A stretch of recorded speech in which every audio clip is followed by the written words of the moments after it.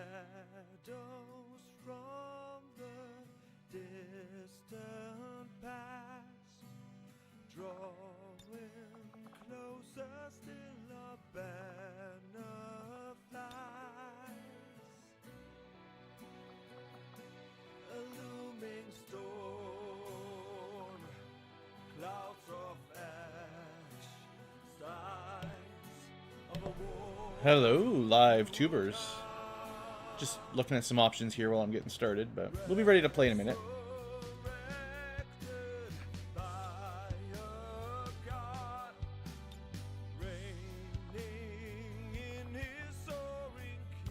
There's something I was looking for, but I can't remember what it is anymore.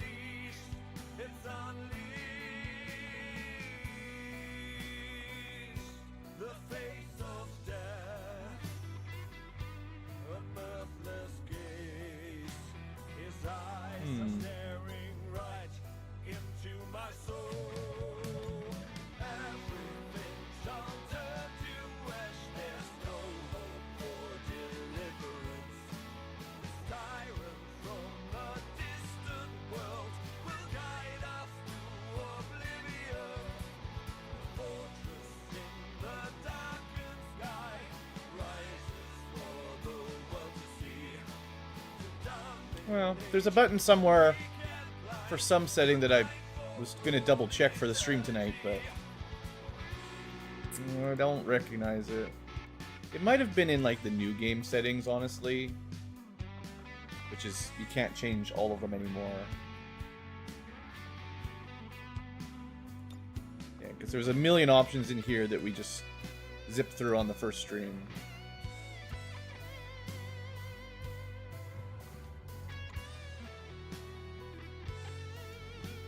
Well, let's load the game up.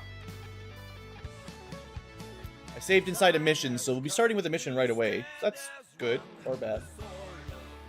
For the future VOD tubers, and the live tubers that are here nice and early, as you can probably tell, we are listening to some non-XCom 2 music today. Although, generally speaking, I'll be skipping the ones with lyrics. Because, you know, lyrics mess me up when I'm trying to talk. Alright, so. I mean, the question is, are there aliens in XCOM? There better be. If there's no aliens, we're going to get pretty mad, but... Okay, so yeah, the music. It's OC Remix, Overclock Remix, pretty popular video game remix channel, and they've released albums, which one of them is the one I'm listening to today, which is Secret of Mana, Resonance of the something something. It's all written down in the the scroller, which you should normally be able to read, although its placement isn't perfect. Yeah, some people, of course, I'm just getting ahead of the comments. Some people get real angry and they're like, "Ah, Blue, you have horrible taste in music. Just play the game music." But they're in the minority, and we don't care about them. Sorry, those people. We don't care about you. When you play the same game for like hundreds or thousands of hours with the same like 4 music tracks, it's nice to mix it up a bit. So I like to mix it up a bit. So, we are on a mission to recover data. It's a hacking mission. Looks like this is the direction we got to go. So, kind of in the corner, underground. I think this is technically sewers. Although it looks kind of like we're in a cave or something. I'm pretty sure we're supposed to be under a city. Also, hey there, Beta Dine. Or Beta Dine, yeah. So let's go over the deployed squad here real quick. Looks like, what, 7? 7's good size, makes these missions a bit easier. Although, at least one of them is going to be questionably useful. Locke here. He's, I think a Bishop is the name of the class. And although he's got a you know, Templar shield, whatever these are called, these side weapons, side blades, lightsabers, he has no way to make a melee attack. There's no rend, there's no nothing. So all he can do is throw grenades, use his shield, which I think he has, and once in a while, if he takes damage, he can spend a focus point, but he has to get shot to get a focus point, and then he can use a minor psi attack. That's why I don't like this class very much. But he does have the ability to make a cool little breath attack every few turns. But you have to get pretty close and you can miss and yada yada.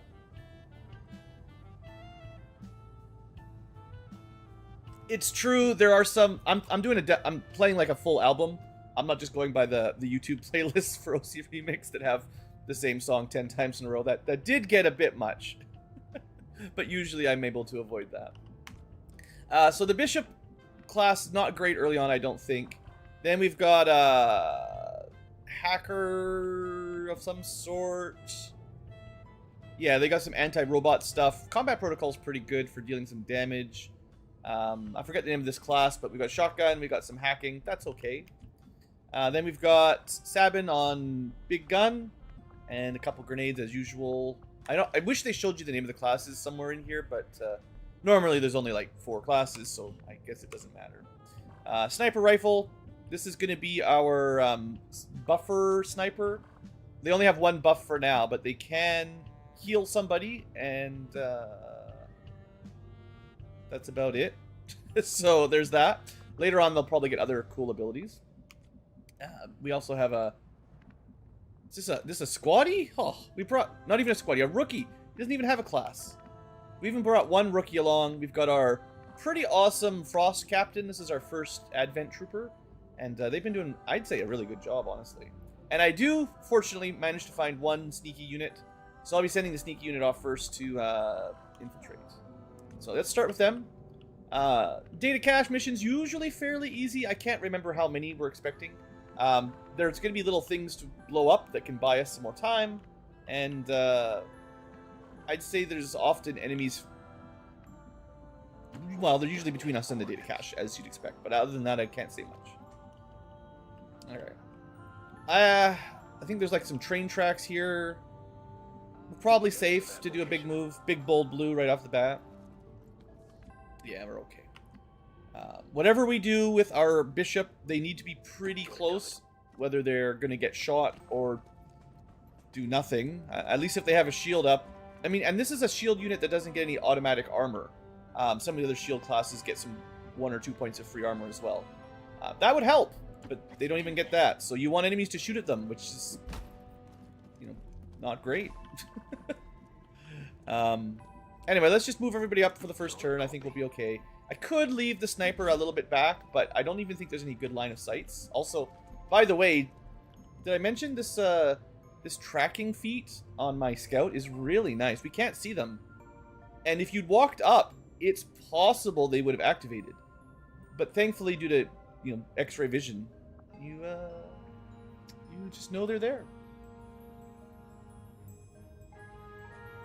Alright, so let's just get people close. They're not going to move close enough to activate. Famous last words, but there's no way. Will do. So we'll just go a little quick for the first turn here. We should be okay.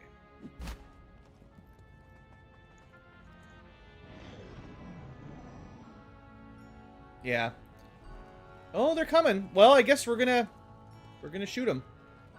So maybe in this somewhat rare situation, if I had left the bishop, yeah, probably 9 to 12. That's what I'm expecting. We might have been able, if they were parked right on the corner here, to do a AoE fire breath. Now, I didn't have the movement, so it was never going to happen. But this attack would work really well from concealment. So we could wait a turn, hope they move further, and try to get one off. And I'm willing to try it, because otherwise this class is pretty bad.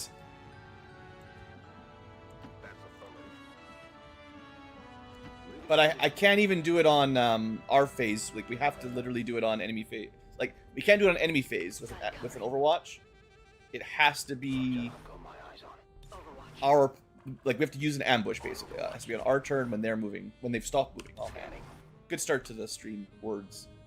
And, I mean, yes, we could have just killed them with AP grenades, but I want to try to show off their little Thunder Dragon Breath. It sounds really cool, right? And this might be the only chance in the whole mission we can do it.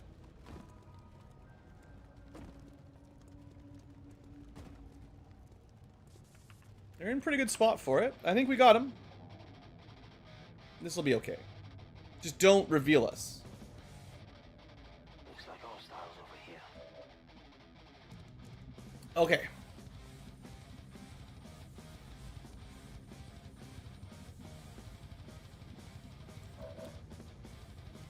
So, Thunder Breath, we actually can hit all three. They're not in cover. So this will probably just kill them all. I actually don't remember if this destroys loot. We'll find out. So, free flamethrower type attack. I mean, it looks real good when you pull this off.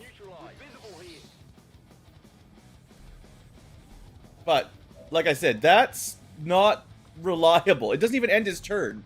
But now I've got Volt, which I can use on maybe only biologicals, because I can't seem to use it on the robot. But anyway, still, that's as good a start as we're ever going to get with that one, I think. So, maybe just... I do have a rookie around here somewhere.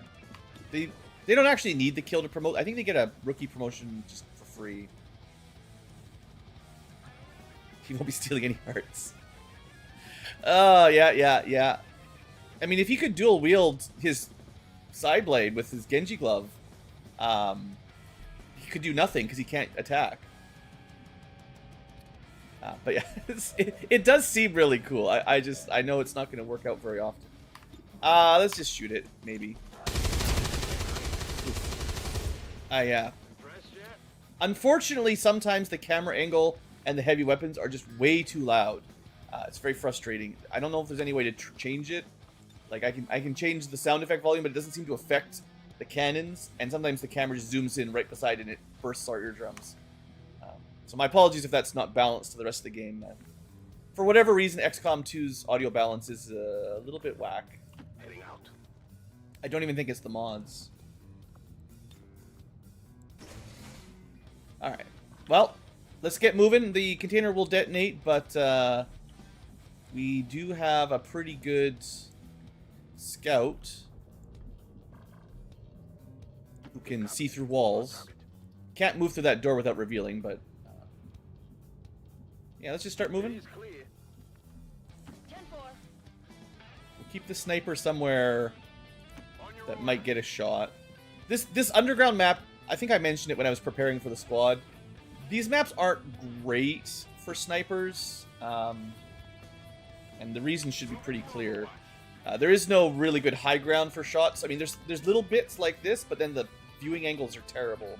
So you generally want them on the ground, so they might have a shot, and even then, it's pretty hard to get a good sight line. I think that's why I brought the support sniper, because they can help with other things, in theory. Okay, so those guys were in yellow alert or something running towards us. We might have been able to get closer and do another ambush if we were really careful, but... I would have had to leave these guys a little bit further back, I guess. I didn't expect to get spotted from there, but... life is. So, like I said, sniper probably never gets a free shot.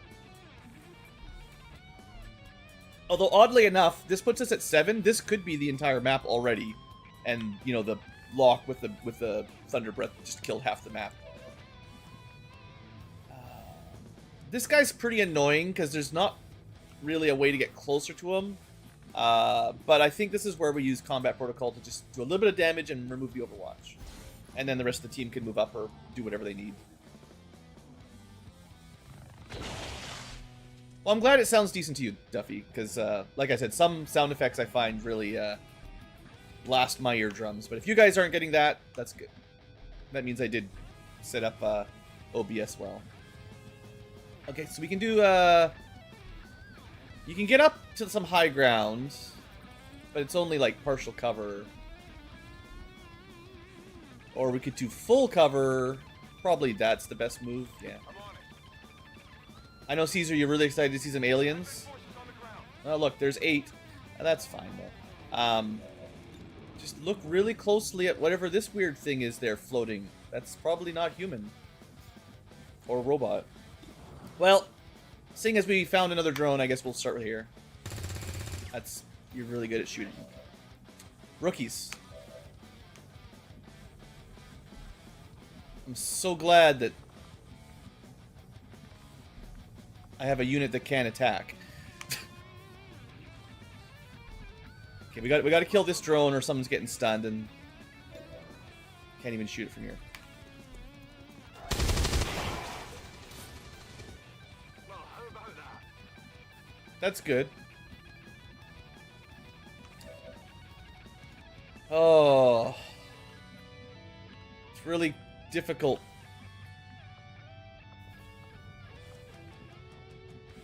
I have a really hard time getting good angles in this place. I guess if that's everything, we probably could break concealment. It's the only guy you can even reach with the run. I guess... No, my Thunder Breath is on cooldown. Maybe we can Thunderbolt the Celatid, because I want Locke to do something, and he's not very helpful. But yeah, okay. So it's biological only, but it does do a small AOE. But I don't think it'll. For whatever reason, the electric doesn't affect drones. Yeah. I mean, it's auto hit, but it costs a focus point, and it's pretty hard to get focus points. So.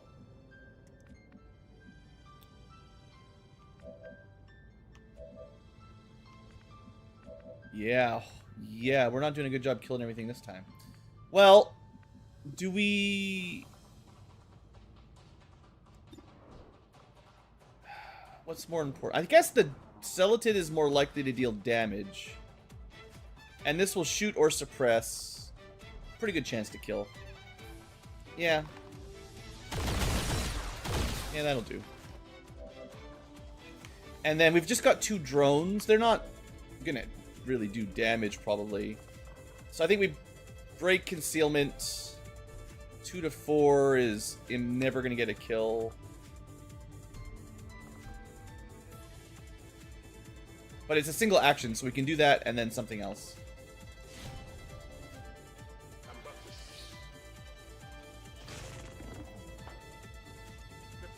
Like, stab him again, which still might not kill him. Or shoot him with a pistol, which probably won't kill him. Alright, Knife Fighter, come on. This is our MMA guy. Stab him.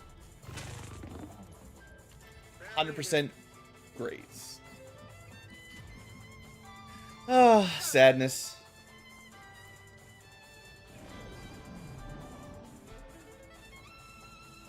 Okay, well, we gotta get some drone stuns in here. I mean, you're probably correct, Strange Mind. That's probably a good definition for what a Celatid is. Alright, stun, yeah, thanks. So like I said, I'm pretty sure that's all there is. I'd like to get some loot. Looks like this mission is going to go pretty smoothly, unless there's a surprise ambush. But I'll do another Thunder Breath, I guess. Might as well. That's the problem. It missed, and he was immune, or one or the other anyway. So he can't even damage robots. Like, that seems like a fairly large weakness when half the map has been drones. Target eliminated. Got some goods here. Okay, I'm gonna have fewer turns than expected because of all the stuns, but you know, we should be able to clean this up. Let the pros handle it. And the goal is to just hack that box. So if I have a hacker somewhere, they'll be slightly better at it. Exciting action cam moment. Data pads, we can get some intel. I suppose we should also start our own evac.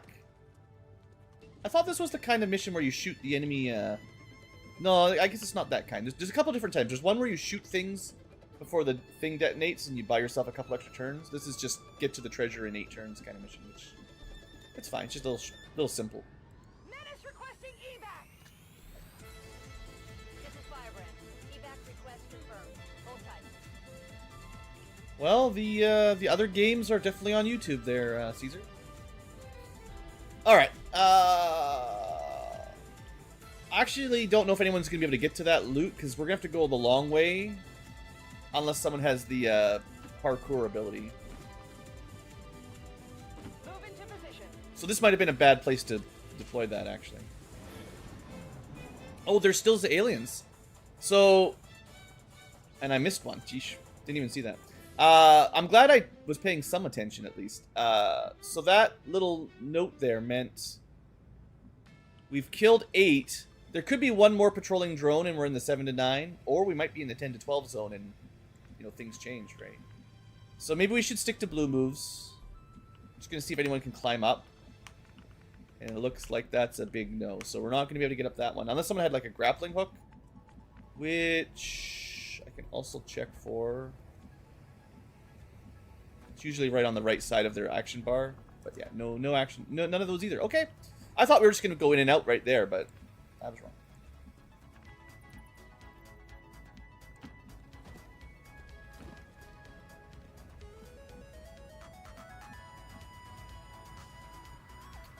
I guess, like, do I have anyone that can hack? Yeah.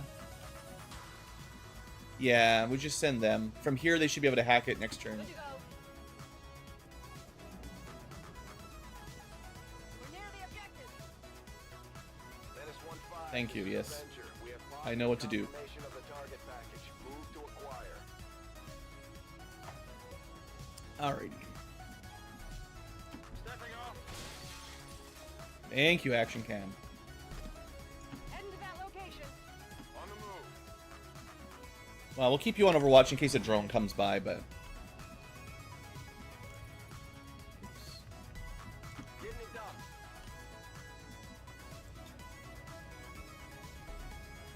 Maintaining position. Alright. I guess... I think I said that I needed to collect some drone corpses, so let's pick up 1 or 2, because I need them for research, I think. Oh, look! So this puts us at 10. Yeah, no, we're... It's not 7 to 9, that's for sure.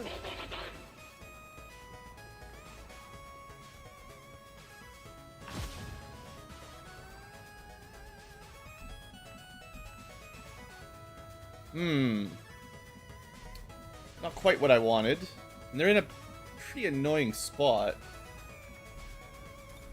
I wonder if I can just toss a nice little AP grenade right through that little hole. Not from where we're standing, but it's just a test smoke. So if I can get a smoke grenade to drop there from this tile, what do you think the odds are of AP doing the same thing? I hope it's worth it. You can't throw APs quite as far as smokes. It's an important lesson. Life lesson. Well, let's just try to kill the guy, the one we can.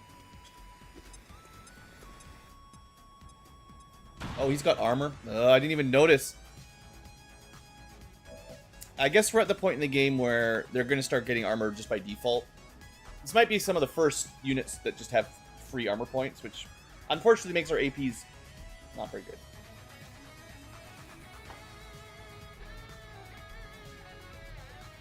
Class Blizzard. He hasn't got the Shiva Esper.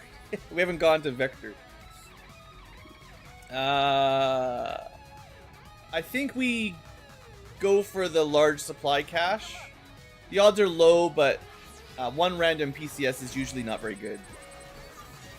This is more likely to get this one, but it's just a random, like, plus a couple stats. But if we can get this, it's a good chunk of supplies. It's just... We need to roll really good. We could have got the PCS, but... And you could have sold it for a couple supplies, I guess. But... Oh well. Menace 1-5, status confirmed. Well, I guess we could just sort of back up. They're not going to be able to get to us much easier.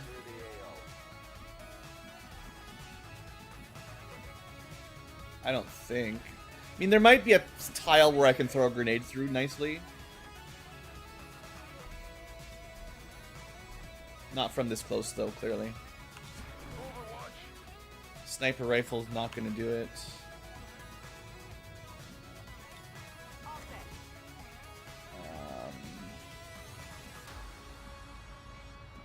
I don't think this guy's going to be able to get a good shot either, or a good grenade.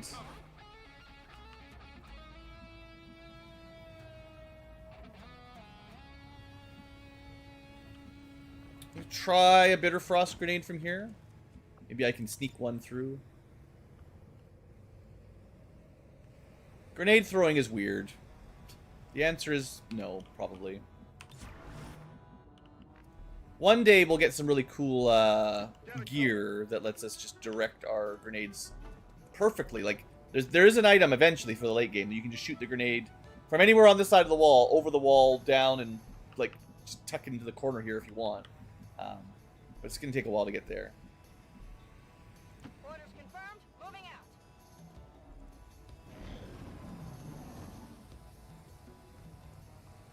out. Alright, yeah, they're moving towards us, but we're out next turn anyway, so I might just ignore them. I was going for the drone, I know. Then I got distracted by Position these confirmed. reinforcements.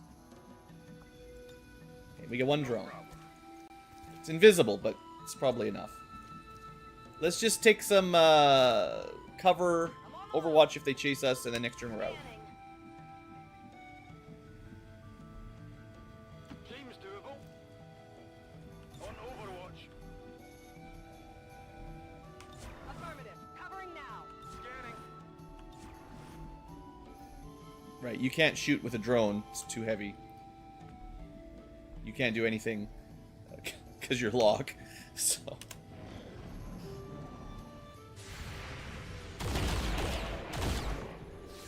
That was a covering fire Overwatch. Very nice. We shot a hole in the wall just so you could sneak in and get blasted with a shotgun. Okay, those Overwatches, mwah, beautiful. This is Firebrand. I especially like how we shot a hole in the wall that he used to sneak up on us and then it didn't work. So, good times. Good times. Rolling. Alright, this is a good warm-up mission, right? That's pretty On your easy. order. Nothing too much to worry about. Rolling. Let's get everybody inside. I even got to demonstrate how our bishop class works, which... I mean, honestly, they probably didn't look too bad on this mission. It's just a very Firebrand. convenient opening Operative. lightning breath. Firebrand is returning to base. I guess he shouldn't have Blizzaga or Blizzara. He should have Thundera.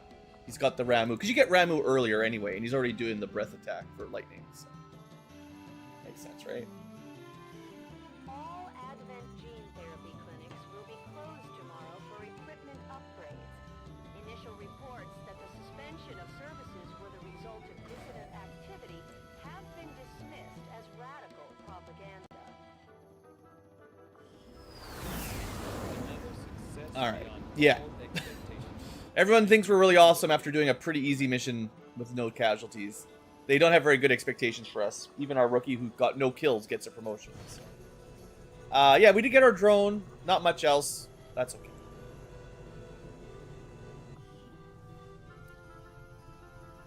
Oh, we could do some bonds.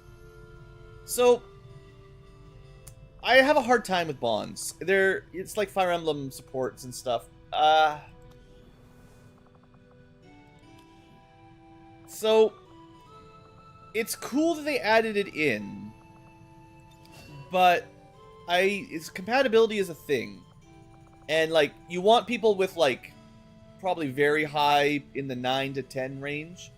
Cohesion just sort of builds up as they do missions together. So if you have, like, very low, you can still get your cohesion up to max so you can make a bond, but it just takes a long time. But there's just, like, 3 levels. This is just level 1.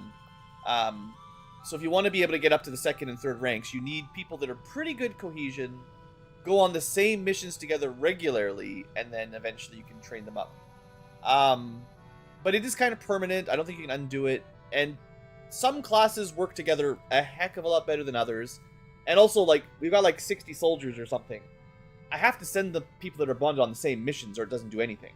So, like, it is a little tricky for me to pick these. So I maybe won't take any super early. Let some people test out who's got good cohesion. And then I need to do some thinking on which classes make good combos. And at some point, can I send them on the same mission together reliably? Because right now, I feel like I'm just mixing and matching every mission. But yeah, that's the beginner's note to bonding and why I'm not rushing into it too much.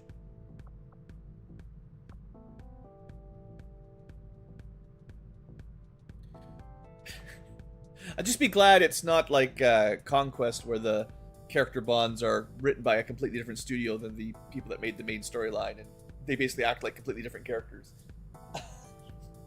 but no, there's no story. It's just they become friends.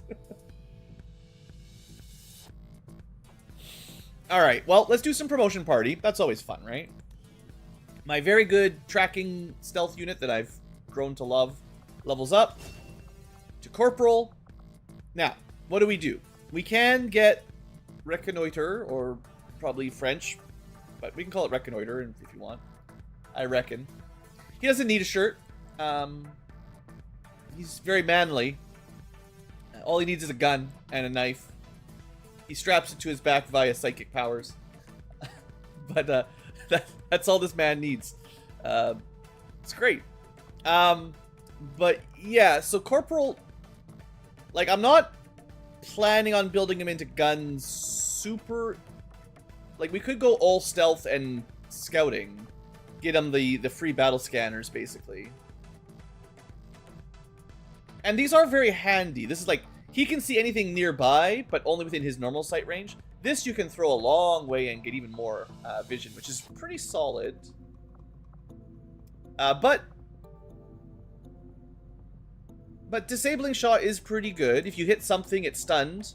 Kind of like what the drones were doing to us. Or we could take gunpoint, which is also a pretty cool little ability. I haven't really shown this one off either. 2 damage. I think I may have shown it. No, I think this is the first time we've had a chance to get it. But it basically does like a small melee hit, and then the person you hit becomes stunned, and then you can use them as cover. And you can still take a shot afterwards. So you run up to somebody, put a gun to their back, they do a little bit of damage, and then you can hide behind them and shoot another guy. Or the same target if you want. It's neat.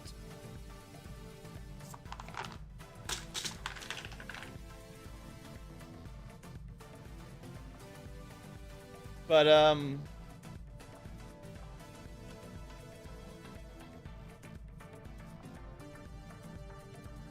probably more useful to just have the free scans. Every 4 turns is not that bad. And you can use that to get a, are we going to get flanked or are we in trouble? Even if he loses stealth, you can still use this. So, this is like a backup if you fail your Phantom or something. I'm okay with that.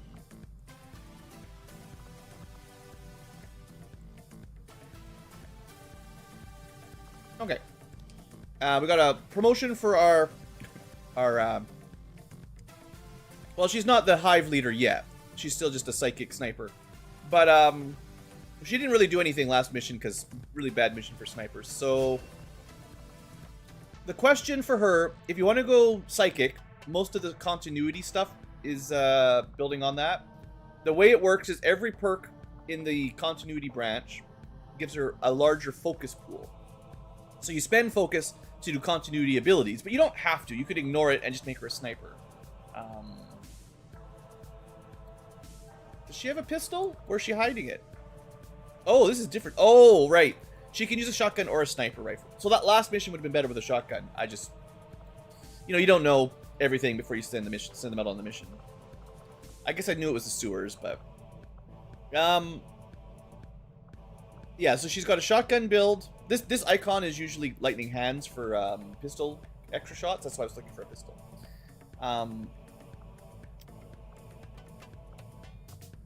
Yeah, lots of shotgun builds, a variety of sort of an Overwatch sniper of some sort. Or we just go into the psychic buffing stuff. And I think because it's pretty unique, I don't think anyone else can do this, I will show off the psychic buffing tree more. But she's got high combat intelligence, which means she can probably pick some other ones as well without too much struggle. So we'll probably go some of the sniping ones as well as the continuity ones, unless there's good XCom perks. So the way this works is you give someone else run and gun for 1 turn, and some bonus shield, and some extra mobility. And that seems pretty good. 1 focus. She should have 3 or 4 already. She can use it on anyone she can see, even at squad sight. I think that's a pretty good ability. It's not like crazy strong, but you could use that as your first action, and I actually don't think you can overwatch for 1 action, so I guess you could move. But yeah, I don't know. I don't know if it works well with snipers. Like, it's kind of a weird build. So let's just keep going. Well, some of these classes I don't think are as good as others, or at least I don't know how to use them. So, you know, we're just gonna bring them along and see how they do. We've got one of our hacker gremlins. This is a roboticist, kind of like a specialist, but it's got a shotgun. I like failsafe because then you don't get your penalties for failing a hack on a tower or an enemy, and also you get your AP back if you fail it. So you kind of like refunds you everything. It's like you didn't do anything at all. You can't use it on the same target multiple times, but once you fail, you don't lose anything. On the other hand, it guaranteed acid damage is pretty good. Shotgun works on mechanical a bit better. Shreds armor. That's pretty good. Not as important early on. And I think Caustic Protocol is probably better because it's guaranteed damage that can sneak around corners. You don't need, like, perfect line of sight necessarily. I forget how it works, but I think we're probably going to go Caustic and try to pick up Failsafe a little bit later.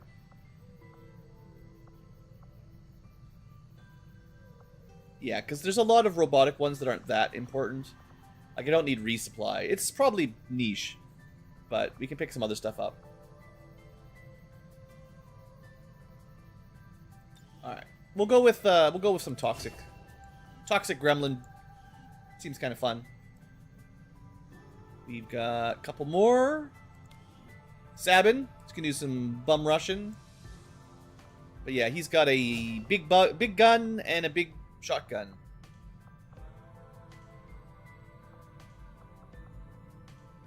And I think he had pretty low accuracy, so it would be nice if we can find a way to increase his aim, and I think there is a way right here. So you could just get a small aim and crit bonus on the first shot against full HP enemies, but again, it's only going to apply on that first shot, and he might not get the first shot, you know, they might take damage from Overwatch or something else. In which case, this doesn't help. You could also get more ammo for your sawed-off, but I don't really like the sawed-off very much. I guess Titanic Blast makes it a lot better, though. 4 tiles is still not much, but it is guaranteed, so guaranteed is guaranteed, right? And it even knocks them back, so this would let me shoot it a little bit more often. But we already get ammunition for killing stuff anyway, so maybe we just focus on killing stuff. And that's why I think this might be the way we go. AIM and Trench Warfare is that stacking. It's a pretty good buff. You get an auto hunker at the end of your turn if you kill, which you're trying to do, and then next turn you get that 20 aim and crit, which is bigger than this and works on everything. It just needs some setup.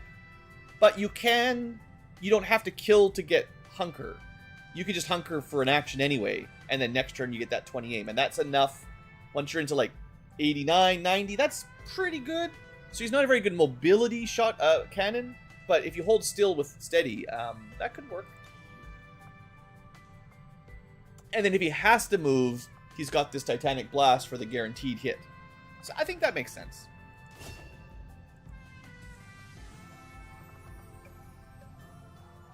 Alright, next up, Lock Right. So I'm glad he got a promotion on one mission, because we'll be able to make him a fair bit better with one good promotion here. So the trick with these Dragon Breaths, there's a bunch, is they have a shared cooldown. So no matter which flavor you use, cold, ice, all the elemental dragons, fire, ice, poison, acid, lightning, you know, all the normal ones you'd expect. It's just we're playing D&D or Final Fantasy, whatever. They all share a cooldown. So no matter which one you use, they're all on cooldown. But every time you pick a new breath attack, and like I said, there's like 5, it reduces the cooldown by 1. And I think if you take them all, you can use it twice per turn, basically. It has 0 cooldown. You can just do it constantly.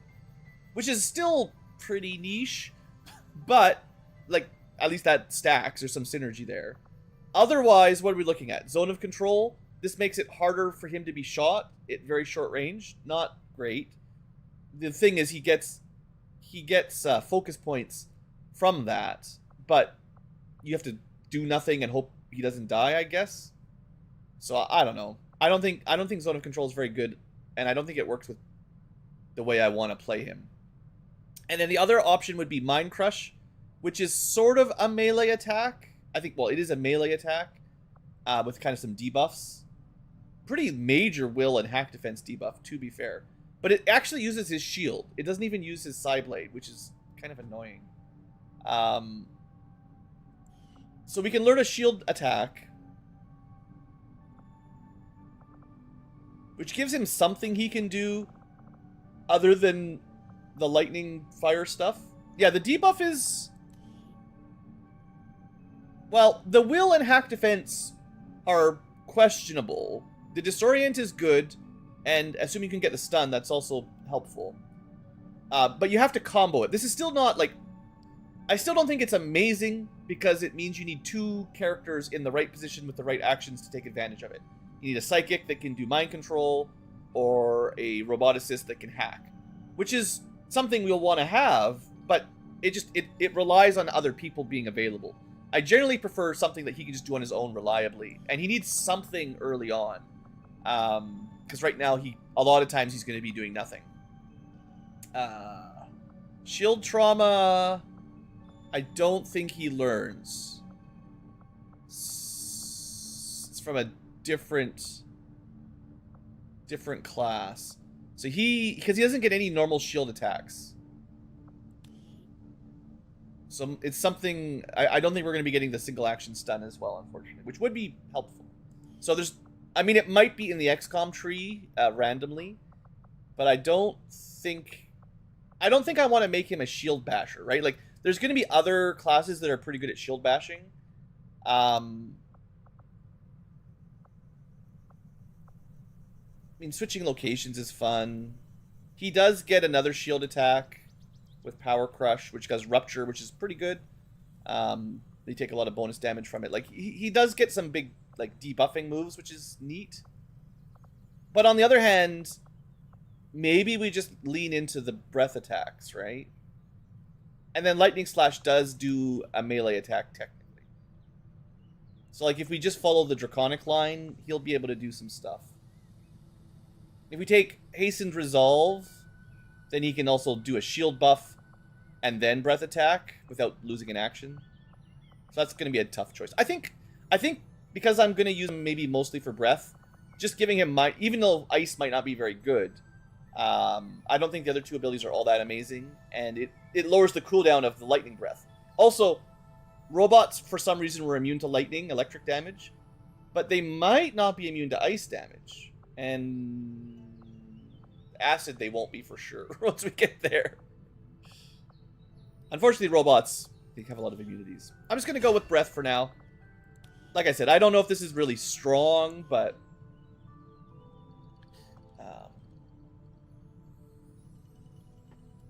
at least we can show off a pretty unique class, right? That's the win. And then our rookie, okay, we're getting the last few rookies in. Good combat intelligence. I'm pretty sure I've got... Oh, I don't have a Buccaneer yet. The aim is hot garbage, though. Let me look at my list. So...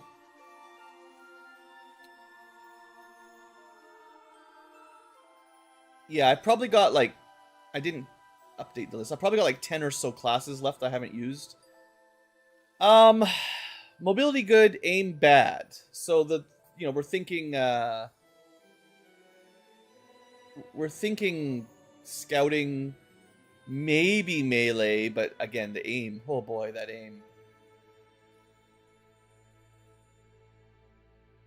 I've got a combat engineer. We could do that. Maybe we do combat engineering, because then he can be a speedy grenade launcher. And the aim doesn't matter for grenades really at all. Flamethrowers need some accuracy. We got a bunch of them. There's an SMG knife build that we need some accuracy for. There's a demolitionist. But they do some shooting as well. Not as much. They're not as grenady as the grenadier as you'd probably expect.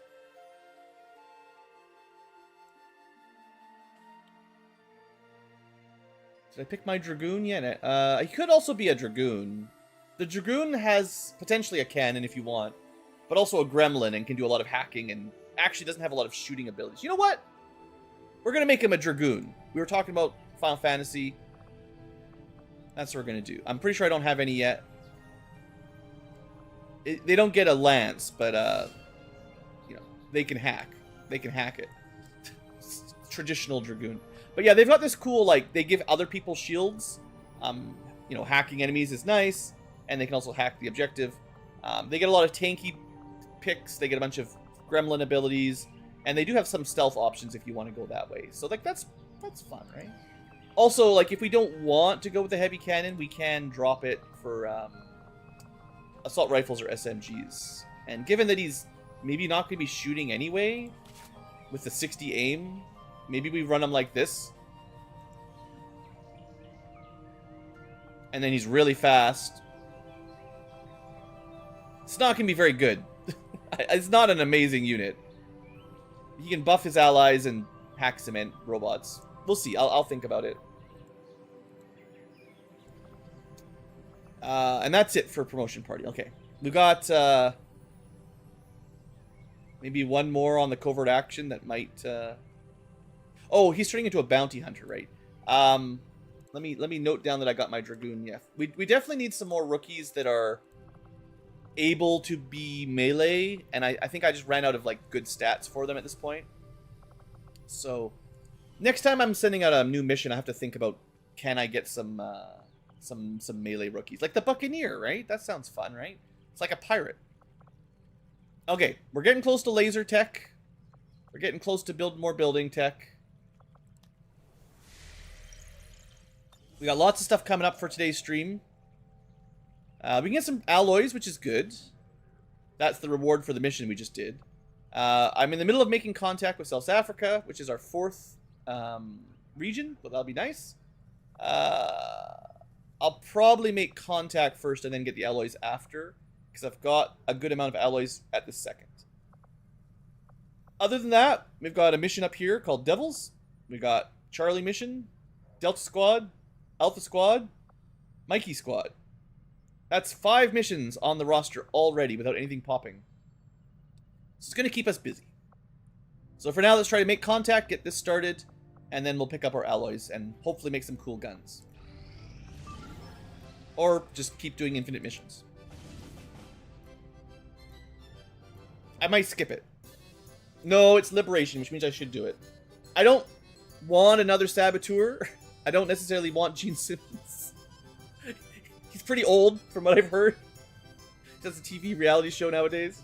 Or maybe he's over that at this point. I don't know. But it is Liberation, so it's progress. And it's easy. 5 days means maybe 6 people at best. Probably should do it. Turning down missions, just, you know, no experience, no reward. See what we can do. Just want my lasers. All right, and I'm trying to get people to sergeant, right? So like that's important. I mean, we can send.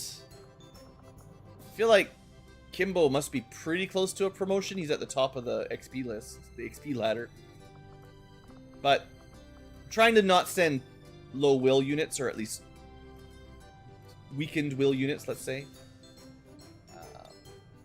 Trouble with heavies is they do cut into the infiltration time a little bit more than normal. Stormtrooper. I'm expecting this to be like a smaller squad, so I might need to send slightly higher ranks. I think we can get one more, but 5 might be as good as we can do, which is a bit tough.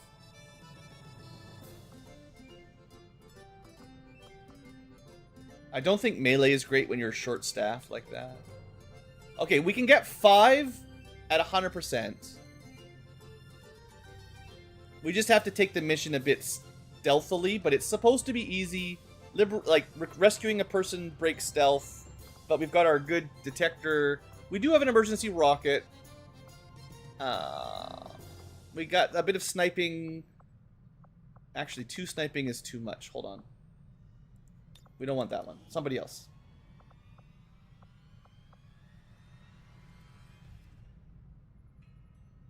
I'm thinking... Actually, the combat medic might be good. They've got the grappling hook. They also have a rocket that I gave them. They don't need that rocket launcher. But I was going to say shotgun rocket was really fun. But then I've got 2 rockets. Sure, 5 people, 2 people with rocket launchers, just in case we really get into a bad spot. We can blow everything up. I just want to send these out. I'm kind of like a little bit tired of min-maxing missions on stream. Like, I want to do the missions. It's just going to get worse, though. But, I got to find a way to streamline the mission preps, because it can soak up an awful lot of stream time just planning out who to send and how to gear them all the best. And it's very important, right? Like, that's the problem, is you got to do it. Okay, good news. We have power. That means we got a free engineer. Thanks. Very helpful to give us a close-up of the power studio. But that means I can start building my next building because I've got power and maybe enough money. So I think the plan was R&D here. This allows you to build gremlins that work. We'll be able to get even more power by staffing it. It does take a while, so I might want to boost with one of the engineers. 11 days is a lot better than 20. And then once this is built, I guess once this is cleared, we can probably afford, if there's another building with 2 power, we can put it here, but we might have to upgrade the relay, which we spend a little bit of money and we get 2 more power. I actually think that's probably how we'll have to do it. Because I'll want to build the training center, and I'm pretty sure it's 3 powers. So, but we don't have to spend that yet. But in 6 days, yeah, because this month I'd like to get at least this first month first row, second month second row, third month third row. Like, I feel like that's good pace. 4th month everything else. Honestly, you're probably done the game in 4 months if you're not playing long war. But let's see. That'll probably be okay for now. Resistance. They'll double check. I didn't look at this at the beginning of the stream.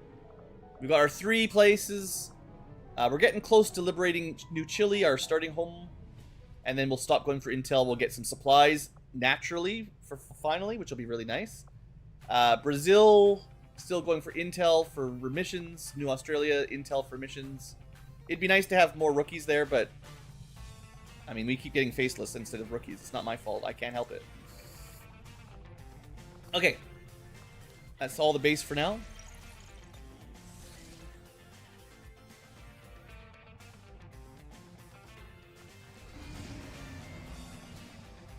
Yeah, okay. I mean, I guess we're doing this then. So or maybe... I always get confused by these. So these are really good because you get full salvage. You get all the corpses, which is great. And anything they drop. It requires infiltration. 2.5 days, though, means it's, like, impossible. I could send 2 people. So it's a mission that we can't do, which is sad. And it does mean the advent strength in here is going to go up. Probably right before we do the network tower, which sucks. Because it means they'll get a slight buff.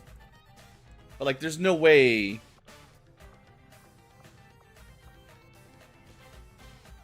Yeah, that's going to bump up the advent strength from 2 to 3 in New Chile. And there's no way. Like, you could send, like, 2 or 3 guys. And it requires 100%.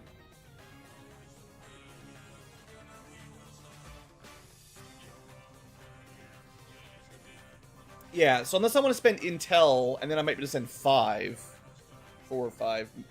2 days, 12 hours is just too brutal. I don't think we even try.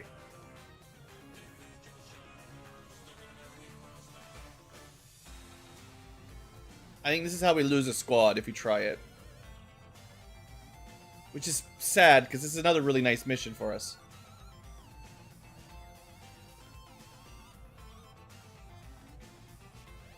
I wish it wasn't infiltration.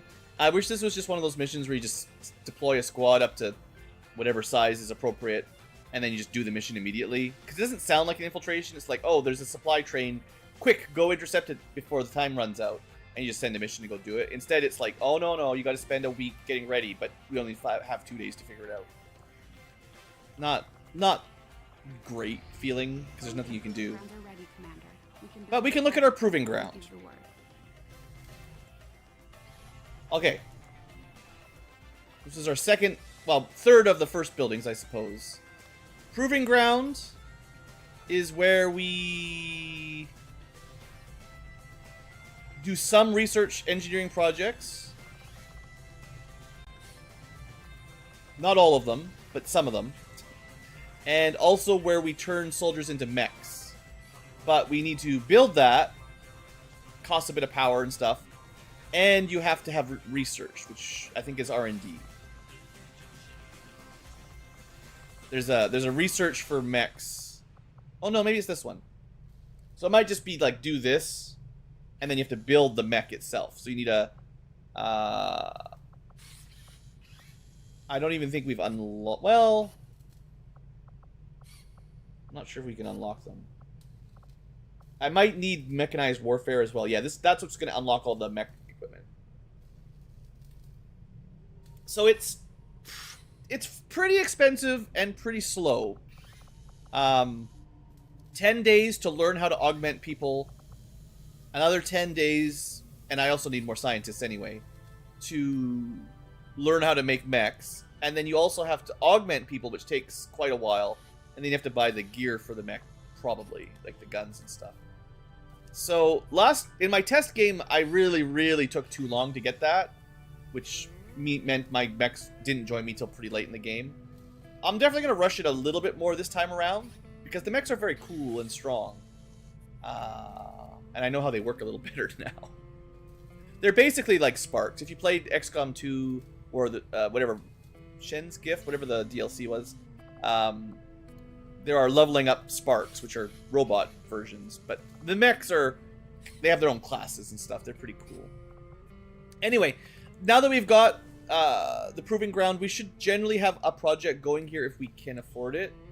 So even if it's not like immediately helpful, probably most people say just get the frost bomb because it's very strong, and I guess I can't argue with that. These are alien leader weapons that I don't know a lot about, but they got some bonus features. They're a little bit better than base weapons, but not by a whole lot. We could also research slightly better armor accessories, ammo, our own battle scanners, additions to our rifles and stuff. And then eventually, we can start building our own scopes. So if we get a scope to drop, and we want to spend an Illyrium core, we can learn how to build them. We still have to pay for them, but it's just money. Like, once we learn how to build these things, you only spend money to build them, so they're sort of free eventually. Usually your economy is limited by alloys and Illyrium. At some point, money won't really matter probably much. So they are basically free. We can give everyone a scope at that point if you want. But that's not going to happen super early game. So I don't think rushing that is a good idea, but that's how we get them, and that's pretty cool. So I guess we're just going to go for some of the sort of custom weapons. Although I'm not super sold on the supply costs. I'm pretty... I don't want to spend anything right now. You could also build some shivs, but I don't need the shivs. I'll build the frost bomb first, because especially if we start fighting alien leaders, this is probably the best thing to bring on those missions. I'll have the team get started immediately, Commander. I'll let you know as soon as we've made progress. And it doesn't take very long, so we just need to make sure we got some money coming in. Oh, we got an engineer? Did we get... No, there's no free engineers. Yeah. 1, 2, 3. We were just building this without an engineer. That's okay.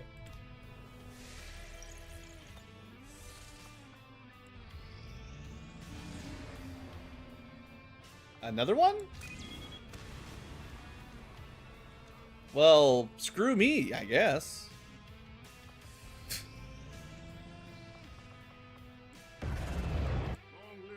Okay, the good news is we have South Africa. The bad news is, you know, it's only got 5 guys, so it's gonna have a hard time finding good missions, like those 2-day supply raids. Which, yeah, what am I supposed to do about that? I think I've got a duplicate somewhere. Scrappers. I'm pretty sure I got 2 scrappers. So those are the kind of people I prefer. Just getting them out of the way because they're not going to go on missions. But I'll reassign Haven Advisors later on. But for now, they're just good at finding faceless.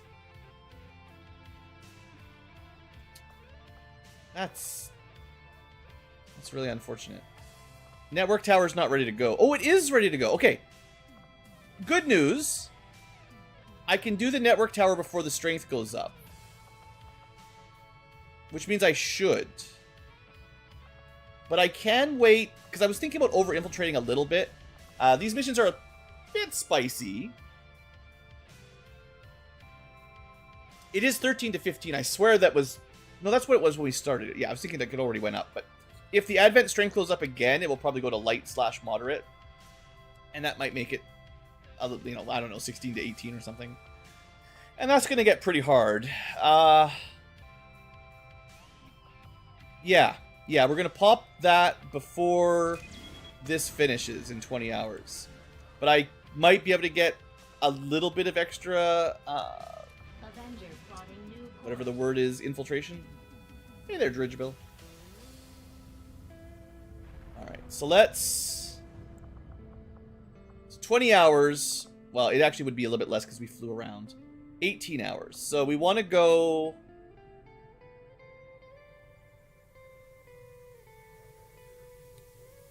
Seven to midnight, 11 more, maybe like 12 hours from now should be safe. 6 in the morning.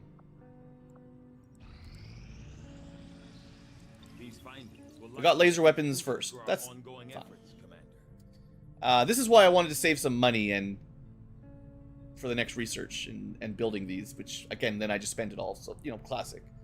But yeah, we've learned how to make basically like tier 2. Like, tier 1 is baseline ballistic, whatever you want to call it. Everything that's tier 2 is lasers, basically. And there's a version of basically every weapon in the game.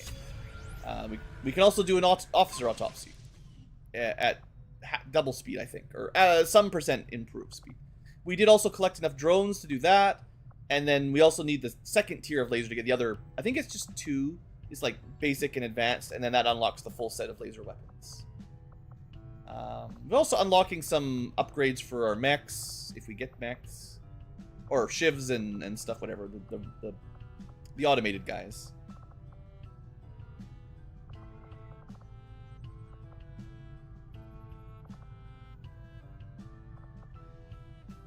This is kind of a hard choice. I guess because it's inspired, I should just do it. Because we're going to have to do it anyway. And then we do laser weapons afterwards. And I mean, I'd like to start building some of these, no doubt. Laser sniper, laser cannon, like those are all good stuff.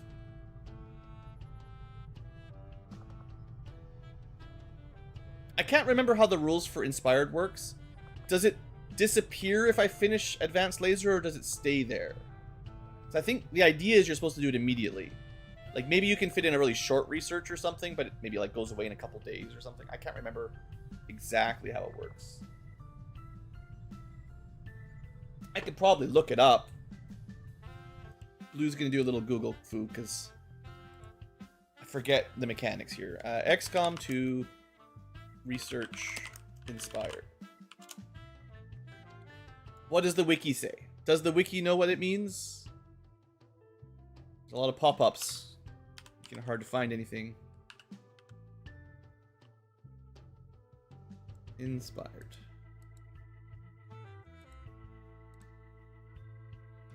An inspiration allows the available research project to be completed and reduce time. 50% reduction. Down to 3 days. Oh, it can reduce 3 days of... It's half speed, but it can only reduce 3 days of time maximum. So it's good. If it was going to take 20 days, you get minus 3 days. If it was going to take 6 days, it's 3 days. So that's kind of why it's hard to keep track of. If you do not immediately research the inspired tech, you lose the inspired. That's, yeah, okay, that makes sense.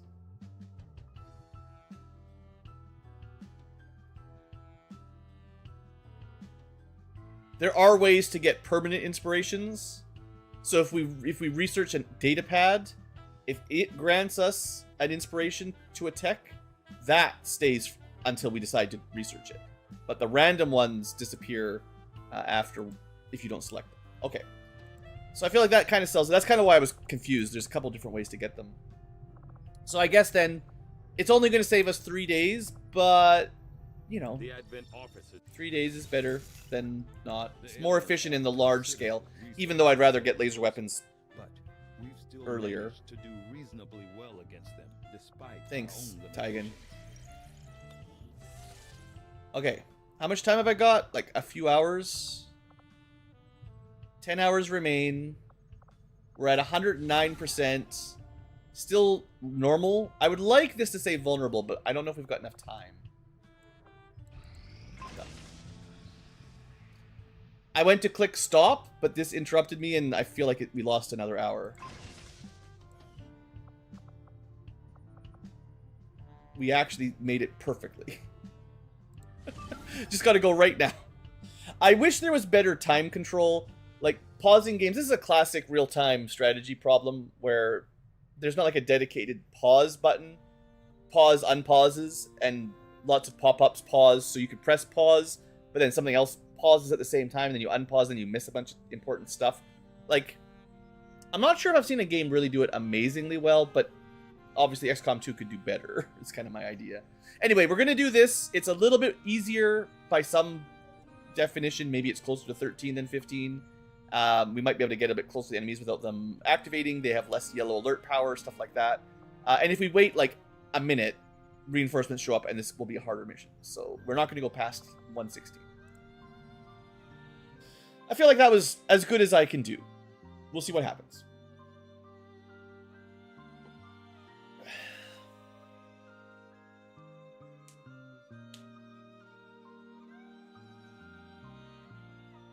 So if you're playing not Long War, you only do this mission once, and it's near the end of the game, unlocking the final mission, I think. So usually you don't see this very often, and only at the end. But we're going to have to do it a bunch, because it's every region needs one of these. So. And it also gives us a free... This will be a two-pronged assault. Yeah, that's why he's saying it's not really a two-prong for us, Heart because of the Advent Tower and we're not doing disrupt that. their network, but we'll have to move fast. But If we can seize control of that yeah, data, thanks. Shank's cooking up a little surprise for them that should more than I would get like to their talk to the attention. audience, please. Lock it down, secure the surrounding area, and remove all enemy security forces guarding the target. All goes well, they won't even see us coming. They won't even see us come. Okay, Infiltrate the network tower. he's still talking. So what I was trying to say, I actually forgot half of it. But yeah, it's different than the... Like, the mission is the same, but the story progression is a bit different than the base... you know, XCOM 2 progression. The Long War changes these a bit. Now, the map is almost always the same. The final building is always the same, and then there's 2 layers of buildings connected by walkways. I guess we're on top of one mega building, but it feels like these just should be bridges, I guess. But I've done a lot of these. I think my general suggestion is to not go towards the objective on the side you spawn in, whichever corner you spawn in. I always go to the other one and up. And it seems to give me better angles on squads, or aliens.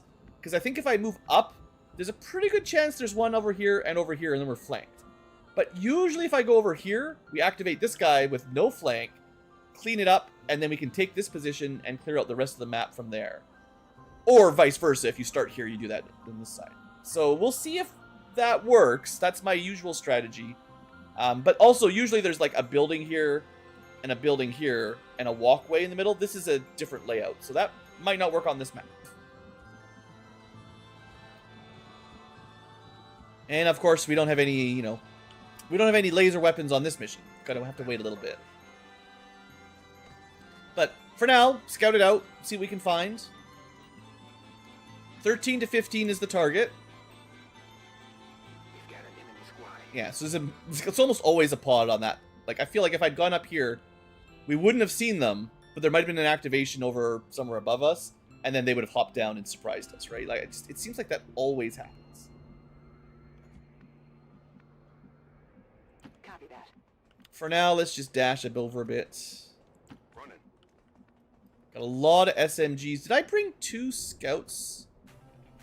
I think I may have been like, I'll bring a backup scout, but I only got 5 people. I was trying to bring a bunch of killing power, and now I'm questioning whether I did the right thing. So obviously we've got a sniper that would love to be above the enemy. It's not going to work on the first encounter. We need to get up here, but very hard to do that stealthily. Probably better angles from here than... As much as there is full cover, it's maybe a bit harder to get good shots. Maybe. Okay, they're moving towards us. We could open on them here. We could also do a lead the target, and then everyone gets an overwatch shot. And like that's a pretty easy group. When I say everyone, I mean not you. You would get one. You would get one. And you would not. So that's 2. So at best, the sniper kills one and we have 2 more shots. It's, you know, I wish I had slightly better team.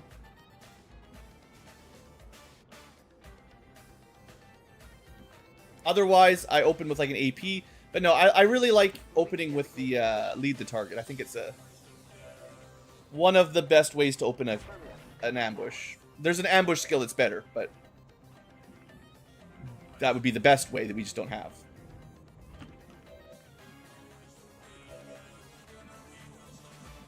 I'm going to move a little bit closer. It's not very good cover, but I want to be close enough we can move. And then you are on scouting duties, I guess. Okay. The plan will be to have 1 scout on each side. I've changed my plan. I don't like it. I wish I had not brought 2 people with SMGs. Is what I've decided. Need more damage here. Alright. Maybe we'll get a crit on the officer, and then two overwatches hit, and we win. Let's see. I'm really glad she's concealed with Shadow. They're not going to activate, but if I'd gone this way, I mean, I feel like I've proven what would have happened. Come on, crit. Ah, well, 4 is a good-ish roll, but no crit. Alright, hopefully we can get 2 more Overwatch hits. That'll do. That'll also do. Still really good open.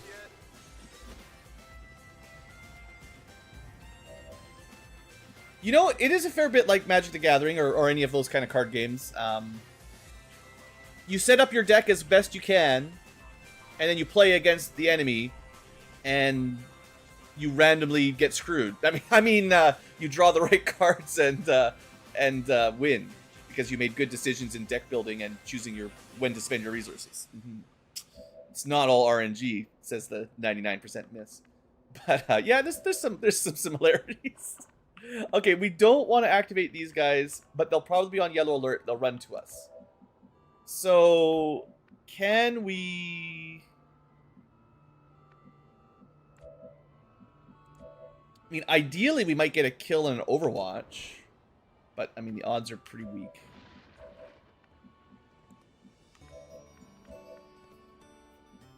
What have you got? Do you have the following fire yet? No. There is an ability that lets you shoot a pistol shot, 2 pistol shots, if an ally shoots someone you can see and they don't kill it, which works really good in this kind of scenario. I could do walk fire, but that takes 2 actions. More likely to hit. Otherwise, I could take a shot and still have a second shot ready to go.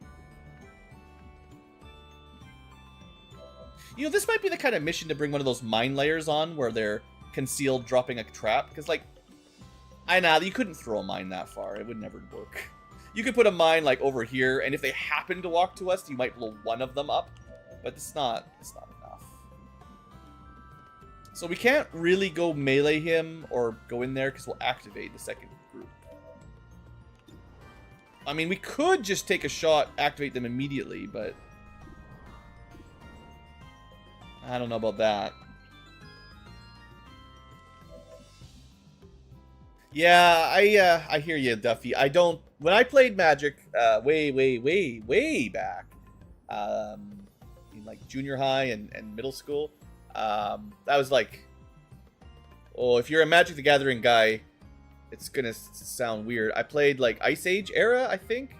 So after it got a fair bit popular, but before we got to anything remotely mainstream, and I played through Mirage and can't remember the name of the one after that. I think that's about as far as I got. But it was just with school kids with friends, and the meta was whatever we had in our decks that we randomly got from packs. There wasn't any. I did not do tournaments or anything, any remote strategy. And those older versions, I don't think were as good at that anyway. But yeah, I know nowadays I've seen a bit. Very much the meta changes every so often, and yeah, it's a whole different strategy than just playing with your friends around the lunch table. There wasn't a lot of online guides back then either. Well, we could try a grenade. There's no way that blows up the wall. It might kill him, yes, but there's no way that actually blows the wall up. So I could expend one of my stealth units, but I don't want a bayonet, and the SMG is even worse. Yeah, the artwork in Mirage was amazing. Like, definitely.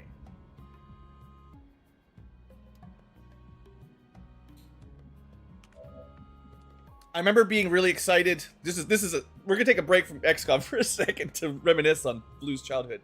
When I was in, I don't know, grade 9 or 10 or something, in the late 90s, I think. I was really excited because I had moved to a new city and some friends were playing Magic, whatever. I'm like, oh yeah, because I played it when I was younger and barely knew anything. So I got a bit better as a young teenager, but still pretty much just limited by whatever I randomly drew. But the card shop that was in town, you could buy individual cards. I never even knew that was possible at that point. And a lot of really common cheap cards that were, and I knew it even at the time, I'm pretty sure they're long banned at this point. Dark Ritual, 1 black for 3 black mana. Lightning Bolt, 1 red for 3 damage direct. The OP original instance, basically. Those things, everybody wanted 4 in their deck, of course, of each, in every deck you want to play back then. Even, like, non-super strategy nerds, I knew them that much. And the fact that you could buy them for, like, 10 cents at the card shop because they were super common, I'm like, oh, man, my deck's, like, 10 times better now, going from random garbage to, oh, boy, 4 Dark Rituals, we could actually smoke things with our black decks. Anyway, it was those were good times. I know the whole game is quite a bit different now, but the balance is not the same as it used to be. I even had a Siobhan Dragon back in the day. It wasn't like a rare edition, but I had him. Yeah, interrupt timing, that's the one. Yeah.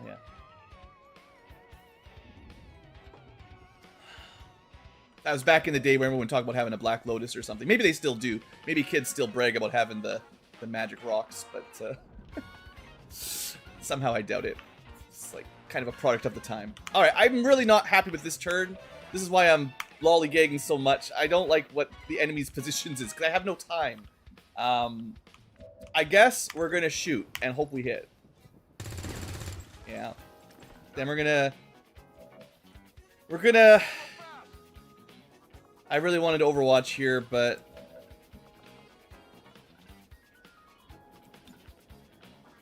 I don't even think we can actually deal damage. Well, yeah, but it... Okay. That'll probably kill. It might do 2, but please. Please. Thank you. Good. Okay, Overwatch. Stay back. Force of Nature. Was that the one with, like, the huge green buff? Like, plus... Well, there was already Giant's Growth for, like, +4 or something, 4? I forget. It's been a really long time since I talked Magic. I did check all my cards. I still have them all, and I even kept them in an airtight bag at least, so they're actually in, passable condition.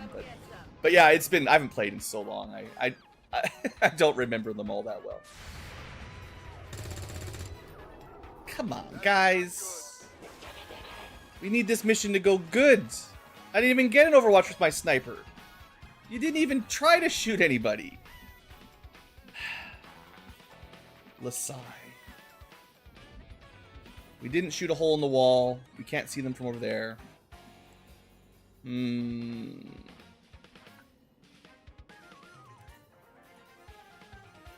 Oh, it's just one of the big greens. I mean, the big greenies are great. I had a couple nemesis in middle school, junior high, that played a blue ping deck. Man, I hated those decks. They're probably pretty terribly mana efficient. There's probably easy ways to beat them if you know what you're doing. But back when we didn't really have proper decks, someone who could just ping everything he put down. Ping is a tap to deal 1 damage for non-magic people. If you don't know anything about magic, it's kind of hard to explain. But there's a lot of creatures that can do that. I mean, I guess we got some flanks. I guess we just have to take that.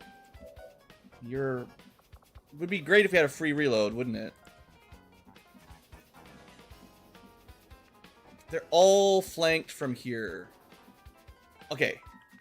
It's still good for us. So we're gonna do it. They're all pretty weak. Come on. A miss and a graze. 89%. I'm gonna see what the odds are.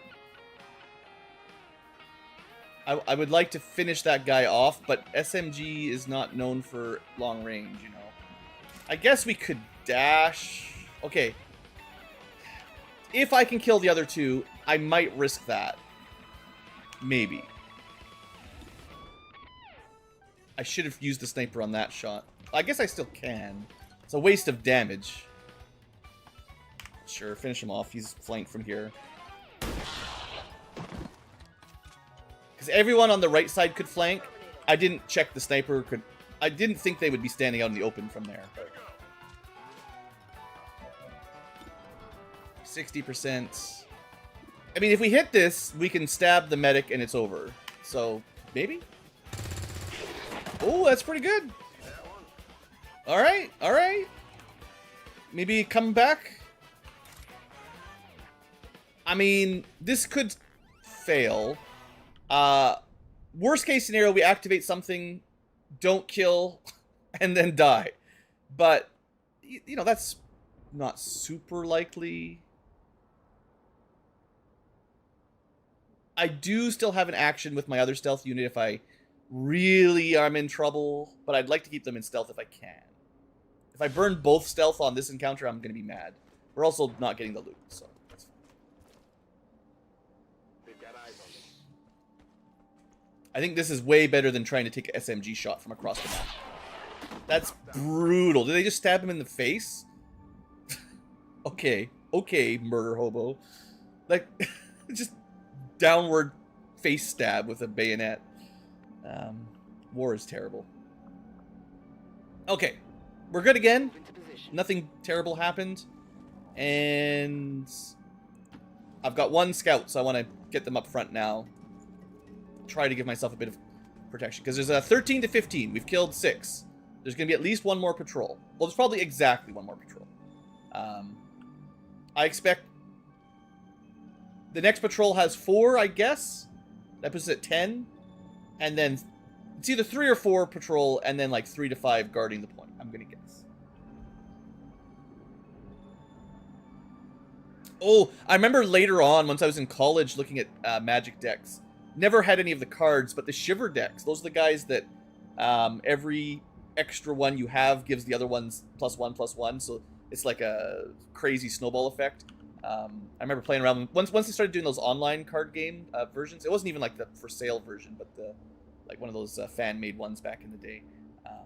Once I realized those were a thing, I was like, oh, that's cool. I wish I had been around for that. Enemy sighted. All right, there's some aliens. That gives us an angle. That's good. Let's keep an eye on them with our scout. Understood. I could probably send out a holo targeter basically to look over there, but this is probably it for patrols, and then it's just getting ready for the final group. So we're doing just fine. I was a little bit scared for a second when, well, scared. I had a bit of a tough turn, but we got over it. Rock and roll. We don't want to get too close and activate. We want to Your order. reload and get into position here for sure. Rock and roll. Oops. I thought that was a blue move and you could reload. That was weird. Not sure exactly what happened there. The camera just jammed. Back online. Yeah, Commander is one of those formats I'm not super familiar with. It's just new enough that I, haven't looked at it. But yeah, that's the one with like the really huge deck size and kind of different rules, right? Like instead of 60 decks, it's like 200 or 100 or something crazy, I think. I could be completely wrong. Moving to designated. It's not the standard format anyway, whatever it is. And like also like not just 1v1, but like 4 free-for-all or something. I feel like that sounds so similar. Which is how we played it back in school, to be fair. It tended to be whoever was available, 4 to 6 of us, all at a table. Bullying whoever we didn't like, schoolyards, the rules. Kids are mean, guys. I don't know. I was not a super mean kid, but just as a rule, fair play, much harder when you're Heading out. 12. I feel like that always happened, though. Seems doable. You play a game, and people would make teams, and they were not balanced.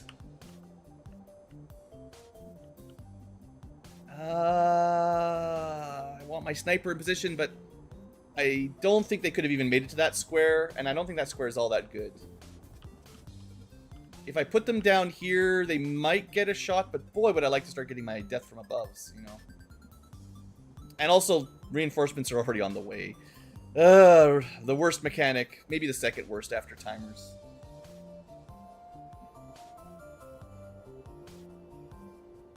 Oh, yeah. Wizards, I mean, yeah. I've been around since not the beginning, but pretty old anyway. They've always found a way to make money by selling paintings to children. Let's just leave it at that. Doesn't necessarily make them the most... Oh, this actually would reveal... No, squad sight. Okay, the fact that we have vision... Yeah, squad sight vision through the building gives me hope that that's an okay spot. It's better than nothing, and we can't get into the high ground anyway, so... Moving to Overwatch. I'm on it. And then it got all complicated, right? Because Wizards... At some point, they bought out the D&D franchise. Pretty long time ago. But then Hasbro bought Wizards of the Coast as a whole, including D&D at some point, I think. So it's all mixed up now. I forget. I'm not a historian, a gaming historian. That'd be a job. So we could do a lead from here even if they move. They didn't move last turn, but that doesn't mean they won't move next turn. But we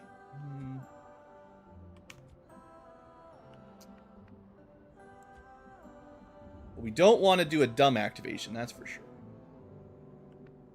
If I wait too long, reinforcements interrupt. If I can kill these guys... I still think it'd be worth it to get the high ground for the aim and stuff. And they might not even move, which means they'll lead the target would be a complete wasted turn if that's what they do. So we could get up here, we could actually holo target one. I'm on it. If they stay still, we shoot next turn.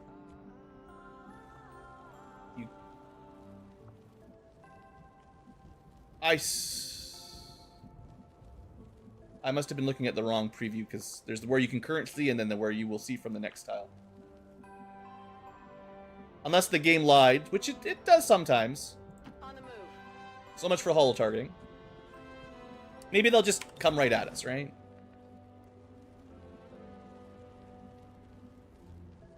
I just mostly want to make sure I've got like my infantry and sniper in position, and I'm pretty sure we'll be able to chew them up, whatever they do. On Overwatch. Don't want to move you. I'm on it.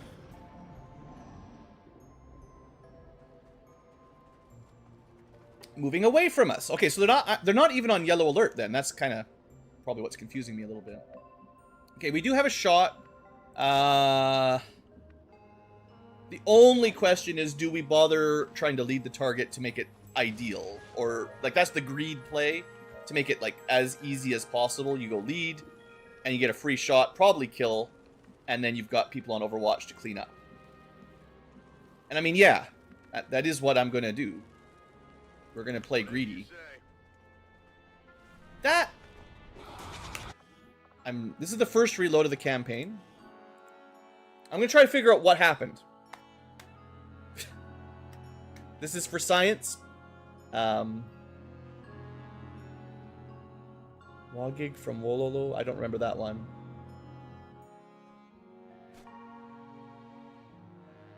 I had a very narrow time frame when I played Magic.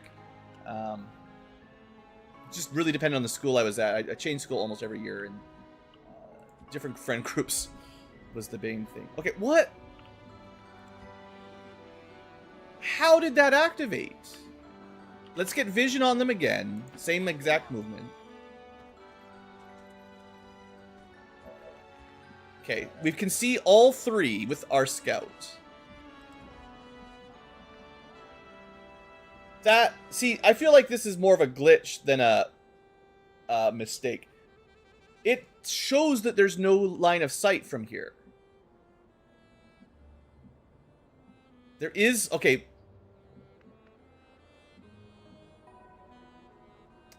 I might have walked through this square. I'm pretty sure I've complained about this a couple times, but this is what I mean when I'm talking about how the mechanics for stealth and revelation and stuff, like, it's fun, but it's so jank.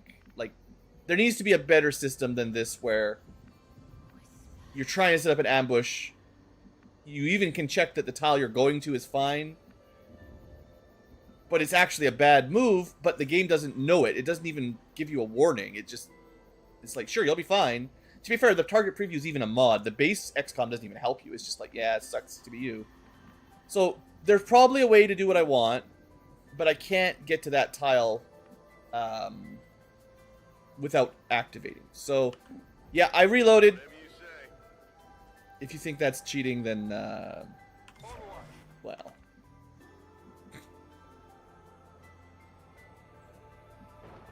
Can we... Yeah, we can get to here. Or do we want this person there? There's the Pistolier is probably actually way more DPS. So if we want someone on Overwatch, we want the Akimbo. And then the baby SMG.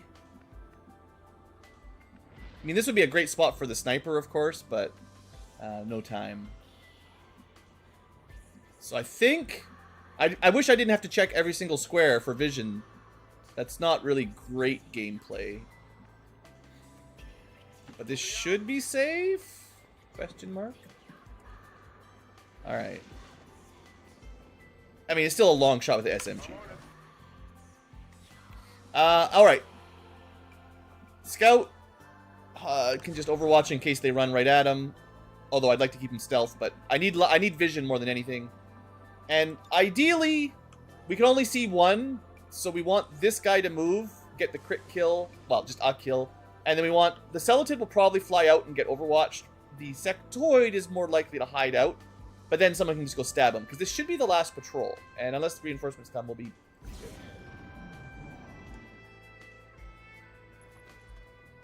Alright, shot. That'll do. That'll do, pig. Target neutralized. All the squishy-looking aliens in one pack. Well, that's not a very good cover spot for the Celatid. Those Overwatches are pretty bad. Yeah. Sometimes that's going to be like that. Alright, well, the sniper can't hit the sectoid, so we'll just take this. Easy peasy, right? Alright. Yeah. Sniper's on fire. Target eliminated. I almost always bring a sniper on these maps. Specifically, I'll lead the target sniper, because it just... Even if we didn't kill everything on Overwatch, the fact that they didn't get a turn to do anything is just so good. As long as you don't break concealment and ruin it, but... no one actually has the movement to stab this guy, but we don't need it. We just need to get vision. Which might actually be hard. Alright. I thought it would be easy to just shoot him because he's in no cover, but... He is also probably close enough to the other... Like, you know, the defending pod is usually either on the roof or on the ground floor in front of the computer somewhere in there. We can probably try to scout them out right now. We can try. Moving. I don't want to take this shot. Yeah, let's see if we can get a nice little scouting protocol over here. These are really... I think this is the first time I've used... No, I've used it before, but it's a really powerful ability. And yeah. Hey, we got our first snack. There's a snack in there. One little snake. Don't step on him. Or her. I think they're probably supposed to be feminine for some reason. I didn't design the game. I mean, this might be the play for the sniper. Get him up on vision there and crush. So, what do you think the sectoid's gonna do? It shouldn't know about this person. It only knows about the people up here. Do we wait a turn? Try to just shoot it? It's killing time. Moving to Overwatch. Locked and loaded. Come get some. Moving to designated coordinates. I don't love the play given the reinforcements, but...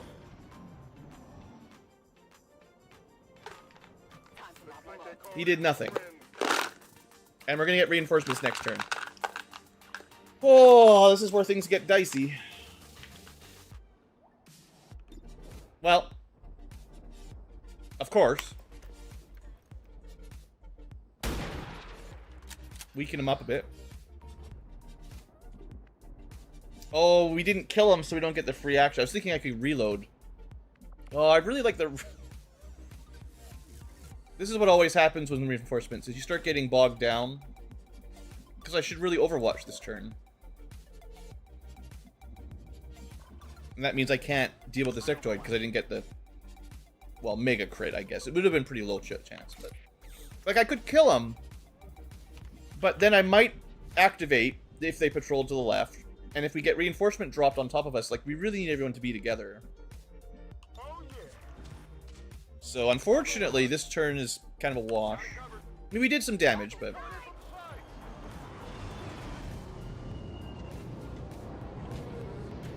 We're gonna get probably losing our concealment here, unfortunately. Drone, grenadier or something.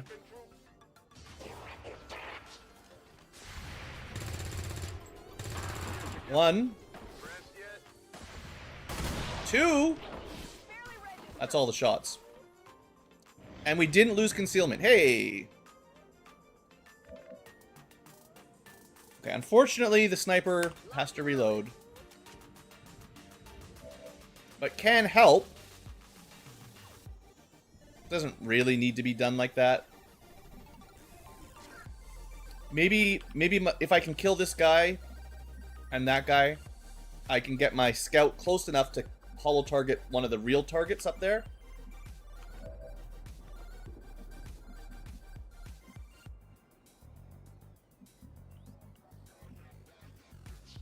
I think we want to start moving up. I can handle that.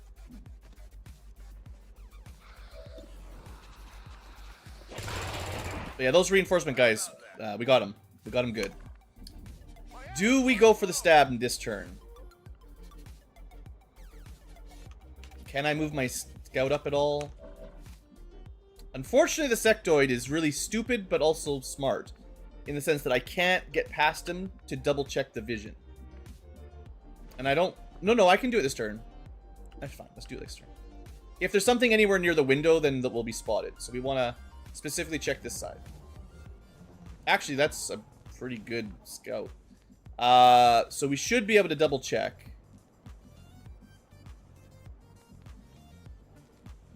Maybe we're not allowed. Maybe scouting protocol doesn't count for target preview. Because these squares should be able to see in there. So I'm not even sure if this is safe. That sucks. I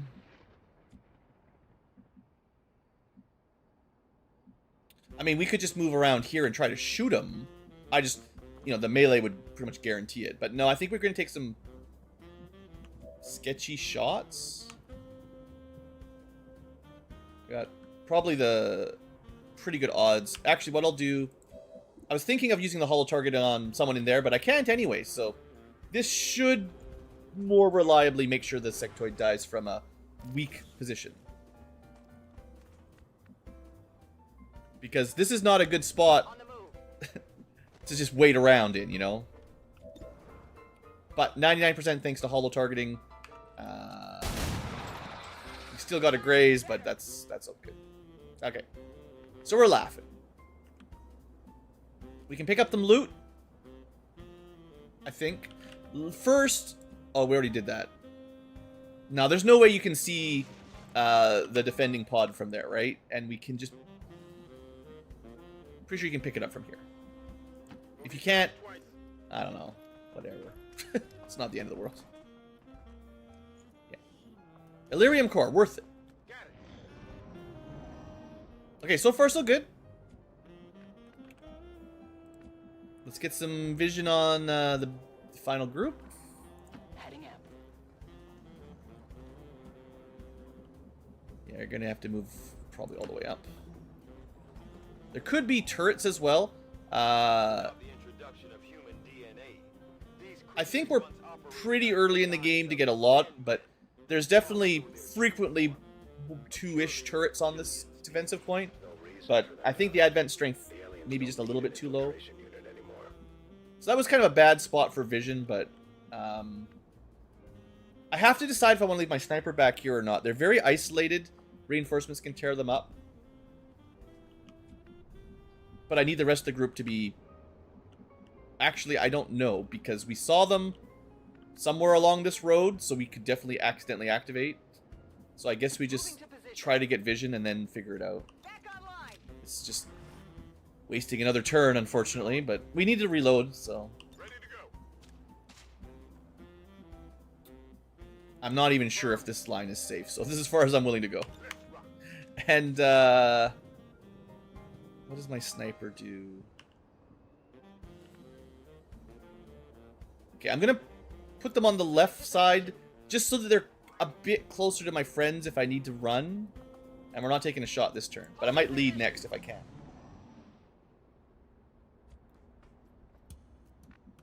I could put the sniper up here, but that would take at least 2 more rounds of setup, and I prefer not to wait a long round. I really need vision, though. I'm really struggling for it here. Okay, I don't even know where they are. Oh, we do know where they are. They're in this back room. Oh, weird. Okay, they're just patrolling around, I guess. So we could dash to the door without revealing. But then there's no Overwatch if they come out. But if they're not in yellow alert, they shouldn't. Okay. Already there. I'll make that play. Oh, you're slow. If he was out of the way... No, that wouldn't make enough difference. Affirmative. Roger that. I don't know if this is great. But it's what we're going to do.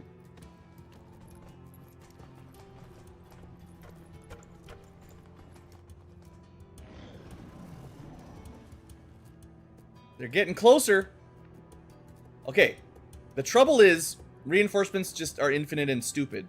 So we really do need to push in fairly quickly here. Maybe we take this turn to Overwatch, hoping they open the door? Because they seem to be on yellow alert. They're moving. Which usually they guard the point, but... Affirmative. Covering now. I don't know. If we don't...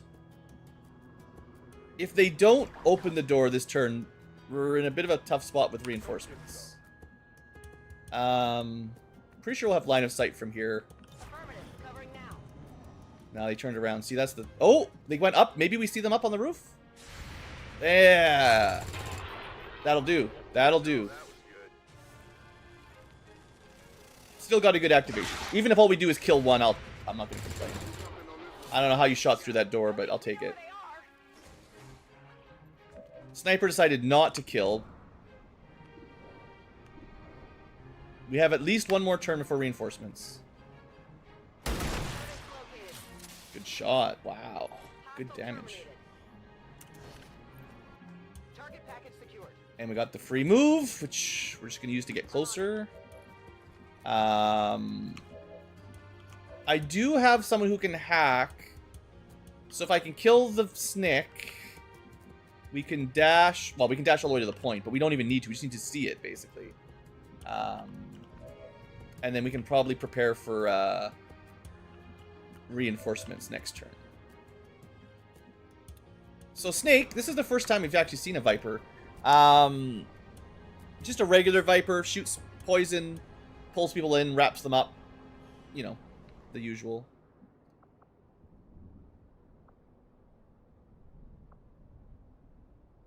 We don't have non-turn ending shots yet. So we just grab some loot, take a react. This is pretty safe. I don't have to worry about this too much. It's the last enemy. Target asset located. We only have one active.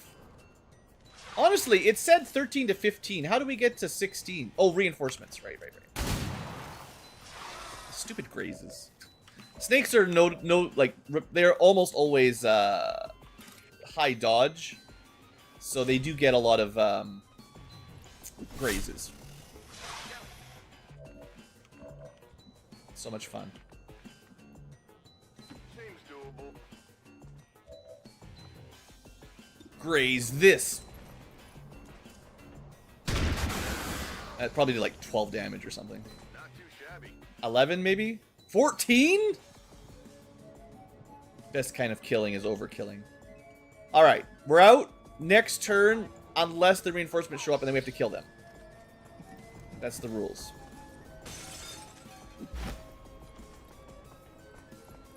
Yeah, the expanded mag's good, for sure. Target in range. Move to hack the command console. Yes.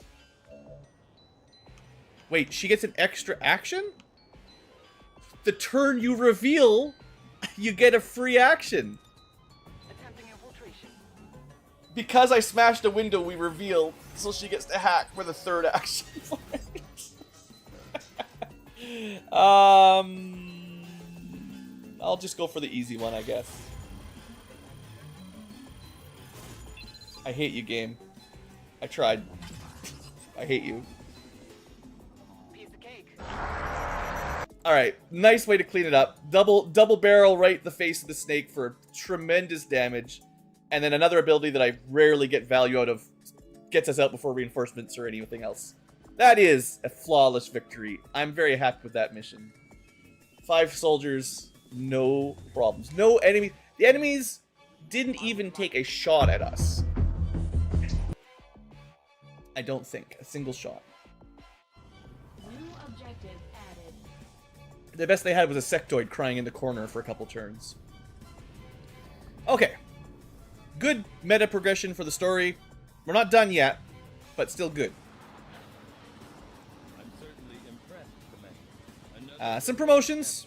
We can do these promotions from here. It's only the rookie one that's a little bit janky. And then I won't forget about them. So the hacker, yeah, that ability was what's it called?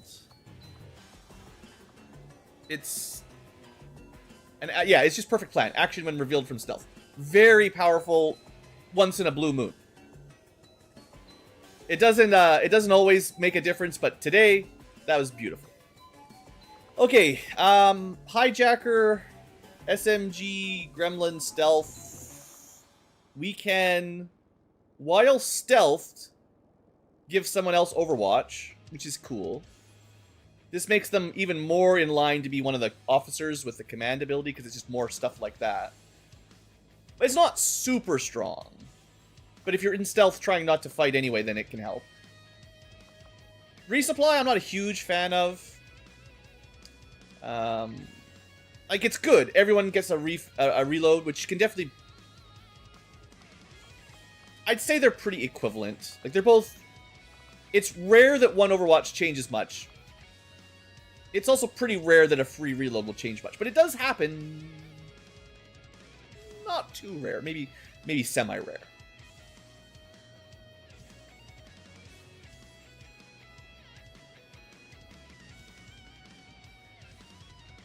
I think what happens most of the time for me is you're revealed from stealth, but not by your own action, so you don't get it. So you only get it if you choose to break concealment, like we accidentally did by breaking a window. If I hadn't broken the window, we would have still been stealthed, made it to the console, and ended the turn with no extra activation. If you shoot something while stealth, yes, but you reveal it for the whole group, so it's not something my Shadow is going to do or my Phantom is going to do very often. I actually don't think this will happen. This might be the only time it ever happens, but it's cool when it works. I guess if you want to go with Surprise, you could do a little bit of extra damage, but this seems really bad on an SMG. Sure, 3 damage, 2 for Conceal, 1 for Flanking, but it only works concealed, and then it's gone, right? So you need a way to reconceal to really get much value, and SMGs kind of suck, so 1 good shot is still not great. Someone was saying they really like Containment Field. It's also good, for sure. But Perfect Plan was pretty awesome there. Climbing walls and all that is fun. I don't think any of these are all that strong for Corporal. I'm just going to stick with Unseen for now, because I think Stealth Overwatches sounds cool. So that's what I pick. Sniper definitely deserved it. I mean, we're probably going damn good ground because we've already got death from above. Oh, no. Oh, we can't. 1 damage is better than 10 aim. It means you get more kills because you're more likely to do the damage to kill. Not as important to go stealth on a sniper, I don't think. Not planning on stealth or snapshots. Yeah, you can stay stealthed and give someone else Overwatch, which seems cool. It means, like, it's something they can do if you're trying to stay invisible, right? And I think that's worth it. But the reloads are good, too. I'm not sure which one's better, but they're both pretty good. I'll probably pick up Damn Good Ground once they've got enough AP later on. It's going to cost, like, 14. Because it just combos really well, but... Early game, with basic weapons, even laser weapons, I mean, forever, but sure, late game it makes proportionally a smaller difference. When you're doing 10 plus damage, plus 1 is 10%. When you're doing 3 or 4 damage, it's like 25%, right? So much better early game damage buff. We'll just take that. I really have a hard time not taking Cinder Mask whenever they give it to me. Unless you're making like a really stealth build or something. Yeah, some people will be really good at overwatching, for sure. And I think you might be able to double Overwatch. So someone goes on Overwatch, and then you give them another one, and it's like giving them 2 shots in Overwatch. I have to test it out. But I think there's some mods that play with how those work. Hold on. Too much rap. Or something. Next up. I mean, I was saying how I didn't like the sawed-off shotgun. I generally don't. At least not enough to invest picks into it. Do I want to do that 14 damage crazy shot twice per mission? Very unlikely. But once is good. Now, for the guy who shoots twice, and maybe gets Overwatch for a 3rd time from the scout if you're doing weird tricks, shooting the same thing over and over again, getting more accurate, could work. Generally, I don't like this ability much, but if you have double shot, I mean... probably going to get 2 shots, right? But if it dies on the first shot, it does nothing, and you might want to shoot 2 people, so it's still somewhat debatable. Grazing attack.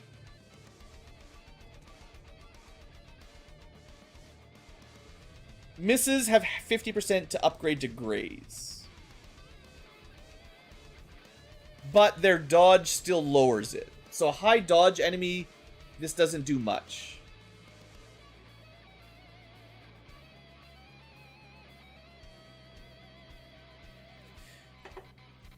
I consider grazes particularly good when they're shredding armor, poisoning, lighting them on fire kind of thing.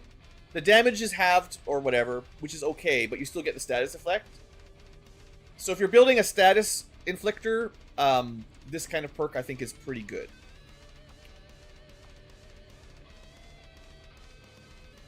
Does it stack with stock? The reflex stock? I don't think it would add. I mean, it says generally. They might be two separate rolls. It's probably like you got a 25% chance from the reflex stock, and if that fails, you have a 50% chance from this. Is my guess. I doubt they'd add up. But they might.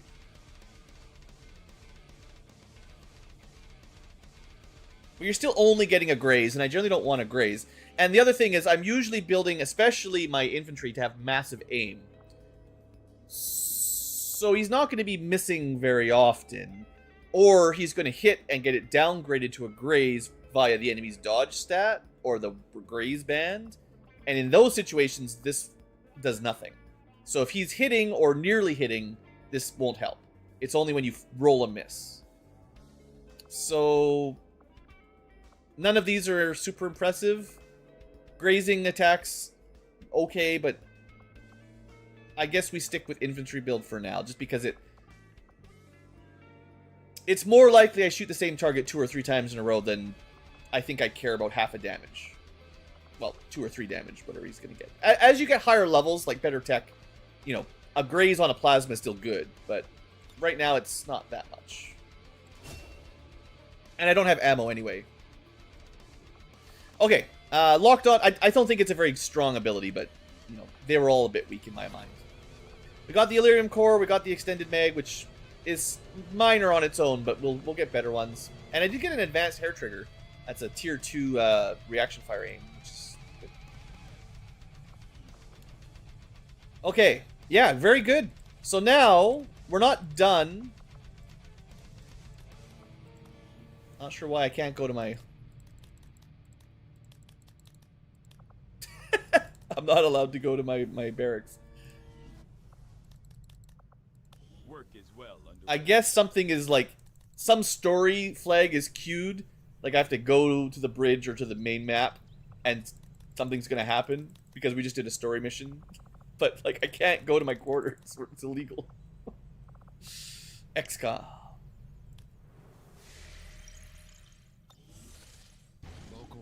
See, you had to see this. It's important. You can't go to your room. So yeah, Backseat is of course one of our major targets. It's not in an easily accessible location. And this is our next big mission. Taking out New Brazil or New Chile or whatever place this is. And this will liberate. This is the final liberation. This liberates the whole region. No more missions. No more advent. And you can take 10. And you keep everything, assuming you don't explode at all. Tough mission. Very nice. Alright, I guess we're going to be doing this one immediately before I talk about anything else, because we're out of time. Must launch. Suffice to say, the Backseat looks to be quite a few jumps from any of our current contacts, so it's going to take a little while to get there. But this is a good mission. You know, get an engineer, get a lead. Those are nice. Engineers are really important too, so take a breath. Ugh. We're gonna have to prepare for a big HQ assault. I need to basically send all the best I've got. I'm trying to decide if I hold off for laser weapons at all. I'd probably just go with the basic laser, because it's gonna take too long to research advanced.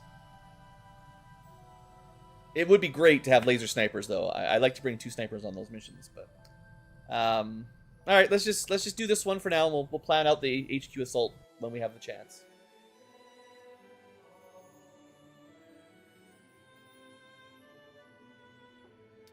There are some shotgun Overwatch builds that are neat. There's a perk that's like your first Overwatch shot hits no matter what. And at first I'm like, that's okay, but not that great. Then I'm like, what if a shotgun had it and they take that 0%, 1% shot at max range? It hits, it turns it into a guaranteed hit. Suddenly, Overwatch shotgun is actually really good at super long range. You got a shotgun sniper. Oh, I'm so glad we brought Santa again. Okay, how bad is this mission? I really should double check these before I heading out, because some of these missions I'm only sending 4 or 5 people, and they're gonna be way harder. But we got 5, better than the crazy Dark VIP one we did last stream.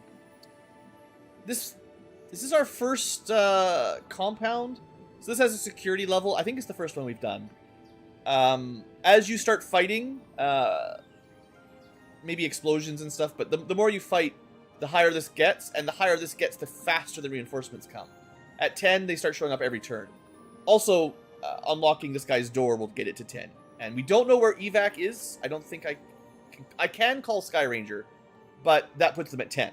So usually I get to the room, hack them, we get an auto evac somewhere, which sometimes sucks, and then we run.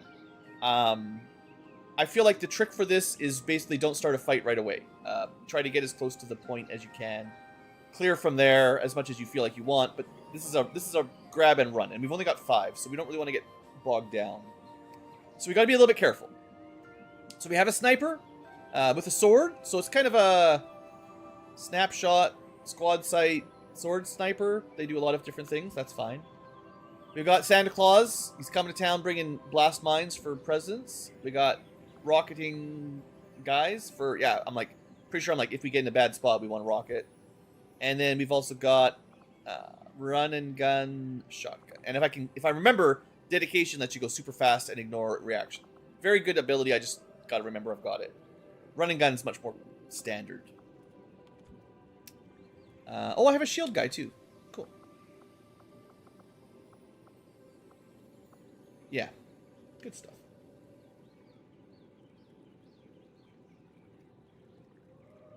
Usually I agree, but it has spawned in some weird spots for me. Sometimes you'll get here and evac is like way far away.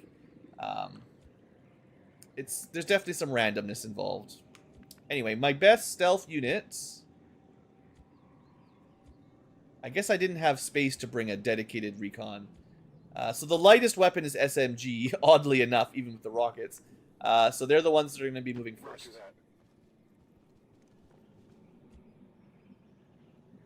And I think we're just going to try to go around the outside. Orders confirmed. On the move. You mean Chris Kringle? Literal Santa? His aim is not good enough to rely on any kind of Overwatch kingdom. Maybe one day, but today is not that day. I don't think the security level or reinforcement starts ticking until we reveal, but I have never been super confident on that. So we will see what happens. I think it's pretty safe to move up.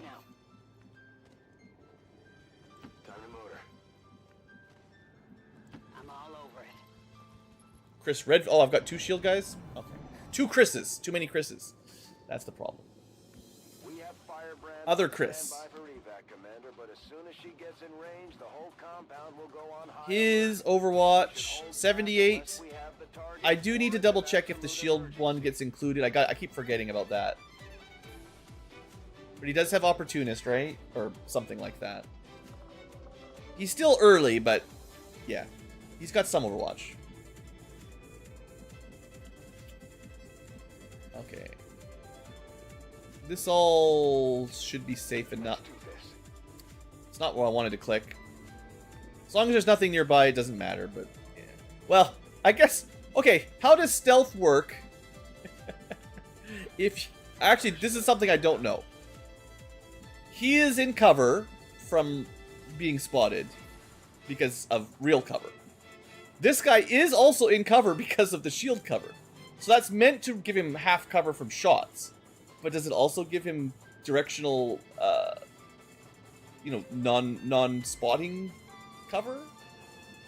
We won't find out this turn, but maybe one day.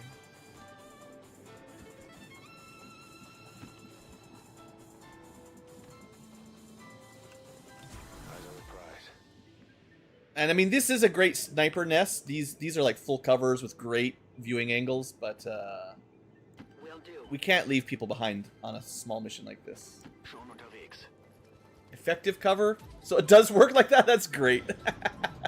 It's so stupid. But yeah, if you had like a whole pod, you could have like 8 people. You can make a Congo line of shield guys. One sniper at the back. Hostile targets in sight. That would be ridiculous. But yeah, you could make a snake, right?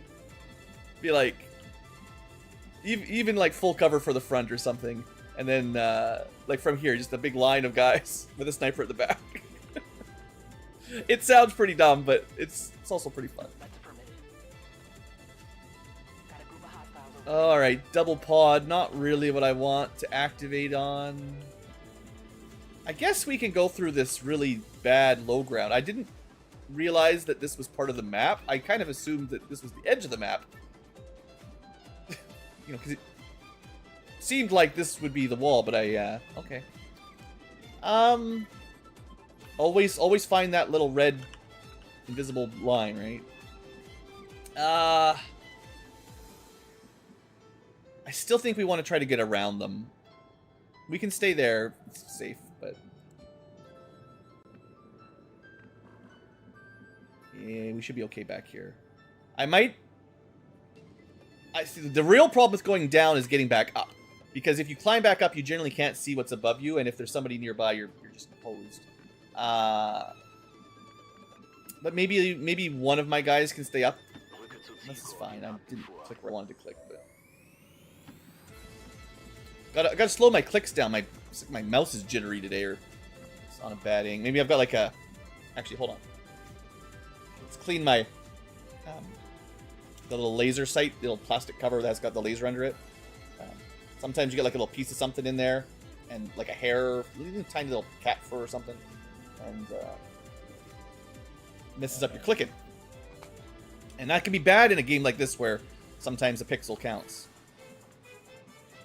Okay, hopefully that's a little bit smoother. So, yeah, trying to avoid this group. Like, I'm not in love with this plan, but Operation being sneaky, I think, is still what I'd prefer. So it's more likely that this guy with the rocket launcher... Okay, next turn, I want to actually double check if the shotgun has a smaller concealment range. Or the shotgun... No. SMG, you can actually see it right here. Shotgun's not too bad, but like this would reveal. But the SMG, this would not reveal. So they've got a smaller detection radius.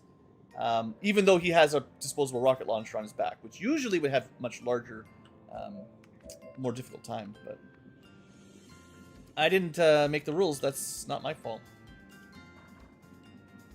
Just stay here for now. on Overwatch. Yeah, the game does lag a bit sometimes. And I mean, sometimes, like, some of the worst ones are when you've got, like, someone on suppression with a heavy cannon, and then you get all that screen shake, and it literally changes the position of your mouse just a little bit sometimes for the screen shake, and it's so dumb when that makes you miss.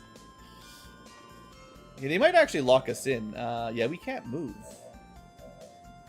Well, some people can't. One person can't move. Okay, well, when I'm like, I'll just put my sniper here, that's safe. Yeah.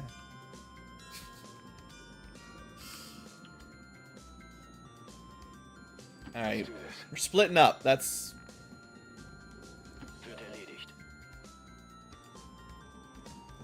It's a play. I'm pretty sure they see you. I think. I mean, the game seems to suggest they do, so... Okay, we need to get up here carefully. There's still some group up there. Even if they turn around... I don't have any battle scannery tactic things.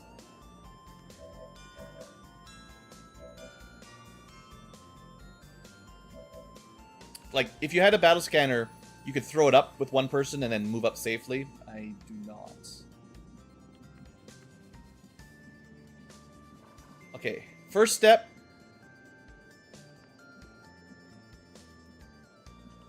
And I'd be happy if I could get to here. I don't know about here. If they go back up, they might... No, they can't, right? This guy, we can see their detection range. They have to move over and up to see him beyond the fence. And that means this tile should be safe from them, as long as there's no enemies really close. And they probably stay on their base mostly. I mean... Okay, yeah, I'm feeling a bit more confident. Wherever they are, they're not super close, so this should be okay. Looks like hostiles over here. Yeah. I'm pretty sure he's out of their detection range, even no matter what they do. Moving to Overwatch. Pretty sure. Oh, yeah. All 3 pods. Well, at least they're patrolling, so if we're patient, we should be able to get around them. It's good that we know where they are. I say all 3. That might not be all, but it's a 7 to 9 mission. This is, what, 6 or 7 already?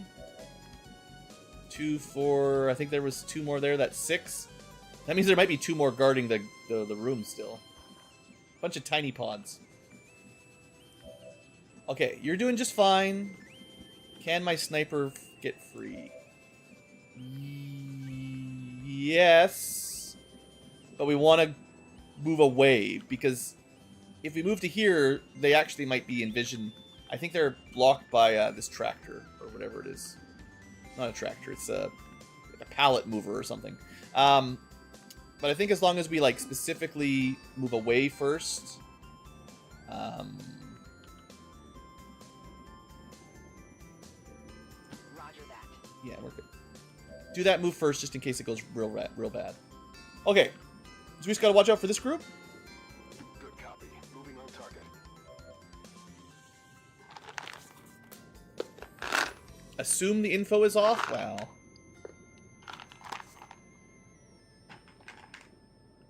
There is an option in one of the mods you can turn the accurate total for the display information. It's a little bit cheaty, though, I think. It's information you shouldn't really Position have. confirmed.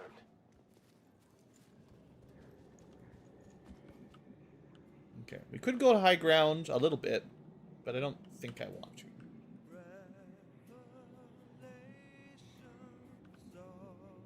Okay, there can't be too many more patrols. We've already seen 6 units.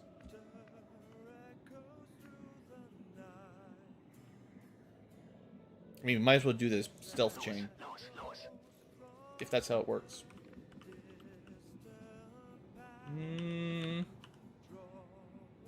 I don't like your path, but it just looks like it's safe enough. Roger that. They're really not very smart. It's a good thing they don't have any cameras. Okay. Sniper's going to be a couple turns behind. So I'm going to keep my scout Orders confirmed. in a maybe bad spot, but at least my sniper move will be safer.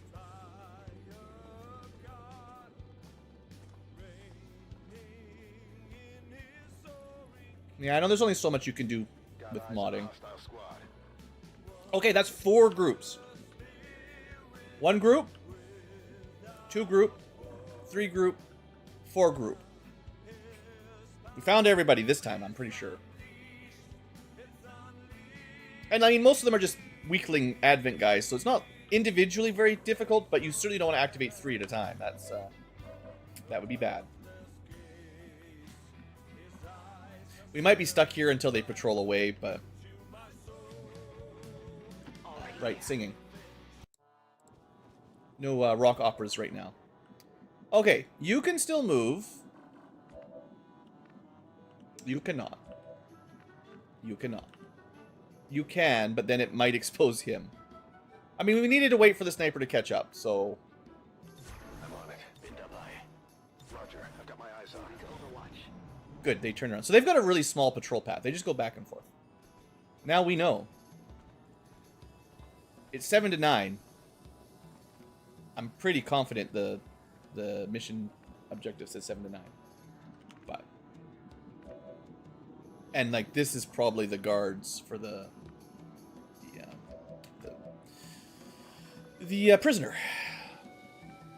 Okay. I mean,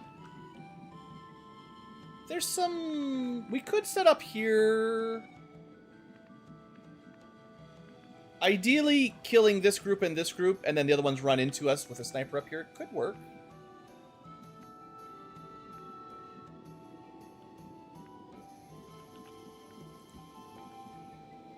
It will take a little bit of time.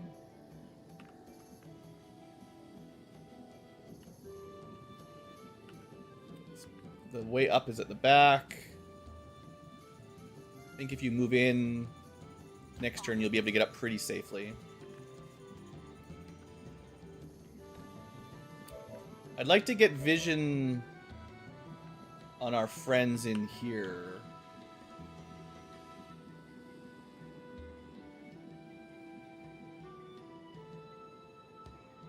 There's no way they can see him from that far away.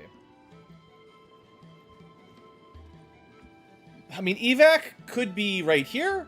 It could be over here. It could be way over there. If I was guessing, I would guess it's going to be along this road somewhere. Either along here or up that way. But I'm not... It's a guess, right? So... I also don't mind doing a bit of fighting. It's not like we need to rush this. We're already in a pretty good spot, so it's not the end of the world if we take a fight here, as long as we don't activate it all together. Confirmed. And I mean, high cover is pretty good. Oh, right, my Santa mines.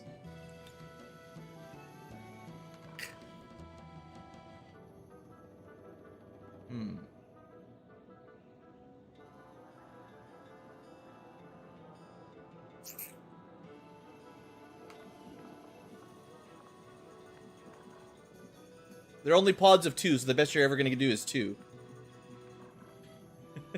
Actually, no, we should try to hit the sectoid. Maybe not this turn, but I think this is the plan. They just came out to the doorway. They didn't go very far. Position bestätigt. Okay. SMG with rockets. I mean, rockets from up here are pretty good, too, but I want you...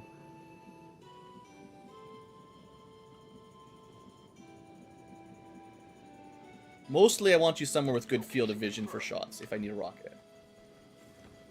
We don't have to activate this turn, so we're okay. I'm just planning. I gotta get my sniper somewhere, and I might not be able to. Like, at least it's a mission that doesn't have reinforcements triggering until we start. So it's not like we're in a rush. It's gonna take a while. If we want to wait for them to patrol back, it might take a little while. Okay, we can't get up this turn, but we can do that next turn. I mean, we could... I have to be careful about those blast mines. They're pretty large.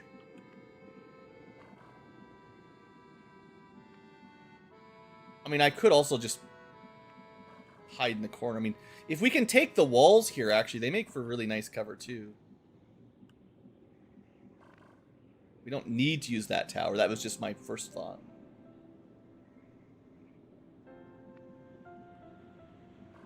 Well, we know what they do now, right? Those guys just patrol back and forth.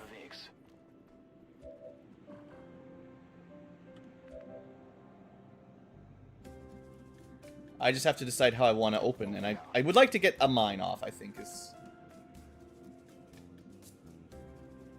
Double time. Affirmative. Moving out. Yeah, this was probably a mistake. Should have not gone here, I guess. Roger. I've got my eyes on it. Eyes on the prize. Yeah, okay. We can move the sniper easy enough. I was thinking of using that tower, but I don't think it's necessary. Well, they're going way far away. Wow. If you didn't lose concealment opening the door, we could actually possibly open the door and get out without anyone seeing us. They probably still have vision, and we'd lose concealment, the security would be alerted. But you could almost do like a zero fighting mission if you wanted here. But I don't have a ranged hacker either, so there's also that.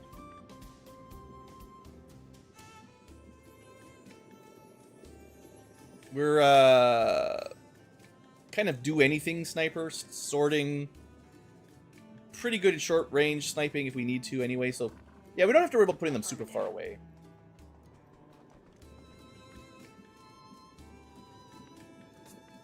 Do we take the fight inside? Problem is, yeah, there's more pods. Like, I think...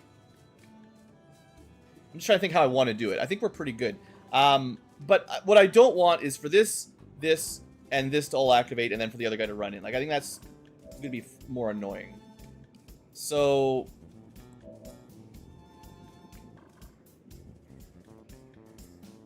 And I do want the rockets to be more of a backup, because... Well...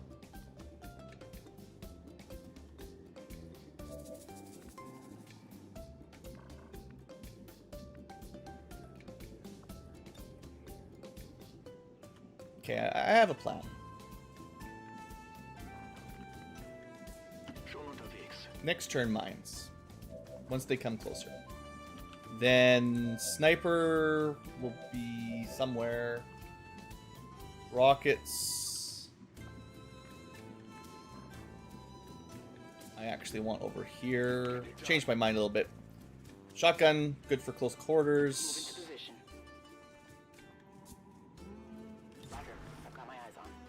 Also good for killing sectoids right here. Okay. I think next turn we go. Well, not quite, but you'll see.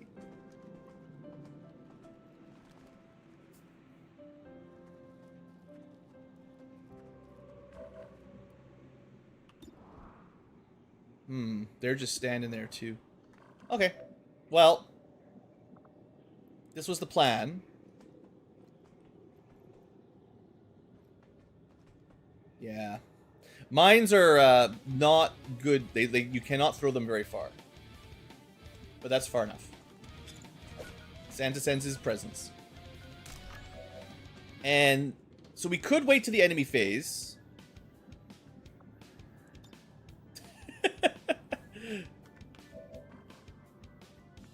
These guys will activate. Actually, hold on. It's so dumb. They will not activate. I could open with a shot here.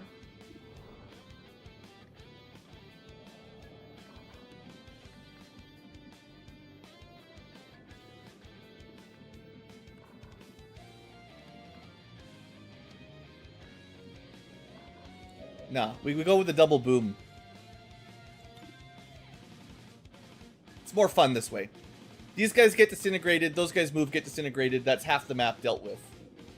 Everyone else is on Overwatch.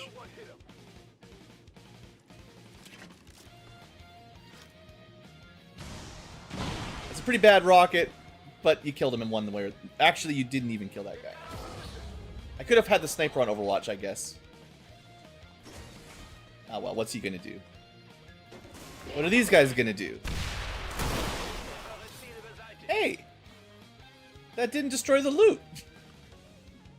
That's crazy. I thought there was a blast mine. It's like a frag. Huh. Okay, Santa's not in the best spot. I expected that guy to die. It was kind of trouble there.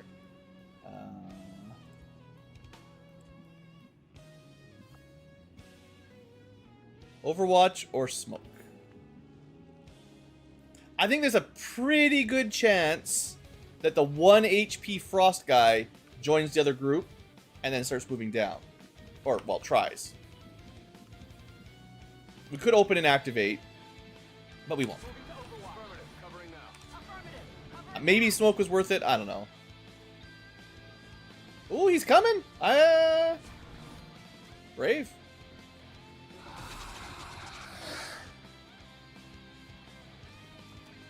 Alright, that's fine. They're not even in cover, really.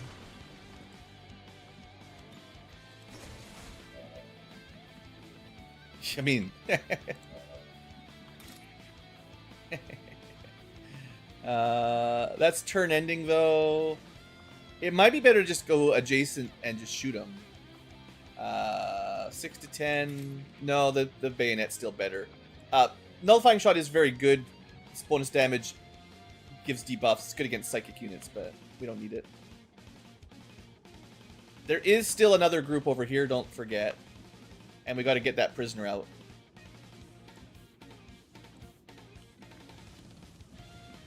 He's on Overwatch. We could go invisible. Santa's delivered his presents. It's time to disappear. We could throw another rocket. I mean, maybe.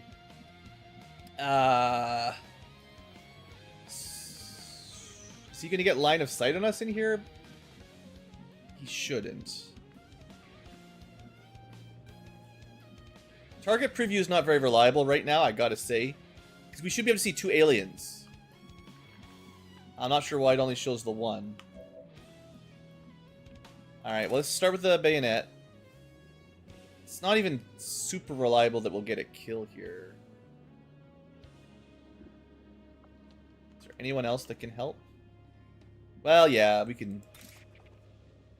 That's a guaranteed 1 kill. I could graze. It's a very low graze band, though. I think that's... I think this is better than sniper shots. Might get Overwatch? No. Flesh is so good. I've got the loot. You're gonna turn invisible. You're gonna grab the loot. He gives presents and he takes presents. Advanced laser sights are good.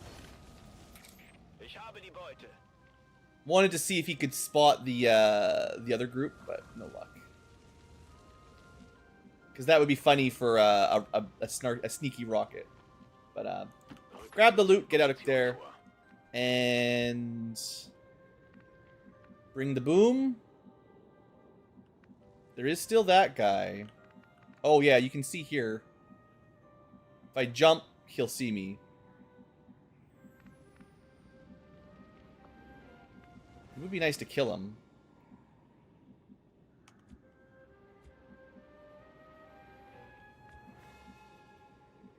I guess I could technically dedication, which ignores reaction fire.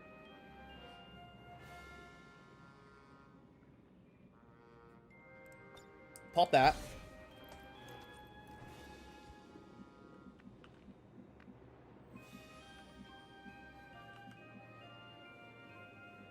This might activate the other group. But I think the other group was pretty far down this way, unless they double backed. Because we did move up to here and we couldn't see them, so I think they must be a fair distance. Going in for the kill. It's a play. It's bold. We're good.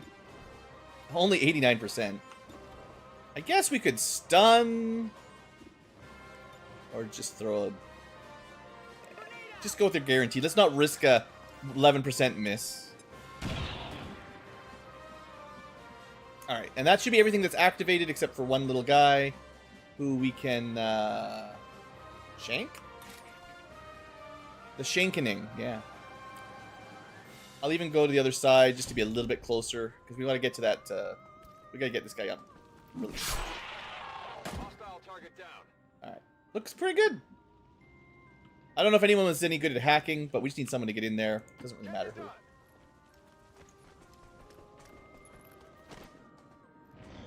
Alright. That went really well, though. I think pretty happy. Just double check that no one has any hacking score. 7s don't matter. So, yeah, I just didn't have enough troopers available for it. So we'll see where the evac is here, and we can decide how we're going to play it. Attempting a breach. But pretty good mission so far. Bayonets for everyone. I mean, they're good. If I had to pick, I'd take the Resistance. Oh, it was a good roll, but yeah, we're not getting either of them. No way. Alright, that's a good spot. That's a good one. Very generous. We've got the VIP in tow. Moving to evac. Alright.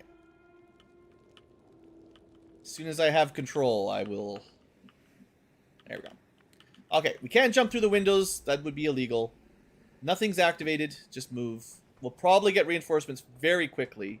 I might have to fight a group off, but This turn, at least, we can just move towards evac. And you're going to be at the back. You're like the riskiest of us, I think. That's the trouble of not having the ranged hack. Because ranged hack, you can do it from, like, well, wherever you get line of sight, anyway. And then I'm not even going to worry about cover. All I want is to be in good positions. Ooh, do I want to go up? No. I do not want to go up. There could be a turret. Will do. Yeah, the evac is closer to the right side anyway. Santa is gonna say goodnight. Alles klar.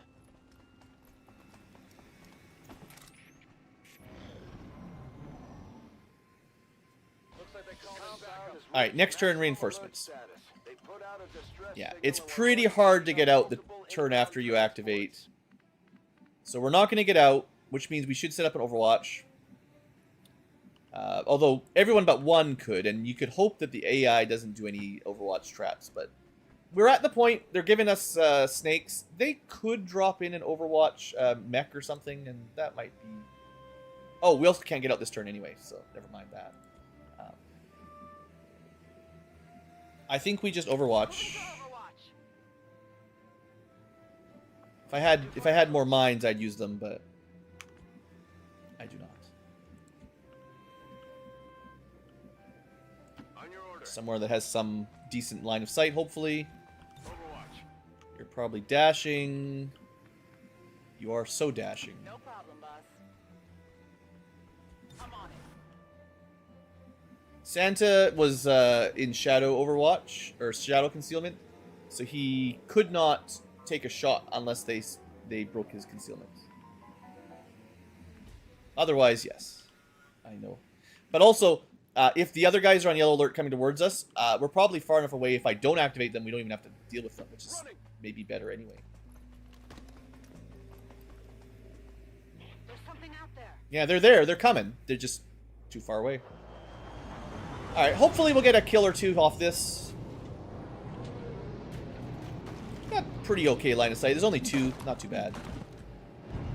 Not too bad. Advent troops here.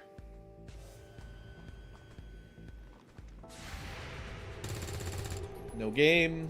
Good shot. Good chance. 75%, but... yeah, shotguns. They could have dropped right on top of us.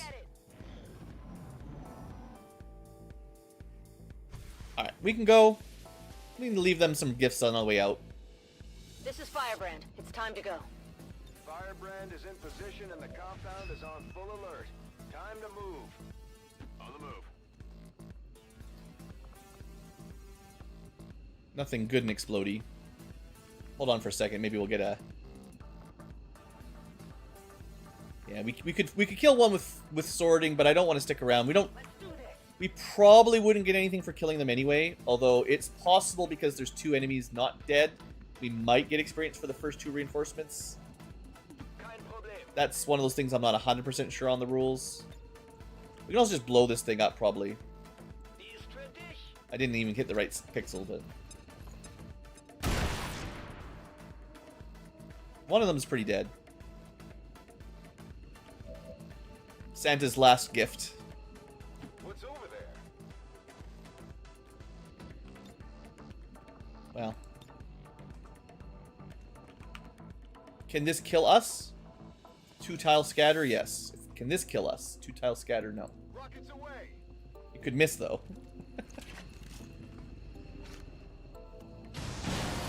It's just more fun to destroy some of Advent's buildings as we're running away. I don't care if we get the XP, I just want to make sure that... there is a mod I'm pretty sure I've seen that has an XP tracker somewhere in here. You can see the exact number, and then you can test stuff like that, but... I don't need that in my XCom. We're okay. Alright, another good mission. We even blew up their building a little bit. Yeah, we missed the 2 patrollers.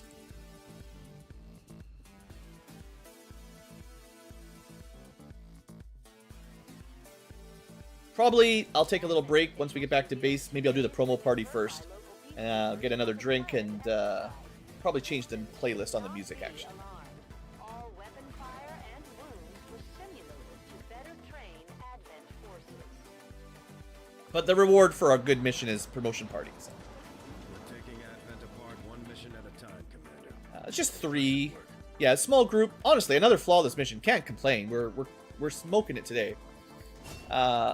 Assaults. Basic assaults. It's hard not to take slug shot.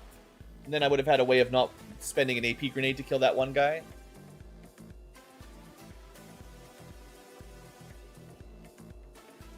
Arc thrower disorient is like a kind of way of guarantee disorienting, but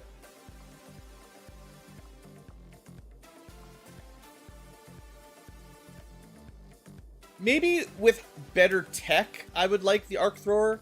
I feel like by default, the 2-point stun is like you spend an action to stop one enemy from getting an action. It's like 1 turn for 1 turn.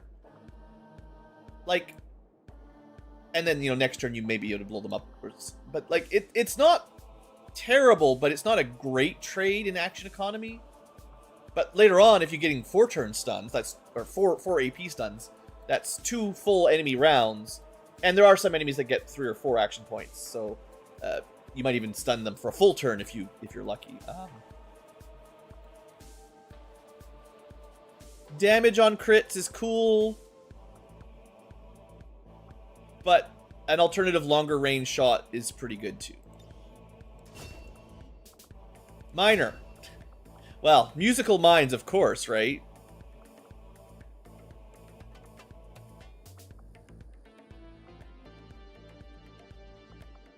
I don't see him as a suppression gunner.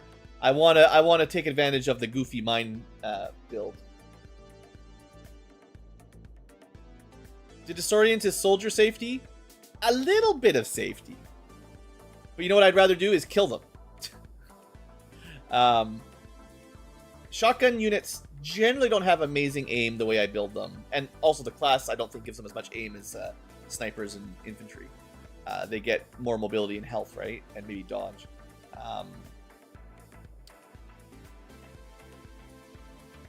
So, in my mind, relying on an arc thrower on a low aim unit is worse than either getting point blank with a shotgun, having a grenade, or at least the slug shot is plus 10 aim and much longer range. So, I mean, again, I'm not saying you can't build an arc thrower build like that. I'm just saying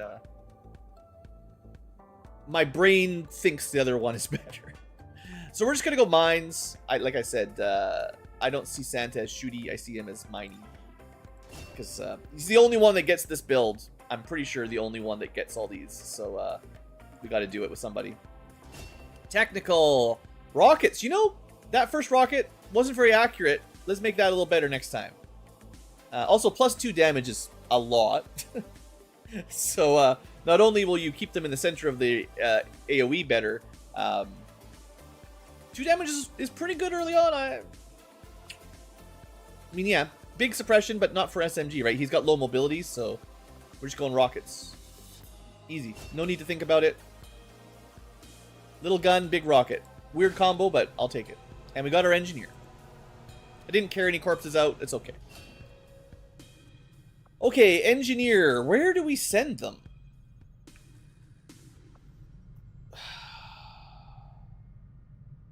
Didn't I queue something up? Or did we already finish it? Oh, the frost bomb. Yeah. The trouble is I don't have a lot of money right now to keep building stuff. Like, it's nice to start banging these out. It's going to take ages because the time takes so long. But also, they all cost resources that are kind of in short supply. But it would be really nice to get, like, battle scanners going. Throw these on, like, your... There's a mechanic. It's a little bit complicated, but there's some math going on in the background for finding spies. And the rank of your soldier and the class of your soldier make a difference. The higher the rank up to a certain point. Officers, psionics, I think, also give a bonus. But just equipping a battle scanner makes it very reliable to find faceless. So if you can build battle scanners, just give them to all the guys out here running your havens. And you'll find the spies pretty fast, I find. Especially if you put them on slightly higher ranked soldiers. So, like, there's some reason to rush that. They're also pretty good tactically.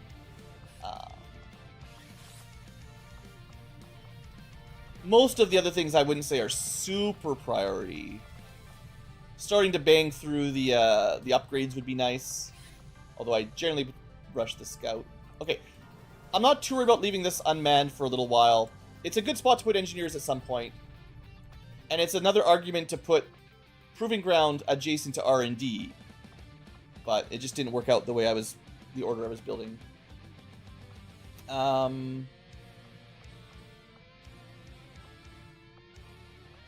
I could speed up resistance ops by 25%, which wouldn't... These are important, too. Those are good. We don't need the power at this minute, or we just start digging again.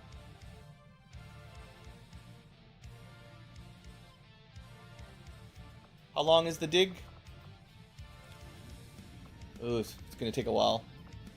Maybe it's worth just getting it started. 45 days. Ugh. It needs, like, help.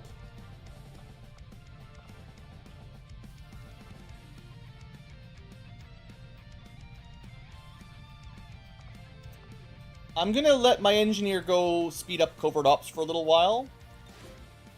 But it's probably not a permanent assignment. It's only saving us 1 day here, but it'll save us like a couple days from most ops, which lets you do more per month, which is good. And I guess... I think I've sort of convinced myself to get battle scanners going.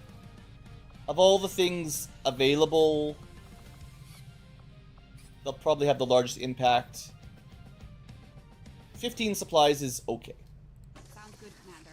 I'll let you know as soon as But it is... I do need them for research and a lot of things at this point. Also, lasers.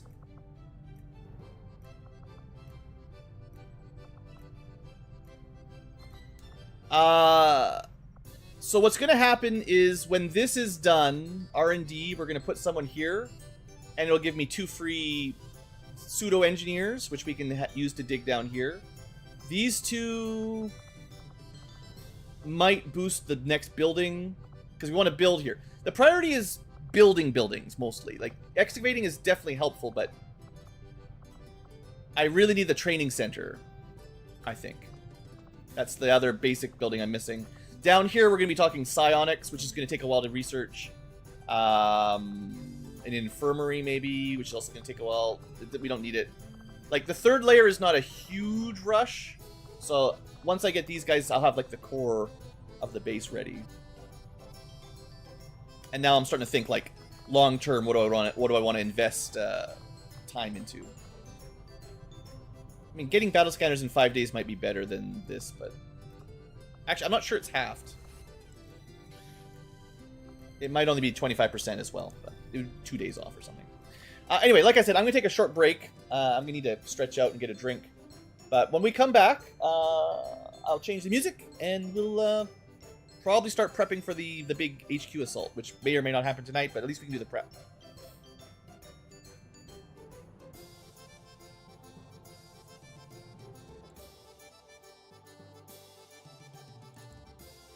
Nope, wrong scroller.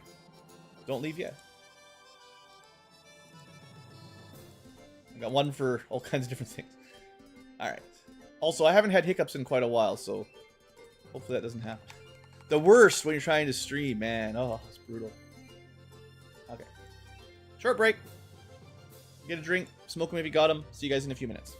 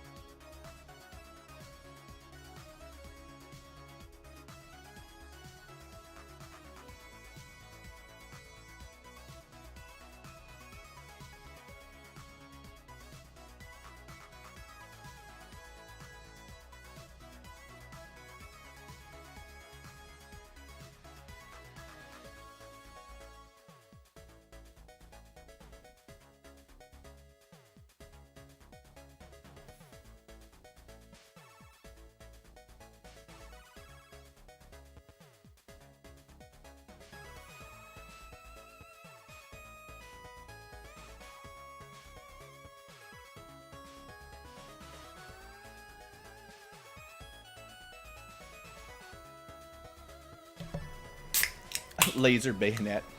I don't think you can use powered bayonets until you have at least mag weapons, if not plasma or coil. I'm not 100% sure, but there are more powerful bayonets, like powered versions, that are cool like that. But I'm pretty sure they require a better base weapon, probably. We'll keep an eye on them. Okay, music. I do like my Secret of Mana, but let's move on. What would be a good... What have I got that I could use that sounds good for background? Well, I know someone really wanted to hear You're Not Alone, so we're gonna go with the Final Fantasy IX OC Remix album. That way it's possible. It's a classic. Okay. Update my title here. It's what's this one called? We are playing the OC Remix album.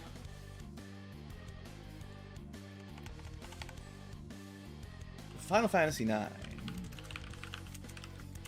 Worlds Apart. Ah, that'll do. Probably take up a little bit more space. Okay. We're on a boss fight right now, but give that a break for a second.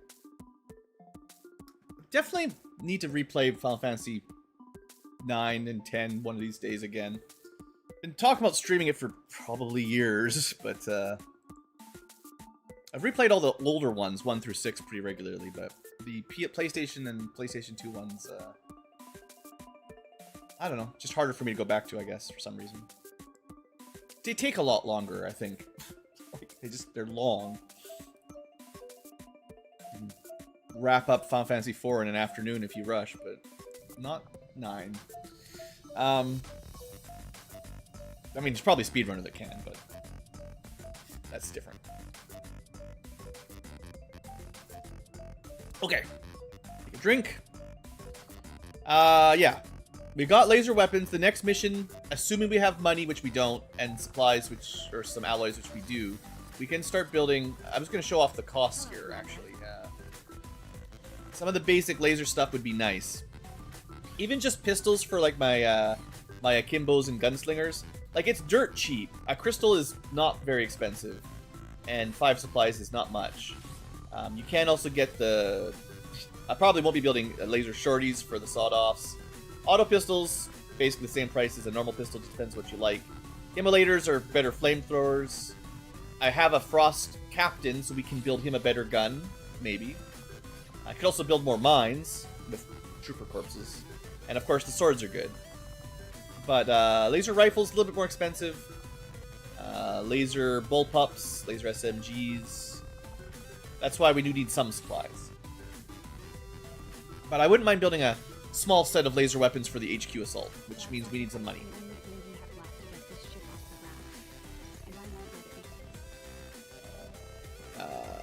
We could get a soldier. That's not very high on my priority list. So we're in the middle of some alloys. And then we can either go for an extra soldier if we want, or, you know, scan in one of the other regions, or build buildings faster. There's a lot of things we could do right now.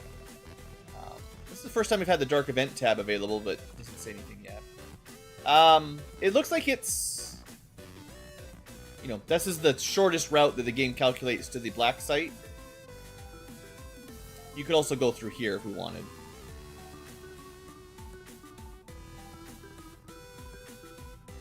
Yeah. So, it depends on what we'd rather do, but Indonesia or Western US into probably the next direction we're going to go anyway. You want to get these black sites done before too much time goes by. So yeah, for now, let's get our alloys. I definitely need some supply. I'm going to have more alloys than money. So I might check the black market out after this. Or, you know. But oh, never mind. Impossible. Okay, we really need to get our bases working better. These one-day missions are... It's a liberation mission. I'd love to do it. It's it's literally impossible. So this is what happens when you don't have enough soldiers on intel. And 5 obviously is not really enough. So, like, I need to scan there and give us some missions that are plausible. I mean, we've got too many missions right now, so it's fine. That was garbage. 13 alloys is, like, nothing. Maybe I should just be scanning, but I was thinking we had too many missions, so I was taking a break from scanning, but getting frustrated. Do I want to build buildings is the other question. I could speed these up. We have no new supplies coming in. We'll need to seek out new means of replacement. No. Intel's more important for better missions, I think. We don't really need to scan in our home anymore because we can clean it up. Once we do this mission, or this mission, there will be no more. 6, 5, 5. And there's nothing popped. Literally, as I'm trying to look at the map. Okay, a real mission. I guess we should do it. Just seems like Australia, we're getting really bad rolls on the finding of missions. Okay, small town. Concealed. 7 days, pretty easy. Still don't have a sergeant, sadly. We're working on it. I could start thinking of who I do want to start that HQ assault pretty soon. So I don't want to send people on more missions that I don't that are people I want to go on the assault. Like this might be my best sniper. I might want them to go. I probably want to send the dual pistols. I probably want to send the infantry or ranger. I definitely want to send the fusilier. I think we're waiting for them to come back. Maybe.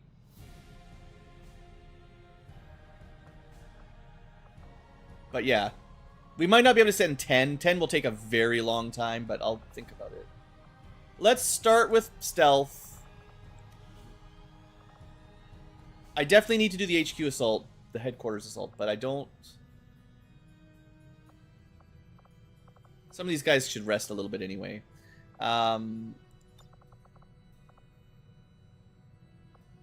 Yeah, these guys just came back from missions, so very little time has actually passed. Let's pick people who at least have either a really good base will or haven't dropped much. Because we're still really low, like, everybody's busy, you know, right? But in an hour, we're going to do more missions, and you know, it'll even out eventually. And this is another easy mission, so, like, if I've got squaddies, I should probably send them. Yeah, this is another 7 to 9, pretty chill, I think. So I should be starting from the bottom, not the top, because I don't need the best. Do we try our bishop again? Sure.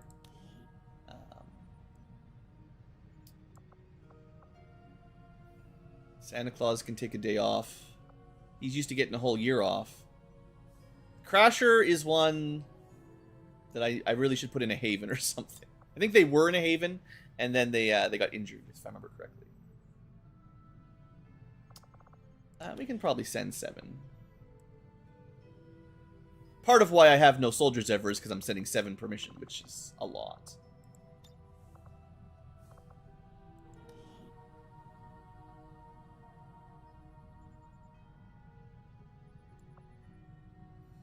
Here's my other miner. Sure. I've got somebody who can hack. This guy. Decent hacking. Suppression, sniping, not melee, but breath, like AoE. I guess AoE is good. Big gun, a rocket launcher, gets some mines, a little bit of baby sniping. Now, rookies we can send to the... there's a school that you can basically just train them up to whatever class you want. It takes a couple days, but we don't actually need to bring rookies on missions anymore. I'd rather level up soldiers. Squaddies and higher. We're at exactly 100% before equipping grenades. Well, we still want armor and stuff, so it's life. He's definitely more of a support character. We do have 1 AP to spare. Pretty fast if I keep him on the light weapon. And I know I have some PCS I can install. It's just, I kind of want to give these out, like, when we're doing a really hard mission, you know? These easy missions, I don't think we need to waste them. 99%, do I care? I actually might have a suppressor somewhere. Like, I could build some like laser weapons. But again, I don't think this is the mission I spend the supplies on it. I don't have enough. And then they're locked in for a week. I mean, the sword maybe. But you're not a primary sworder, so we don't need to spend the alloy sword here necessarily. We already have a little baby suppressor. Let's put a... You know, I always love it when you put a suppressor on a cannon. Makes the most sense. If I have any. Yeah. Sure, that puts us at 100% with all our gear. That makes sense to me. You're never going to go make it into a 2-day, 1-day timer mission with suppressors. But if you're trying to get 7 people without going under 100, it can get you that. Squad green to deploy. Alright, that's fine. And yeah, so I was trying to figure out where to scan, and I think we're going to scan over here because we've had no missions.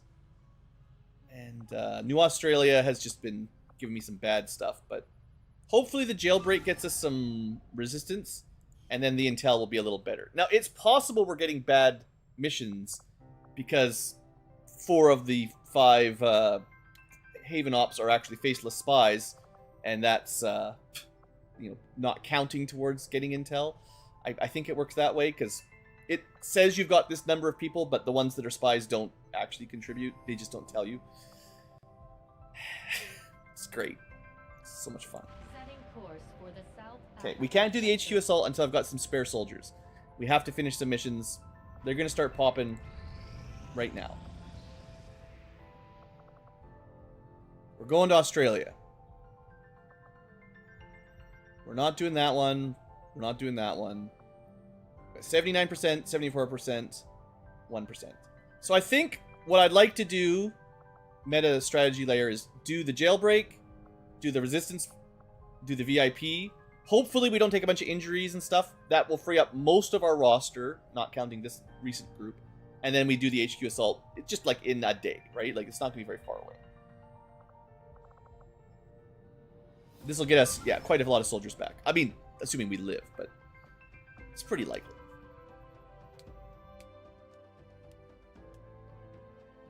Well, even if you... The problem is, like, it's kind of a Pyrrhic victory. You find the faceless, which is good. But if you only have, like, 1 or 2 guys finding intel there, like, it's good to get rid of the spies, of course. But if you keep recruiting spies, you have no control over who you recruit. You'll never make any momentum and actually get missions going.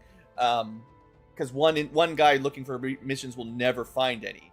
And one guy recruiting soldiers will never find any either. So, like, a region with basically no soldiers, or whatever, resistance guys, it's just kind of useless. It's really nice when you start with 5 or 6, get 3 more, and sure, one of them can be a spy, but you've already got like a core of like 7 or 8, and then from there you can kind of build up and you'll do fine. But if you start with 4 or 3 or 2, I mean, building up is really hard. Okay, mission. Auto pistol shield girl, or I think girl. We got auto pistol. Oh no, that's the same one. Wait, no, we got 2 auto pistols. Oh, right, because I want to try out that close, kind of pseudo close quarters, more of those close shots. Okay, so we got 2 very short range, ideally, pistols. We've got... I don't recognize all the class symbols, but some sort of grenadier type. We got a high ground sniper. This is like the Hitman shotgun. And so, okay, we got a lot more than I was hoping of really close co-op combat. At least this guy can stay in stealth. But, yeah, not a lot of range combat. Let's just keep that in mind. So, corner... Oh, right, this is the very large map. Okay, so we're pretty close to a corner. We got a long way to go. It's still a pretty light defended mission, lightly defended. So, we just move up, I guess. That's affirmative. I'm feeling like this is going to take a long time for a really easy mission. So, I might move a little bit quick. Because I don't want to spend 2 hours here. On the plus side, like, these little pistols, they should be... Moving out. pretty good for not getting detected. The timer doesn't start till we break concealment either, so we've actually got tons of time, assuming I'm playing smart. Time the motor. Which is a huge assumption. I'm all over it. Time to motor. Yes, Cat Ankylo, I can hear you. I mean, a drone could fly up and ruin our day, but otherwise we're being pretty careful. You can't have someone with tracking on every map. Well, you could. But I won't. I mean, reinforcements maybe, yes. I'm not exactly sure how that works. It's a bit of a mystery. Headed there now.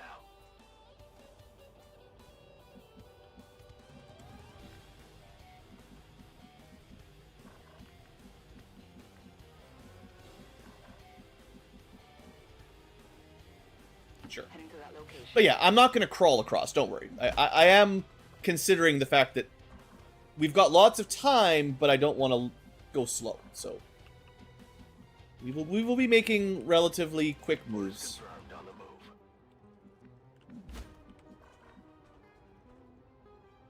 Got it. Stepping off. And because it's a very large map, usually you're safer from multi-activations. I mean, the enemy can group up, but we can trust in the shield cover. It's great, I love that. But yeah, because there's a lot of room, you know, there's a lot of places the enemies could be, they shouldn't all be stacked on top of each other. And we're only dealing with like 7 to 9. In cover. React to the Sky Ranger? So there should be no Sky Ranger, right? The Sky Ranger doesn't come into range until we call for an evac. We were already infiltrated, hanging out sneakily. There's no reason they should think they're under attack. I don't think. Unless you blew your cover somehow, but... The whole point of these infiltrations is they drop you off a week in advance. You got lots of time to get close and figure stuff out, whatever the roleplay of infiltrating is. And then when it's time to go, you go. And then I guess maybe the Sky Ranger is like... I mean, the more you infiltrate, it's like the better, closer they are. I don't know. I guess they have to be somewhat nearby, but... just deciding if I want to go up this building or not. I probably will.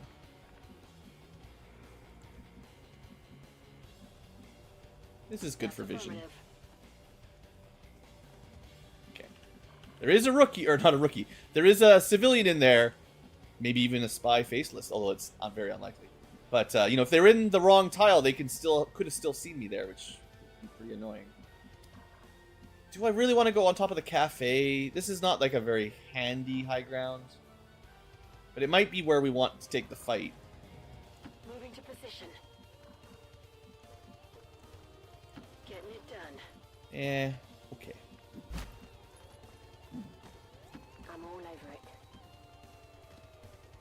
We're making some moves. Running. We're still stealth, so okay. Already there. Should have done this move earlier just in case. Yeah. I have eyes on the enemy. Not activated, thankfully, but Okay, so that makes the high ground a little bit better of a choice. Roger that. If there's going to be enemies there, you could try to run around them, but I think, you know, we'll play it normal and just kill them like we usually do.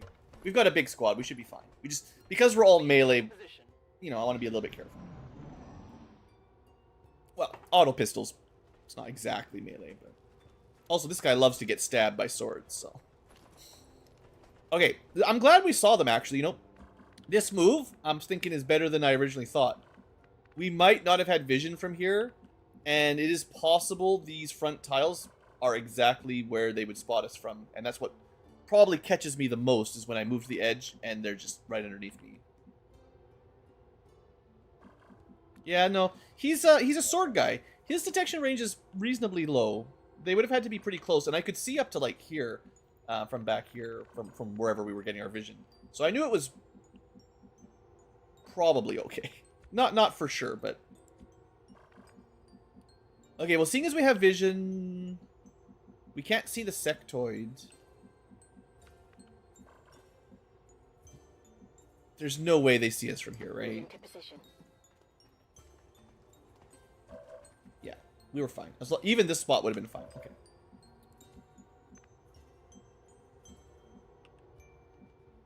It's not a big deal. We don't need to be perfect position right now, but if I have the option, I will. Shotgun's probably going to drop down anyway. 10-4. Oh, you better not be activating. It said it was safe. Oh, you're just seeing the other group. Okay, that's fine. I mean, this is turning into a better and better position if we can get up here. Yeah, sniper. I usually like them in the corners. This would be not the right side. Probably like right here would be ideal, but can't do that. So I guess this will work. Rolling out. That was a bit scary, because if that had activated... If there had been like a drone or somebody that was hiding in a shadow, if that had activated, it would have activated both groups, which was sucked.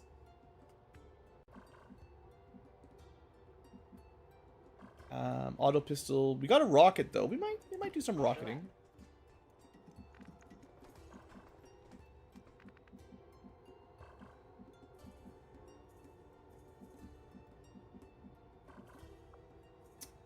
Right, knives. We do have a ranged throwing knife at least. There you go. Double time. I mean, yeah, dashing's a bit risky. You know, it's the standard thing, right? You can play it slower and safer. I've got my eye on the prize. It's always a trade-off of how careful do you want to be. Sometimes being slow is less safe, though, but also it's more boring. And when you're streaming or recording, personally anyway, I find it very hard to go super slow when I'm trying to make a video or stream. It's just, you know, I want there to be a bit of action. I want there to be some suspense, some sneaking, but I don't want to spend like 2 hours doing a mission, right? Just to sneak around. So I will play a little quicker than is super safe. Okay, well, how do we want to open up? Do we have a lead the target? Which would be on the sniper? Oh, it's not that kind of sniper. That's sad. Really good spot, though. Do I have any way of activating on the enemy face?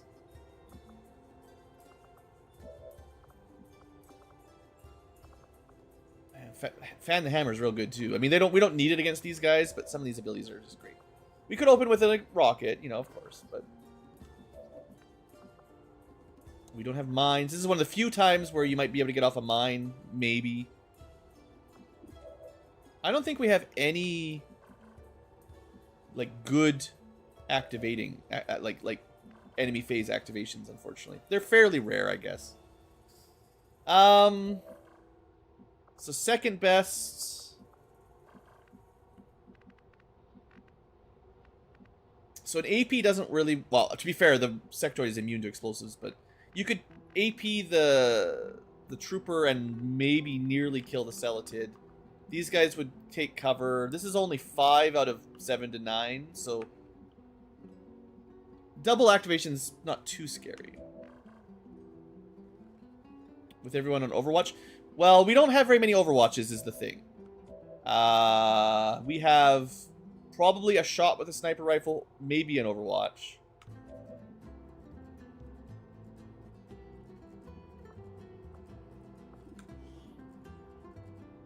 That's not a good Overwatch. I mean, sure, 73 or something, right? 89.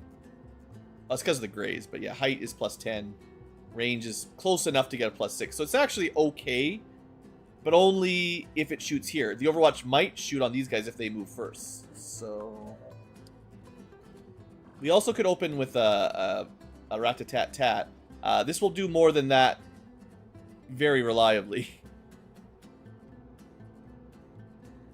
So we could kill the Abjurer for sure.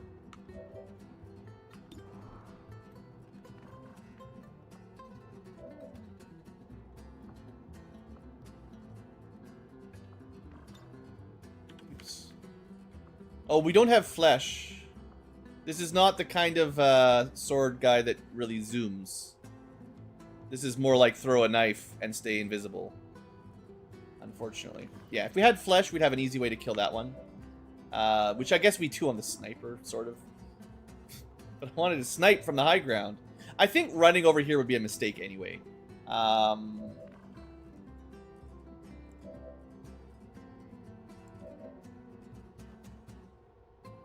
I will do 2 Overwatches, and I like my fan the hammer plan. That's what I'll do. It's not going to kill everything, but I've got a lot of people with other options that should be better on my phase than on Overwatch phase. Yeah, that's pretty good.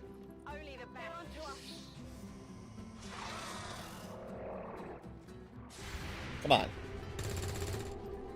Graze. Like I said, 76. 2 grazes out of 2 Overwatches, no kills. This is why I don't like Overwatch. I don't get to change my strategy. Oh, there's actually 3 over there. And we might end up smoking up here. Alright, well this guy, certainly killable. Celatid, certainly killable. The problem will be those guys. Shotgun's not going to do much.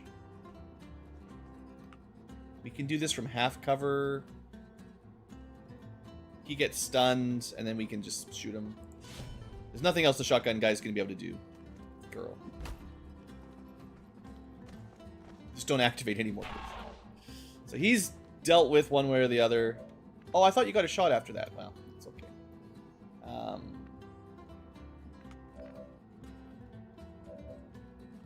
We don't have a lot of shots left, but we can... 67%.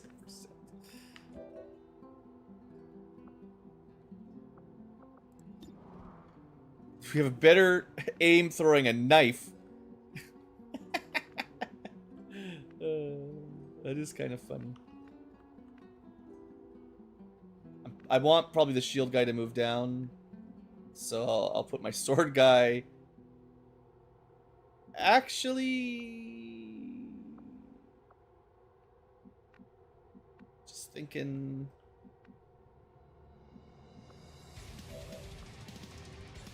I could just blow... Nah, we can't get a shot far enough. I was thinking, I know where they are.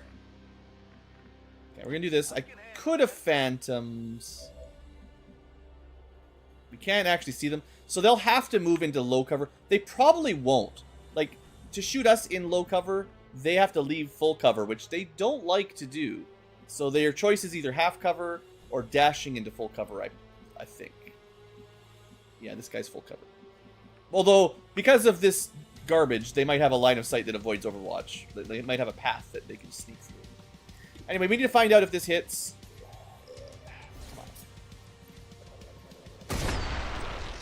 Okay. We don't need to kill this guy this turn. But we get the free shot, and then we can move. So even if we miss, it's fine.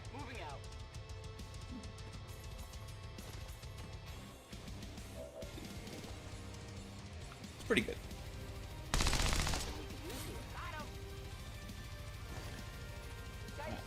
And then the shields.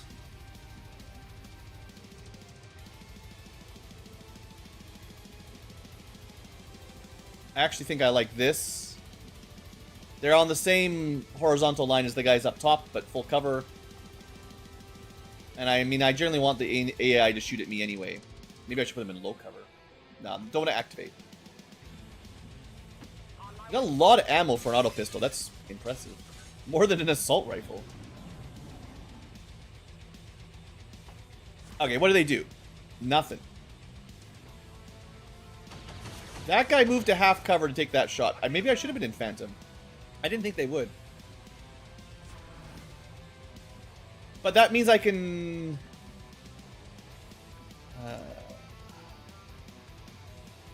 this is not a bad sniper shot. I can probably Phantom, move up, throw a knife. Or someone else can do some shenanigans. I mean, I could get line of sight. Or squad sight. Actually, no, I can't. This guy doesn't have... oh, no, they do. Okay. We could take a shot. It's still full cover, though, even though the angle's tight. I think we just go for this. No, it's not great. Hey, Drow. Good enough. We had a little bit of bad luck on the grazes earlier, so I feel rewarded. What was that? Compensation? License to kill? That one. Just a regular shot, you get an action back. Right. That's good. I forgot about that. That's another reason why the Overwatch sucks. They don't get it back on an Overwatch. Whereas if you take a shot, you get to move or whatever for the ambush. Okay. Fun trick. I know there's some Overwatches. I don't really care. Now we are revealed... Ah. We're not revealed from Shadow. So we can make this funny. Rolling.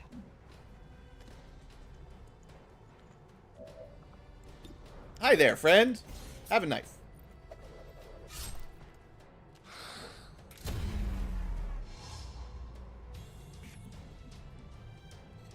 They do not have death from above. I doubt they can get it, because that would give them the full turn back. They do double shots.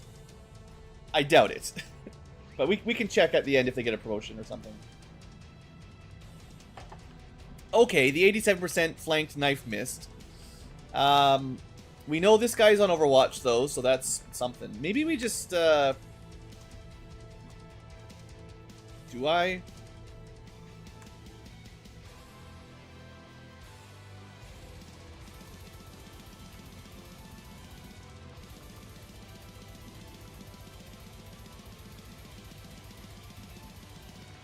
I mean, they don't have vision. Like, they can't see any of us. They have to move down. So we could Overwatch. Move up a little bit, Overwatch. Depending on where I move, we might be able to avoid their crappy Overwatch. There's no reason... Well, there's a reason we can't rocket them. There's no reason we shouldn't be... But we're in a... He doesn't want to shoot through the window, I guess.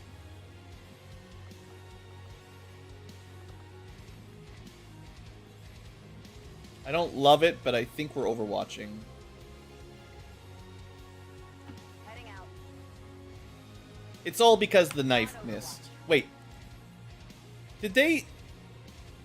I feel like my sight indicator is really playing tricks with me. It may have been my mouse moved after it, but it showed yellow after we moved here for just a split second. Which it definitely wasn't when I was checking the spot. I hope that's not true.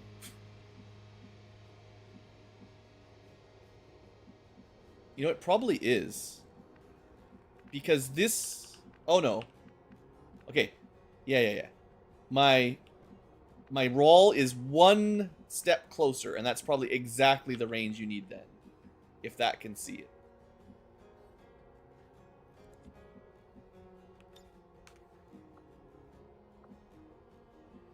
We can't see from here. We can see from here, but it's not a flank. It's brutal. I could move up. But the auto pistol... Wait, do you have Magnum or whatever it is? I don't think we're going to... Well, we do, but it is an auto pistol. I was going to find out how the auto pistol worked at range, so... Yeah, screw you. No, we do... Okay.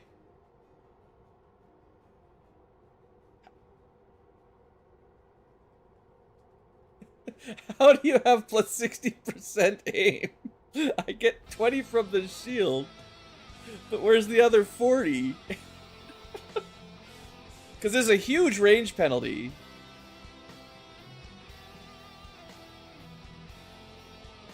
Okay, Magnum is... Okay, aim is your aim stat. Magnum is countering the entire weapon range penalty. That's how to read that. She just has a weak base aim and a better Magnum bonus than her base aim. That's ridiculous. So if I had someone with good aim, this would work just fine, is what I'm seeing. We just don't. The other question is, should I shield wall? I forget all it does. It depends on the class. Minus 30 defense for 20 dodge is usually not a good trade unless it gives you something else.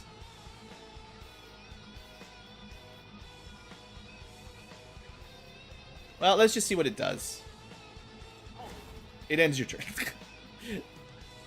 Half of my shield classes, it doesn't end your turn. The other half, it does. I need a way of remembering that a lot better, because right now I cannot seem to figure it out.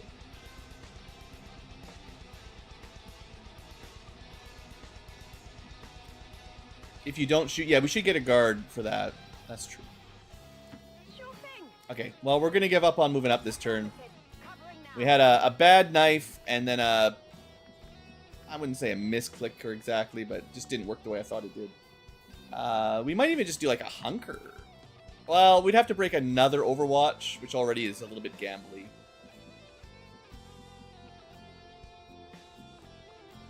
And we don't have any Shadow Step or Lightning Reflexes or anything.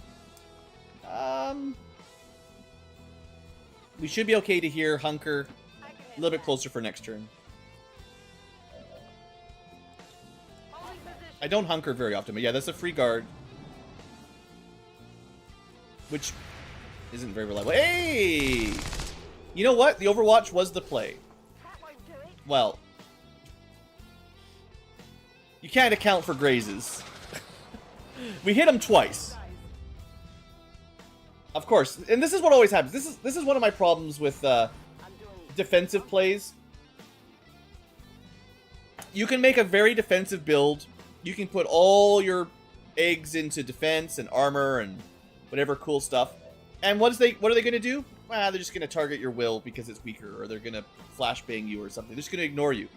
This really is my problem with tanks. You can build the best tank you want, and then they just disorient you or panic you or something. And so much for your plans, right? Like,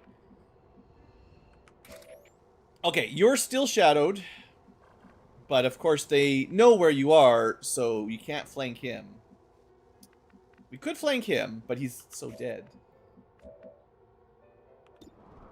We take this shot over there. 50 sucks. I don't have any guaranteed damage on this group, so we take it. Oh, yeah, it's not a terrible move, but it just ruins your plans. And, like, this is an easy encounter. They didn't have any really dangerous... We could have probably charged through in half cover and we'd be fine. I'm just playing it super safe for practice so we don't get overconfident. But like, if this was a hard fight with like 4 or 5 enemies activated, that's what I mean is they're going to disable your tank and just pick off the other guys. Anyway, good job on the sniper. That was 50-50. We can move probably. So that means... I think we just kill. We're going to lose Phantom at the end of the turn anyway. I guess we save our knife rather than throw it.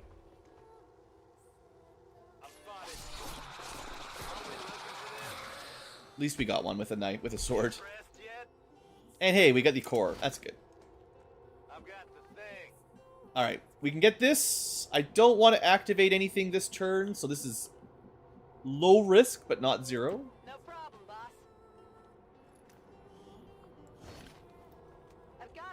And then I want to, if anything... Why can I not? For some reason, clicking there with the X didn't want to make a waypoint, but... I just don't want to accidentally activate anything, so... Just being a little bit silly. But we also want to start moving forward. Understood. Moving out. And it is important to remember in these scenarios, with yellow alert, we still want to stay in cover because they could yellow run to us and then get a free shot. And it's hard to be in cover from all directions, but Absolutely. at least you should try. Back in. Yeah, disorient's a little annoying. On target. Back online. I mean, I probably would have been happier if the sectoid had raised a zombie or something. The disorient didn't really matter in this case, but it can sometimes. So we don't have any stealthers, right? We lost all them. Actually, I don't think I had any shadows. Well, I had someone who could go shadow. I didn't have anyone with phantom. I always mix them up.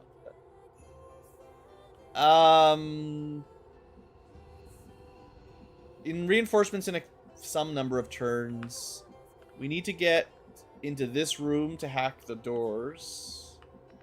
I'm gonna say we've killed what, 6? There's a pretty good chance there's still a group in there.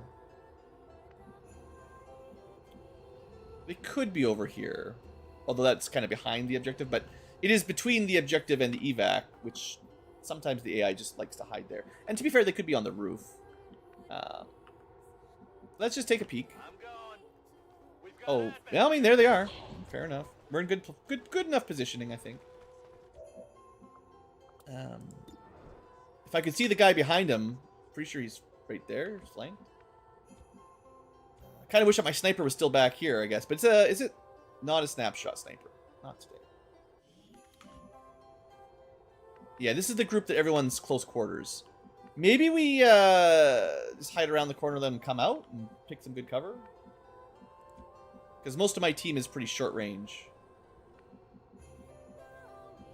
It's only 2 troopers. They can't do very much. I don't think that's worth anything, so... yeah. Seems doable.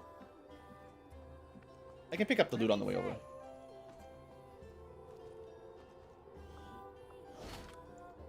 I've got the Still don't want to... like, I don't think that's 8. It's probably a 7 to 9 mission. This is probably everyone on the map, but I don't want to risk, you know, finding some more friends, so let's be a little smart here. You know, Overwatch here. We can do maybe one from here. Understood. Moving out. Come get some.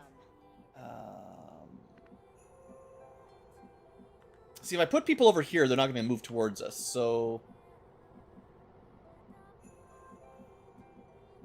we do have good range on an auto pistol. Maybe put them on, like, this side. Not a problem. Because of the way cover works. If you're here, you're actually here, and they'll be able to see you from that. But if we're here... I think this was not a very good Overwatch, but they won't be able to just take pot shots from across the map. That's what I'm trying to avoid.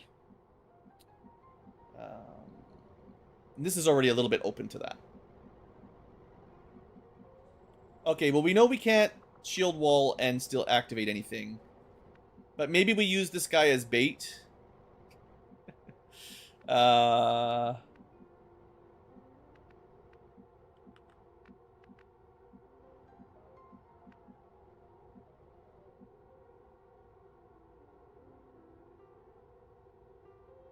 Sort of bait. They're still in good cover. But they're the closest, most likely to be shot, maybe. And they even deflected it. Hooray! It worked! Guard did something! I mean, it was like a 20% that we ate, but it's fine. It might have been like a graze or something, I don't know. It could barely be anything other than a graze at 20%. Okay, that works. And we're good now. Because they're dumb. Basically. I mean, we could miss. But we're not going to miss. We shot him so hard, he froze. That's fun when the animation does that. Alright, we can do some more sorting, I suppose. Looks like we got this mission in the bag. I got nothing. 97%, folks. 97%.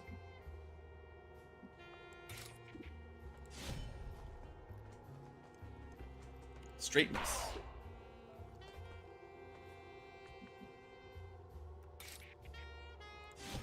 We got more than one sword in this group.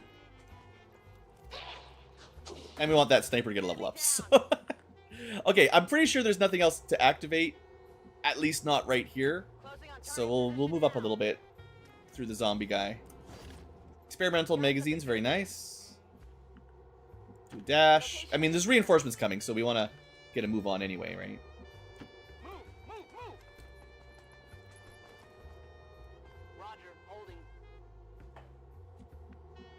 Okay, nothing. Oh, there's no enemy phase at all, right? So we're done. We're done the deployed aliens, and we don't have anyone with a gremlin.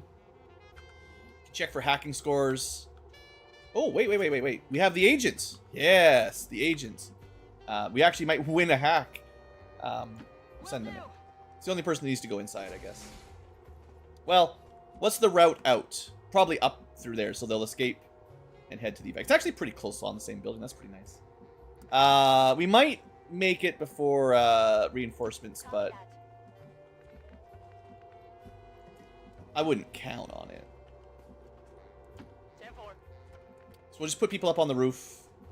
It doesn't really matter because they can drop in from any angle, so I don't really think there's any angle that's better than others, other than being on the high ground is nice, but when the reinforcements drop in, sort of, it's not exactly randomly, it's just you don't know. Yeah, it doesn't really matter what you do, right? You're not going to guess right unless you're lucky. Yeah, it's hard to say. Yellow flashing red can turn red next turn, and then they're just 2 turns away. But I think because of the difficulty we're on, and we're generally hitting the 100% infiltration timer, it's fairly chill. That's good. I forget what region we're in. Okay, it's less good depending on where we are. But the free rebel is nice. I think we're in South America, the north area, so New Brazil, I think it's called. It doesn't look like Brazil to me, but it's the north side of South America. And I'm pretty sure they only have like 6 or 7, so this is really good for them to get even just 1 extra. Intel's good, but take the guarantee, and it's a good upgrade anyway. We probably would have been able to get that if we wanted, but it's okay. Intel's good, but I think saving, getting another resistant guy, because we're gonna get 2 or 3. If we can get 4, hopefully not spies, then this area can be like stacked, basically ready to go. I'm pretty sure with dashing, everyone can get into the evac, and they might try to drop on us, but we can be ready for them over there.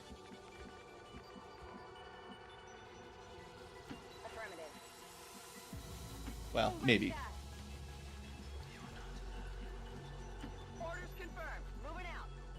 But yeah, rookies, or not rookies, the civilians, because they don't have any gear, they tend to have pretty good mobility.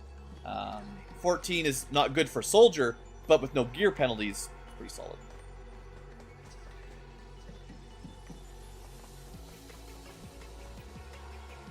So we should be out of here. And they didn't even get a chance for reinforcements. So we must have played it quick enough that... Oh, wait, never mind. Not actually ending turn. Now we're ending turn. But yeah, it still didn't tick up. So we had lots of time. So this is kind of how I decide whether or not I'm being too slow or too aggressive. If I'm hitting the end right when reinforcements pop, I'm like right on time. If there's reinforcements like 2 turns in advance, it's kind of like I went too slow. But if we're out before reinforcements, we're doing just fine. We could even play a little bit more careful, because we have at least 1 more turn with nothing. Which tends to mean, like, no need to rush, right? But on higher difficulties or missions with less infiltration, well, there's less the timers are tighter. But we are on a streak tonight. I don't think anyone's been shot yet. So, pretty good so far.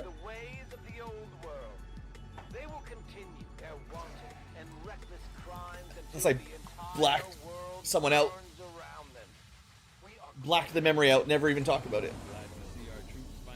It's okay, we're at that spike where we're starting to get some promotions. We can start building laser weapons. So we're going to start feeling a little bit more confident. But any day now, the aliens are going to start sending mechs and stuff that are going to bump up as well. So we get a little lull, maybe. But it won't last too long, I don't expect. Okay, Scrapper. Actually, I might want to do these because I can't see their stats. So I'm going to do them from the barracks anyway. And it's a little bit easier for me. I'll assign these guys to the Haven before I forget. Always happy to get an Illyrium core. Good stuff.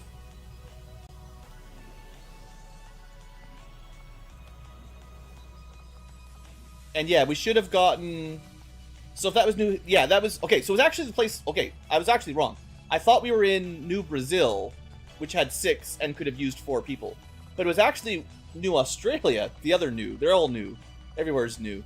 But we almost doubled, assuming they're not spies, which, you know... But we've actually had a lot of really bad mission timers in New Australia. Like, we had a couple supply... Or, not supply raid, but the reinforcement ones where you can catch them. Which is a good mission, but we only had, like, 2 days or 1 day to catch it. It'll take a little while to build up, but in theory, having 9 people on intel, assuming they're not spies, should really, really help finding missions. So that's good. I'll definitely take that. Next up is Brazil and South Africa to get them caught up a little bit if we can. But I don't think I need to send the Sky Ranger to scan here is probably the main advantage. Promotion party.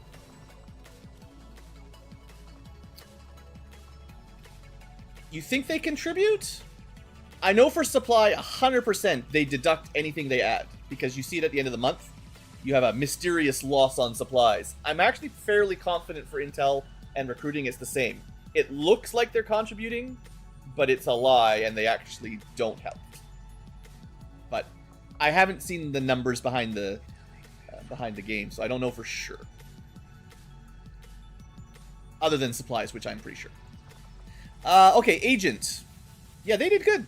Sniping and slicing, pretty fun. License to kill is good. Got that action point back. If they can get death from above, they're brutal, but honestly, double tap is good enough. They've got a free reload in there. I don't see a death from above. It could be in the random XCom tree, though. Probably.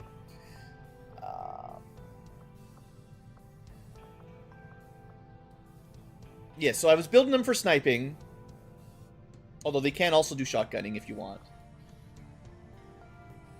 20% of supplies in each area. Oh, so it's just a percentage. That's even worse. I thought it was just like what they would have gotten, but yeah, 20% is brutal.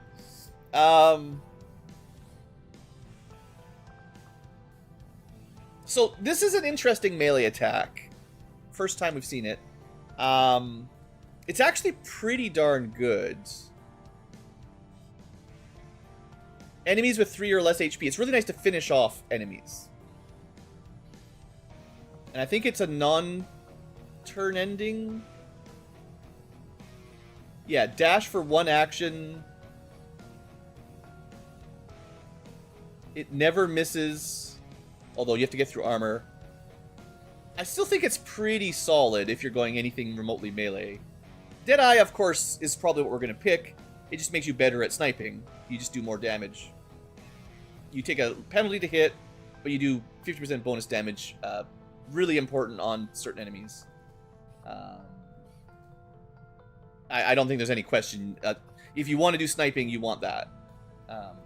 But I'm just saying, take under is good. And we know how Phantom works pretty well, so. Yeah, I know a fair bit about how to find Faceless, although I don't know the exact numbers, but yeah, higher rank up to Sergeant is good. Officers and Psionics get a buff. And then, yes, my usual solution is to bring a battle scanner. It's cheap. Once you've got them, we're actually researching them right now. You weren't around when we were talking about it, but the first thing we put into the proving ground, or maybe the second thing, is battle scanners, specifically so I can build them for my Haven soldiers, so they can get rid of spies. I mean, they're good on missions too, but that was my logic, was I don't want to deal with Haven spies forever. I think it's also, like, I don't think it's coded, but it could be, and it would almost make sense too, if you had a Faceless in an area, like a Faceless spy, if you recruit a new soldier, it actually kind of could have a higher chance of being another Faceless. It's like this, the spy is almost like, hey, I found this guy, let's bring him in. And he just keeps bringing in more Faceless, right? I don't actually think is necessarily coded that way, but it could be. That seems the kind of thing that Johnny Lump might have done, you know, if he could. All right, let's keep the promotion party going. Scrapper. Yeah, kind of a mixed class. We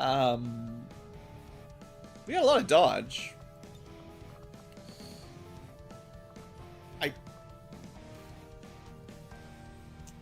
That's tricky. We could continue to do the build of other random stuff. Throw in a heavy weapon and a free grenade slot. That's a lot of extra stuff. Or we could be really good at punching. I mean, he's only got a knife, but the 3 damage makes it sword tier or better. Oh yeah, he would spiral for sure. Then again, it isn't very hard to find them with the right soldiers, so yeah, it's not too big a deal. Honestly, all 3 picks here are pretty good. Plus 3 damage on melee makes it much more reliable. But we don't have like a flesh or... I don't think we have any... Like, beatdown is a move and stun, but it's... Is it set damage? I don't know if it's like 1 plus 3, but yeah, it's not full damage by any means. It's mainly for stunning. So it's only your knife fighter. Raging Bolt is another base 2 damage or something, right? Like it's... So again, I don't know if the plus 3, how that works with it exactly.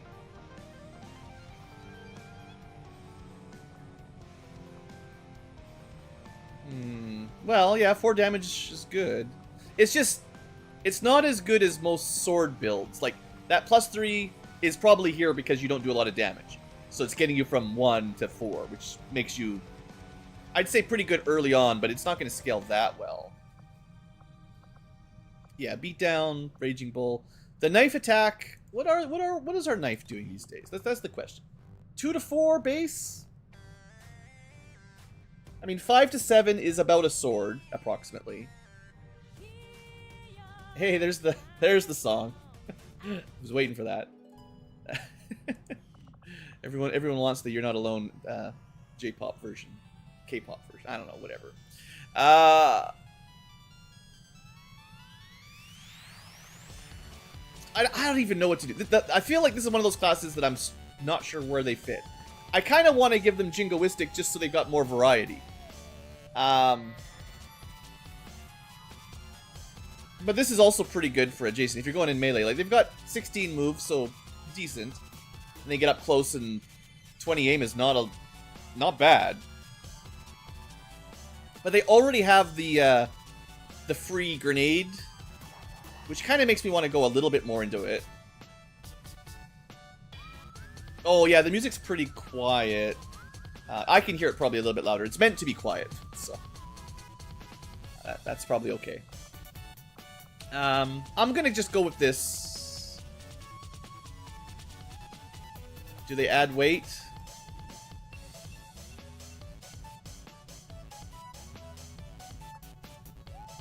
I don't know. They usually don't. Perks that add equipment slots generally do not, but they might.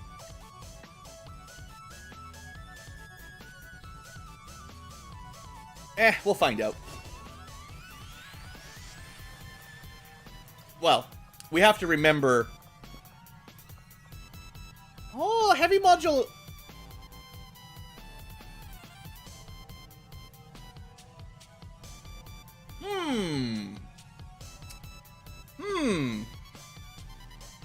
This could do 11 damage. We'd have to take a second perk for it. That's a lot of damage. That's pretty good all the way in the mid to late game. I think the heavy weapon's fun. We're gonna do it one way or the other. It doesn't add any weight, right? No, it's a free slot. That doesn't even count it.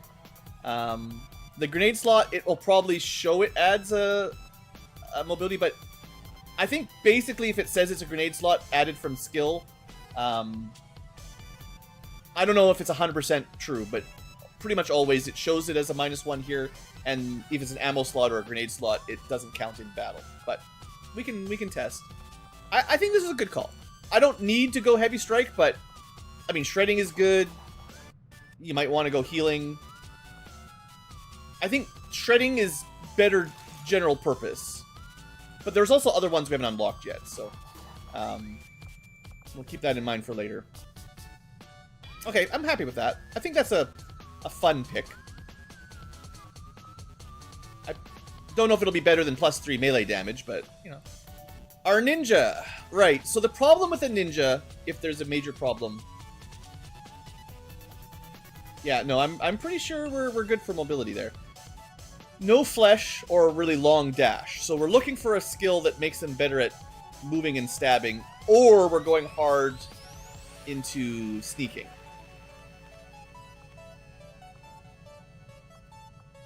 We could focus on just stealth and not really worry a whole lot. Wait. Oh, he doesn't even have Phantom. He's going to lose stealth. I think the icon looks the same. It just always mixes me up. Or at least looks similar. Super concealment with Shadow is nice, but it's like the turn you use it is good, the next turn is good, and then the beginning of the turn after that you lose it and you can activate or get into a bad position. You've heard XCom a billion times? Oh, yeah. It's a fair bit like Fire Emblem. Less... it's similar. More because you got guns. It's a bit more about cover and reactions and stuff. And the enemies don't get an automatic counterattack or anything. But yeah, there's definitely a lot in common for sure. So yeah, we'll do the next mission. You'll see how the tactical combat goes. It's definitely got some similarities for sure. But yeah, okay, level up. He's got a good chance of getting extra points later.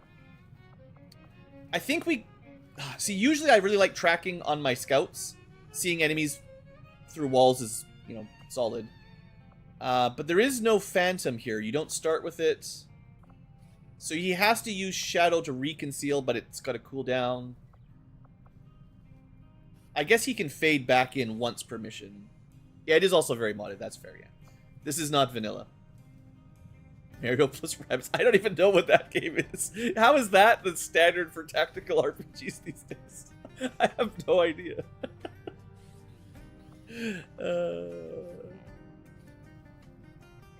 I mean, if you wanted to go sword, you probably want to go just on the top line. You'll definitely want Whirlwind one way or the other. I think we use him as a scout for now. But I actually think Ninja's like one of the worst scouts we've got. What is his fourth? So this is just Knife Juggler. We just can't see it. Like throwing knives are cool and they don't break shadow, which is neat. I mean, maybe I go for a knife build. That could be fun. I do like free knife throws. Okay, that's the plan. We're gonna get him a little bit of sneaking of some variety. I'm not sure I need Crippling Strike, but we're probably gonna go knifey, swift knifey. That's my intention. We'll see what happens. Might change my mind. Next up, the last promotion of the party, our Hoplite. Okay, shield. So this is our... I don't know what to do with my shield guys sometimes, but long-range pistol shield. I think we take perfect shot.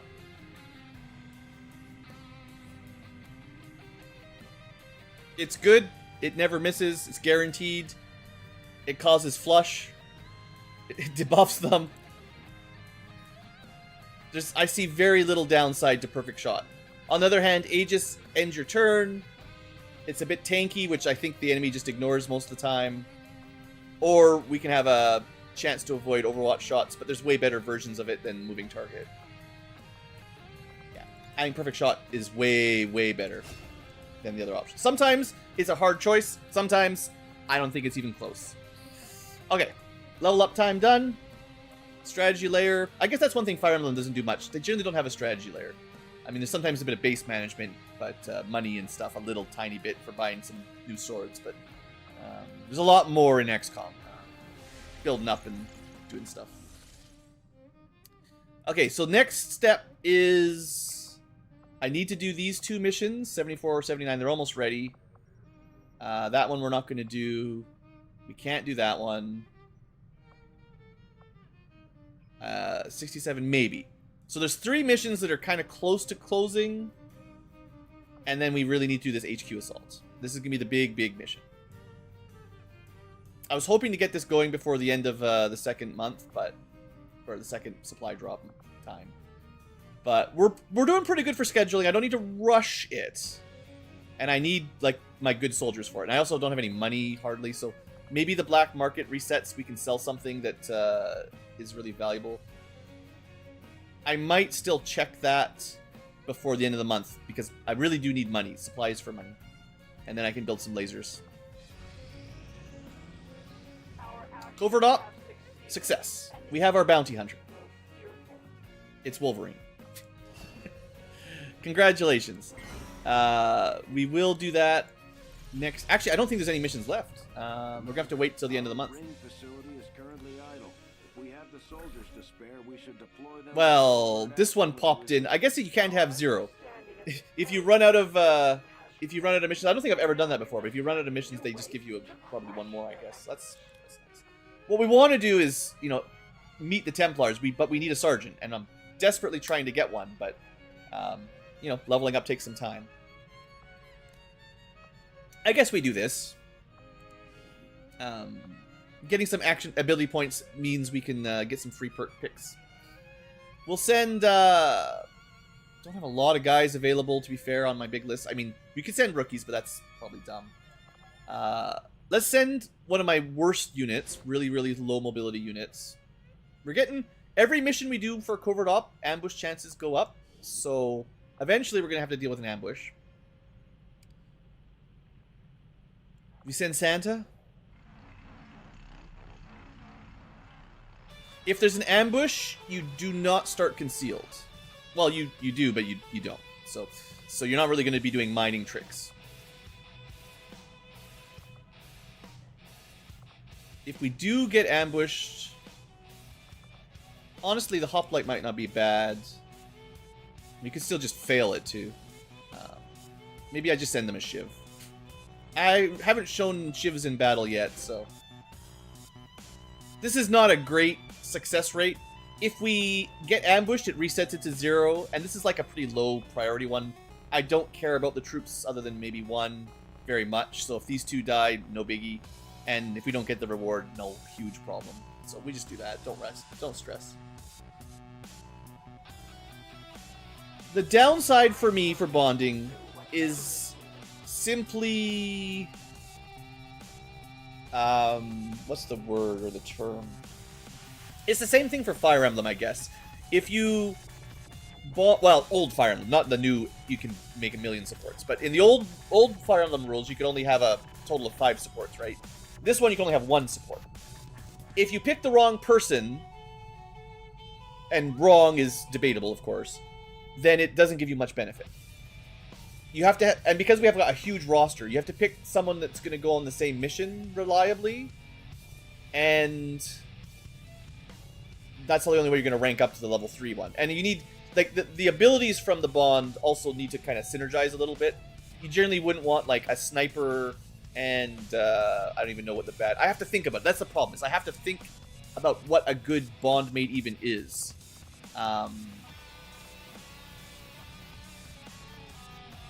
Like, 2 of the same class would be bad because I'm very rarely going to send 2 snipers, for instance. That's simple.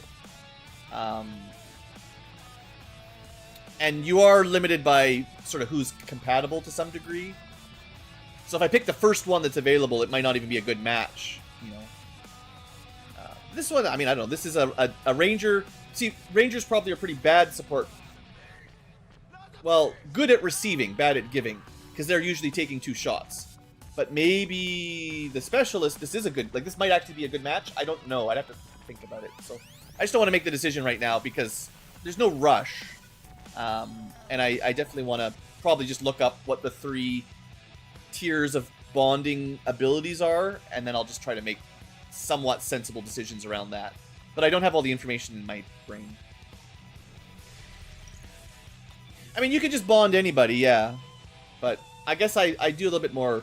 It's like when I do my old Fire Emblem games, I very much try to pair people up in a specific order for a bit of min-maxing. I don't know.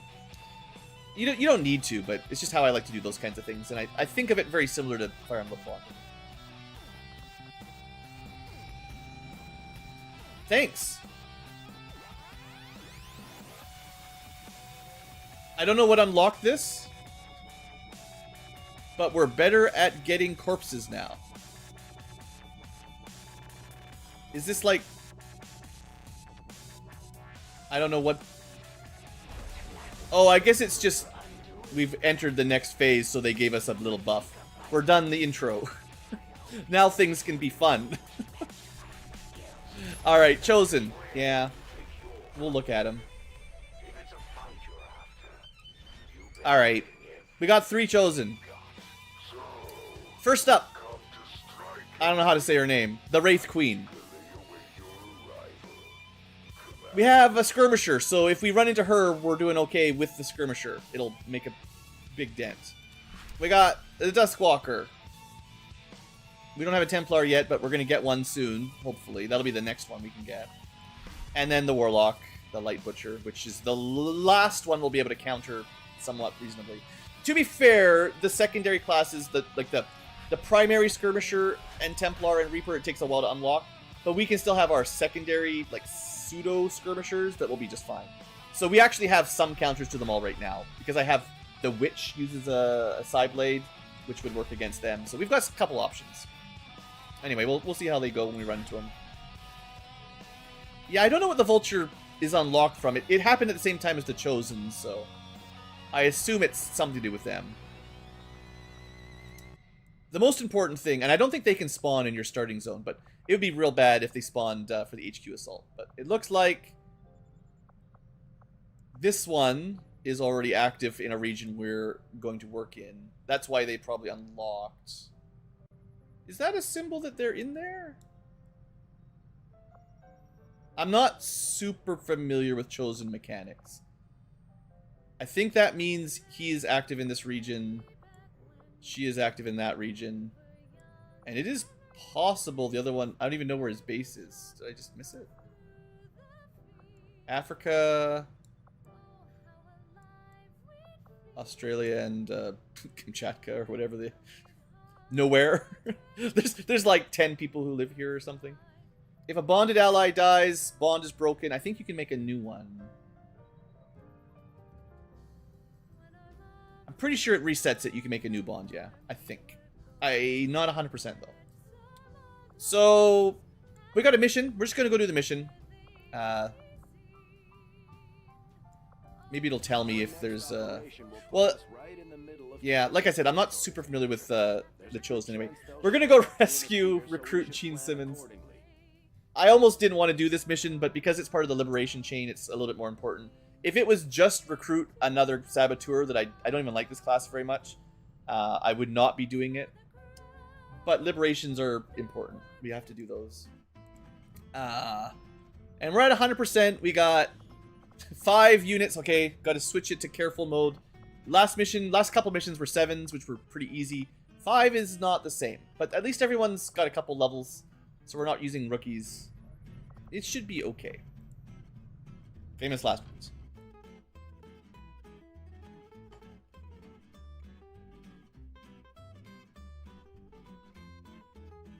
But yeah, we can start having some friends drop in unannounced on missions. It's not on super high difficulty, so it's not going to happen every mission. If you play on the highest difficulty, they have a habit of just showing up every second mission, I think. They generally take one off or something, but yeah, they get really brutal. But for us, it shouldn't be too bad. In fact, on the lowest difficulty, I basically saw them 0% of the time, but we're up, we're in the mid-level difficulty. We'll see what happens. They should be around. We'll need to lock down the AO, secure the VIP, and eliminate all enemy contacts standing in our way. Menace 1-5, we have a okay, what kind of mission? Rescue. One guy. Get to the evac. Fixed evac.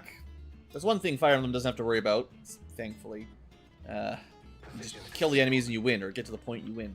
I guess it's kind of like an escape mission. We're playing Fire Emblem 4. And everyone's got to get to the evac point to run away. Yeah, but that happens all the time.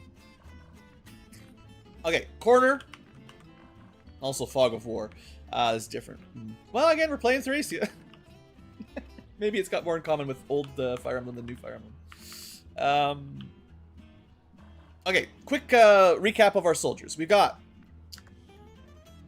hit and run. You want to flank, get extra shots, move and shoot. Also do some flashbangs. Soldier 76. I think I'm staying on the roof, going around the right side.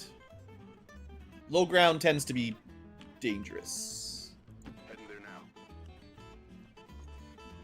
Next, we have a sniper, big boss. Squad sight. Good basic sniper. This one's mine, is helpful for bonus damage. Well, maybe. Chance for bonus damage. Oh, we're gonna move someone else first. This is our actual scout. Should move them first most of the time. Sneaky, can see through walls. Pretty good. There's nothing here, so we can move out of cover. Moving out. Make sure there's nothing that we're... Because this would mean, I'm pretty sure we could see if there's like drones or enemy just waiting underneath us. So we'll just move them up. I feel like they're really good for clearing space. Yeah. We even know that's, what, 6 HP? Could be a Celatid, I think. Very likely. Maybe a Sectoid or an Officer, but it's probably Celatid. Sniper! Well, we just got to get him on the wall to get some aim. We got a shotgun. Where are you? Low profile is nice. Oh, kind of the... Oh, is this... oh, this is my combat medic, I think. Yeah. They can grapple around. We got some melee. That's fine. Good class. 10-4. It's actually not a Celatid at all. It's maybe it is an Advent Officer. And then finally, our guy with a big gun and some rockets. Area suppression is fun. We have slightly better rocket aim and two rockets. So I think what I have been trying to do is when we have missions with only 5 people, I've been trying to bring 1 Rocketeer. So they kind of even the playing ground. If I don't care about loot, we just blow stuff up and then we're laughing. No need to ask twice. We can... If it was a drone, I wouldn't want to move up here, because a drone is liable to just fly up and flank us, but foot soldiers are... Well, it's possible, but I think we'll be okay. Yeah, they shouldn't be able to see us from the ground.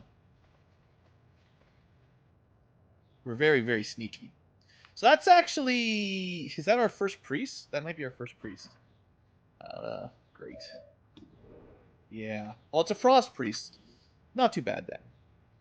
I really don't want to have to deal with full priest yet. Yeah, the first time we've seen one of these guys.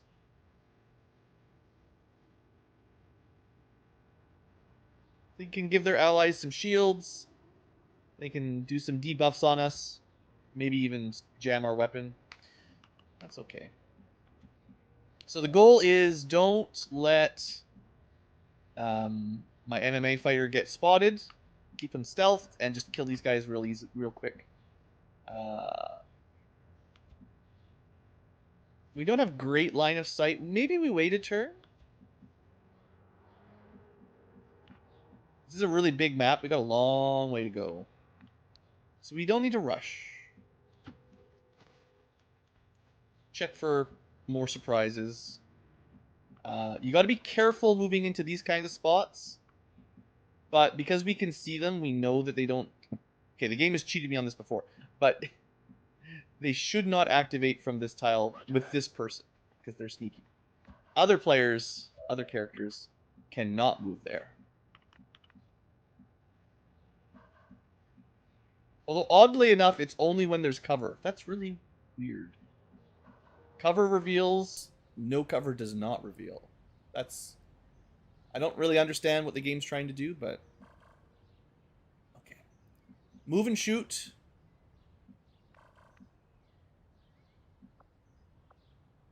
Yeah, we're not going to activate this turn. Confirmed.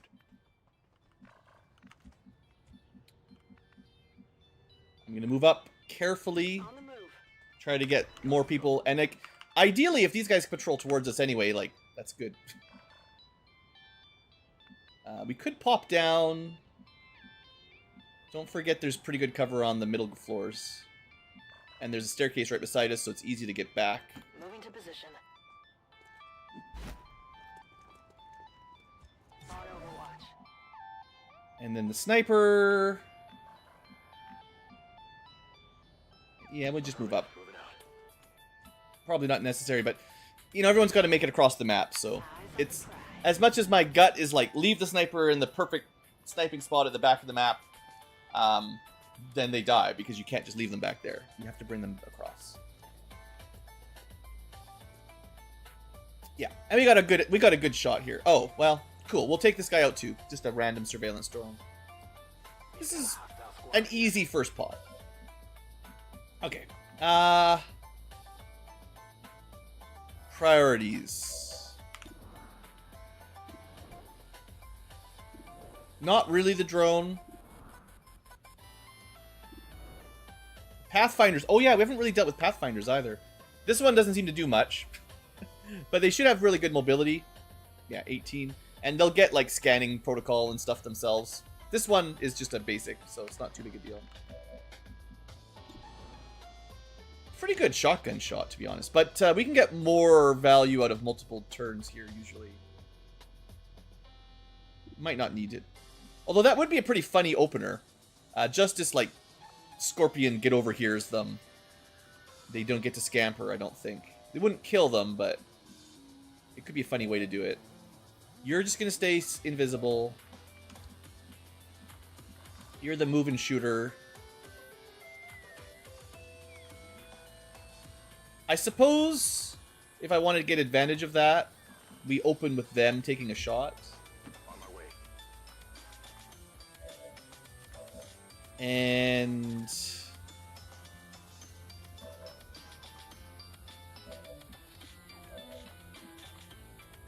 you can be on Overwatch.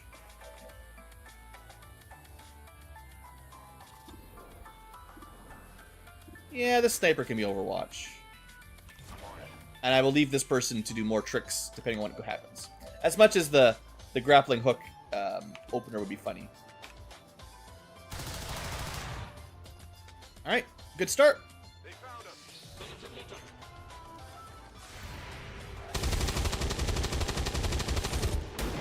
I mean, that was pretty much perfect. Nobody even missed. Oh, this drone didn't even activate. Alright, that's pretty much perfect. You can stay there on Overwatch. You can... Doesn't really matter, you just move up. This is an Overwatch that just wastes ammo, but it's fine. Very likely the drone, who can't see us, but heard us, will move over and get shot. So I'm just going to stay here for a check.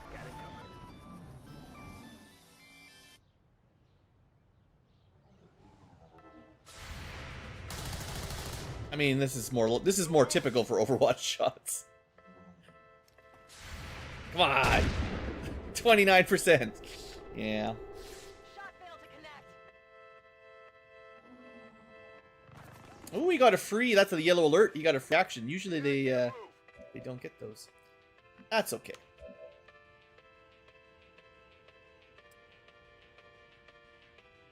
Okay, so move and shooter means you want to move and shoot, and then you get a free reload, basically.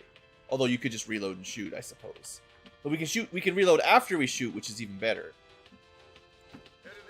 Relatively minor difference, but this is where I don't like XCOM very much. Okay, there might be a way to salvage that. If I move this guy out of the way, because he can see, once he's out of the way, this guy will lean over and shoot. Heading to that location.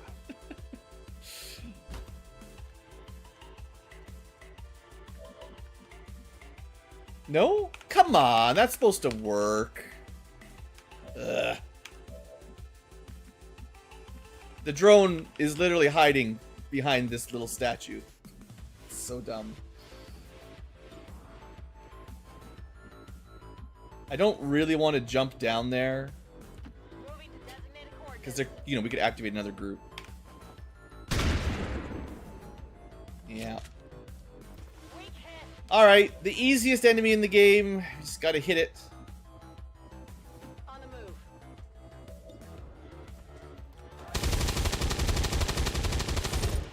Uh-huh.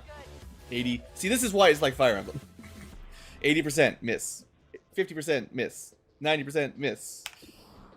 93%. Everybody shoot it. Okay. First group, perfect. Then one drone barely can handle it. This pond is annoying. We got to go. We lose our stealth to run by the tower, so we have to go around it with our stealth, with our scout. But nobody else needs to. Just reload.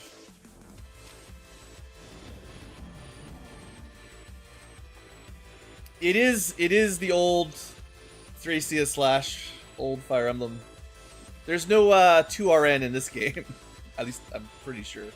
Actually, if you play vanilla, it cheats pretty hard in your favor. It lies about the stats, but okay, we've got tracking.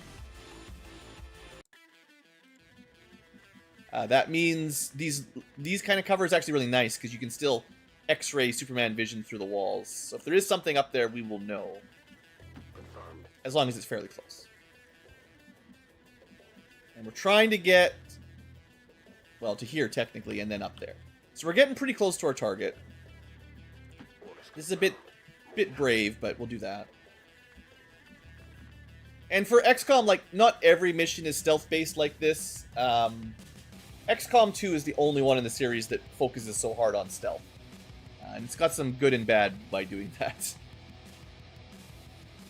If I can get vision on those, I can do some nice squad sight sniping, maybe from right here. So let's... We've killed 3, that's 5. There's definitely more units on the map. Let's just get some movement going here.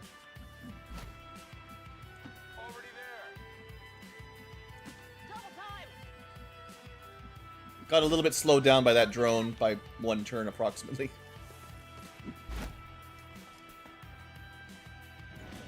I know it says we got 22 turns. It's lots, but the enemy starts getting reinforcements.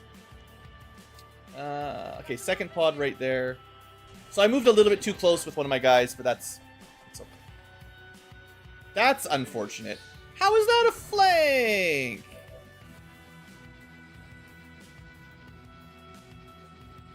That shouldn't be a flank. I don't believe it. I don't even think you can see him from that tile. Well, we lost our sneaky scout. On the plus side, we do still get our shots. Okay, we're going to go use our ability here. This one's mine. He's got Overwatch. I don't want him to get a shot off. So we're going to really double down on getting a kill here. It's not a great crit chance, but it's something. Okay, sometimes. Oh, it's one of those. My favorite. A normal priest. I didn't even notice. I'm so glad. Remember I was just saying we're getting stronger units. The enemy will get stronger units pretty quickly. Here you go. Free stasis. Hate it. It means we can't kill it. So next turn it will wake up and get to act. So you have to counter that. And we're pretty early on for having a lot of counters for that.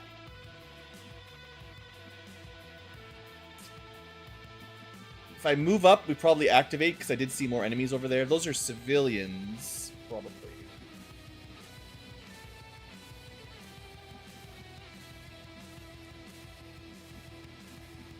I mean, this is good spot. Maybe.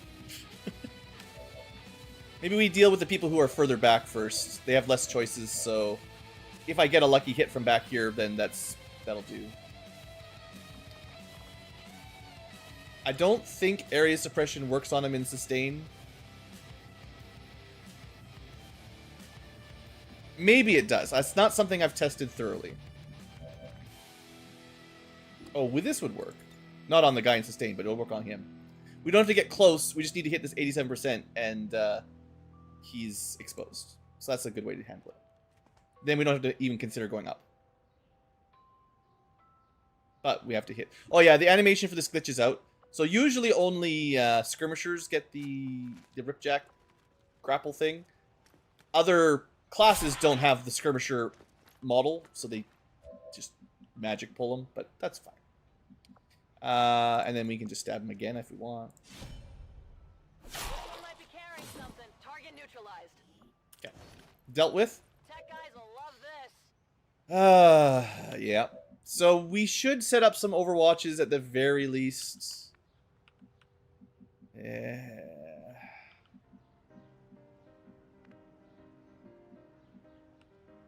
He'll probably... What I guess will happen is he will wake up on his start of his turn. He will put one of my units in stasis, and then he will try to panic another unit. He won't move. There's nothing I can do about it. He's just going to slow us down. So the main thing is move forward so that if we get paralyzed for a turn, basically, it's not the worst. And don't activate anything else.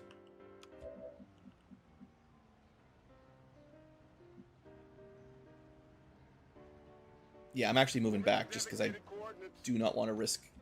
I know there's enemies up there. I don't like being on the low ground. Like, this is not a great position. But he's basically forcing the hand. Oh, good. It's stasis on the... I didn't think he could see the sniper. I thought that was squad sight.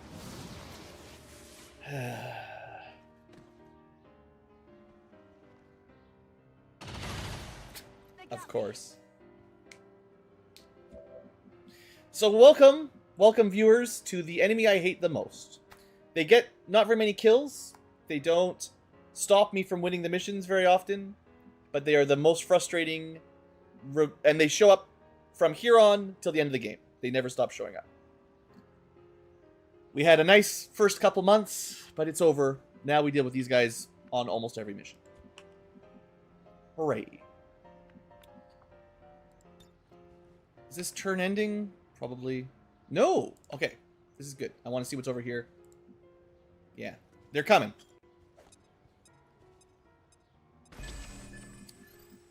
If I move up, they'll activate while I'm a sniper down.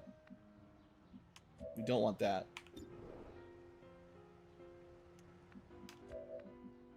I hate this guy. And there's no way to break, like, there's literally no way to break him out of stasis. I can kill him, he remains in stasis, which I think is... I don't think it should do that. I think, for players and enemies, the caster of sustain, if they die, they should lose their spell.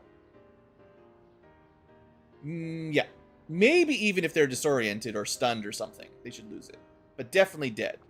It does mean your guys could be affected by that mechanic, but I think that's better.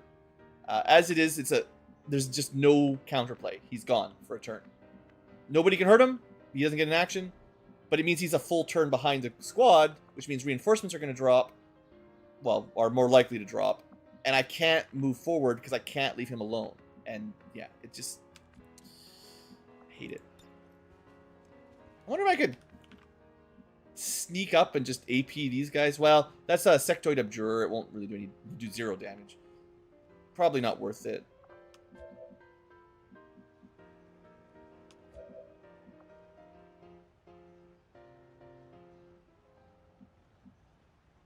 Okay, I'm gonna do a tiny move, which gives me the hit and run if we basically get the action back. But we had to hit him.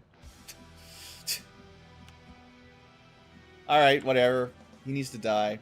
This is kind of a waste of a grenade, but I'm mad at the mission already, so before I get too tilted, get rid of him. Moving to position. Maybe I should have... I might have had a rocket on that group. I shouldn't have moved. Should have thought about the rocket first. Healing 1 HP doesn't really matter. Yeah, we did take a little bit of damage. He's okay, but yeah, kind of wrecks my streak, you know. Closing on target position now. Back in. Alright. But yeah, this is a small squad. And the part of that problem, right, is like we only got 5 people. Losing one for a turn or more is actually a pretty significant hit to our power. Like, I don't even think the sniper has ammo, right? Like, he's gonna have to reload again. Mm-hmm. So, like, he's completely out of it. Okay.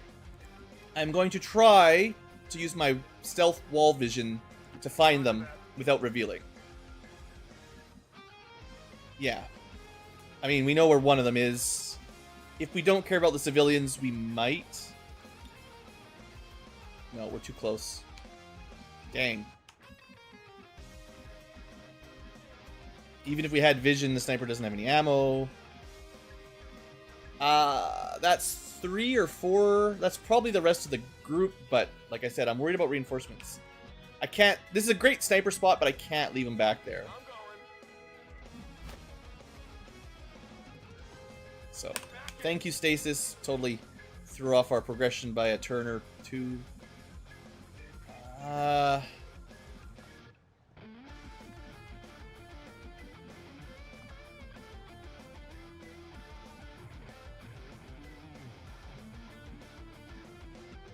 It's weird, but this is what I'm going to do. I don't think they're going to come straight at us. They're not seeming to already.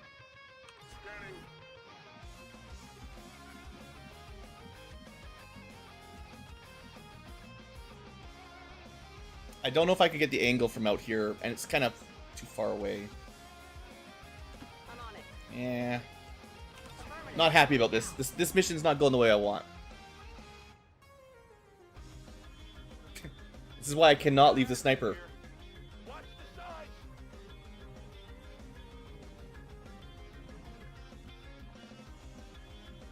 Okay, we know exactly where they are. Can we do something?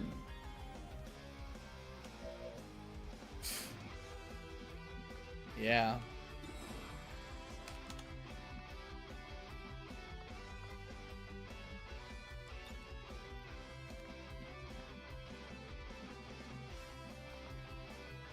Could flash that group. I mean, they haven't activated yet. We don't technically have to go hot. Assuming we can make this shot. I mean, someone has to kill the drone. How about the cannon? We can't get vision from here. We're still too far distant. It sucks. We could, you know, run the sniper over. They might... The trouble is, if I move him over, there's a reasonable chance that he spots them, and then we break concealment. Well, we activate them, and they get some shots. I think we just take this and... Well, I guess we could make it a little better.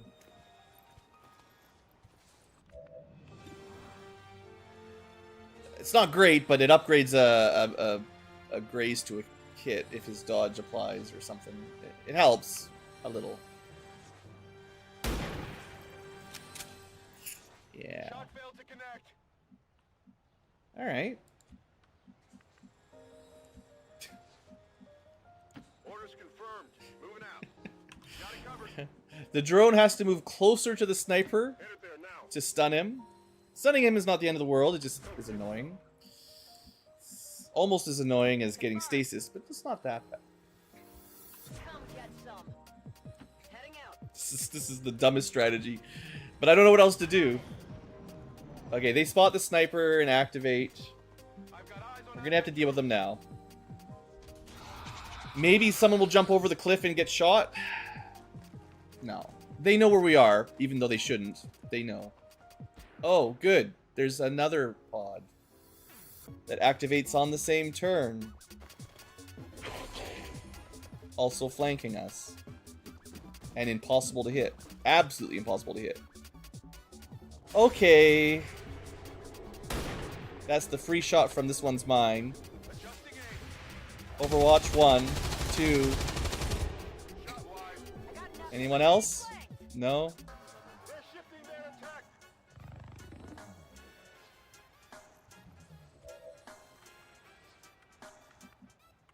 He dodged.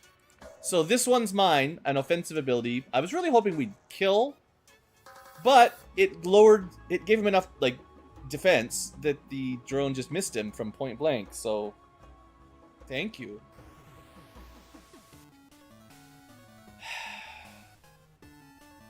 I literally blame the stasis. Otherwise, the sniper would have followed everyone else and been much closer. But because that guy locked us down, and I knew these guys were here, but I wasn't ready. We got stuck, and then the drone locked us in even more, and then even more guys showed up. And now there's 2 Pathfinders over here who can move halfway across the map. Oh man, I think we go hard on this direction, but okay, we're gonna run and slice somebody. We need vision. Okay, grapple hook. What can you do? That gets us up. It's a free action. Doesn't cost me anything. It'll get me vision. Because I know where some of them are, but I can't see them for targeting purposes. And it's at least half cover from the Pathfinders, which are... Well, there's a lot of problems. Might be able to just grapple up and rocket them from point blank. Alright. These civilians are going to be dead. There's a sectoid in here somewhere. Oh no, he's over there. 1, 2, 3. Okay, hold on. We got 6 activated. 1, 2, 3, 4, 5, 6. So we know where everybody is. This is also our first stun lancer. This mission is a trap.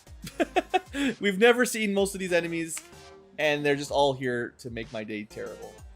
So you can't rocket a sectoid, but we can rocket these guys. Now, the trouble is, I don't want to kill him.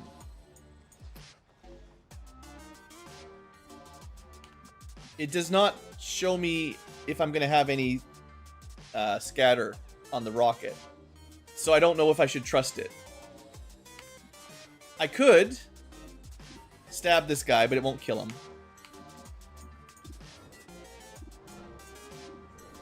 Sadly, I actually don't have vision on this guy. I think we rocket. We're in a pretty bad spot. We need a double kill. Come on, rocket. Well, we got a kill and a halfway kill. Then sectoid must die. This is not a guaranteed kill, but we're in cover from the Pathfinders. We're gonna deal with him later, and we get another action after the dash, thanks to the run and slice being really, really good, basically. And we need some melee to kill the sectoid. Man, 4 damage. Sucks. Can you finish him? Yes. I mean, he could have grazed, but we did not. Alright, alright. We're turning it around. We're turning it around. Just don't forget the guys on the other side of the map. So, everyone's going to be in half cover. I'm probably going to put my already armor guy out of their vision. But we need to kill this. We also need to hack a door. Although, it is possible if you destroy a wall without killing the guy inside, that releases him as well. So, you know, maybe. Rather be back here, I think. Moving to designated coordinates. And we should get hit and run. And it's 100%, even a graze should kill, I think. We're good. Alright, reload, please. Okay, we never got to the drone. We do have full cover. Oh, no. No, we gotta run. We gotta run. Run to here, yeah.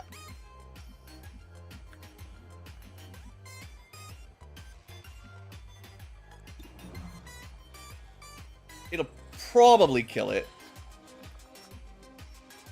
We can't stay here. You will die. So you gotta... The clicking of the square is like, it just about ate my input and made me go somewhere else randomly. So I had to hold the right click in there to not die. Alright. This is not the worst cover. But I think I legitimately just nuke the drone. It could survive the rocket, is the problem. And our aim on this drone has been just the worst. We can't... No, we can't stay there. I was thinking the drone rocket would be good, but... On your order. The Pathfinders might be able to hit him. So do we take a 78 or a rocket that scatters a bit? I'm going to use the rocket. It must destroy the armor and damage. It can't completely miss. And it did get the kill. Okay. I think that was the right choice. Okay, these guys... They only had a 20%, so they didn't have much. Well, we've got one more rocket. Screw these guys. Screw these guys!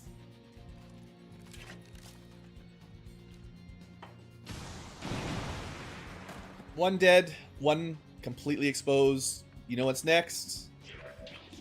Finish him. Oh, beautiful. We turned it around. Oh, I was a little bit worried. We're not completely done yet. That was a good turn. We were flanked from like 3 angles. 270-degree flank, but we got him. We just gotta rescue and get out before the reinforcements kill us. And yeah, our guy, the door is broken, I think. We don't have control of him yet. I think as soon as we get vision, he will automatically activate, I think. I'm looking for a nice, easy way to get him up there. I don't see any nice climbing spots. We're probably going to be climbing up from this spot. Alright. Just going to walk through the door, make sure he knows he's fine. Hey, let's go. Kick the door open. You really didn't need it. You're free. Okay. Is there any chance there's more enemies? There's a chance. Let's regroup for this turn. We'll find out at the end of our phase if there's any enemies left. I think we're done, but it's not a guarantee. Head there now.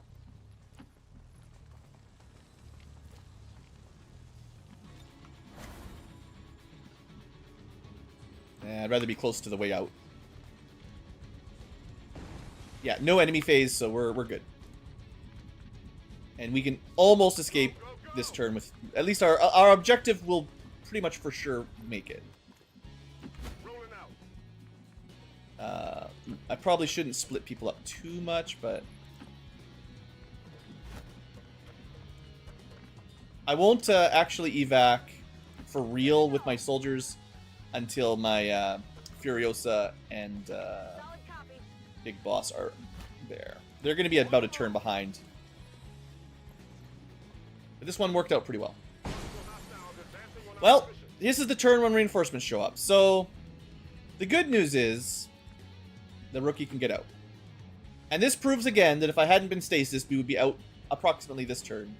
And we would have no problem. But thanks to the stasis, we have to deal with reinforcements. Alright, these two are going to dash.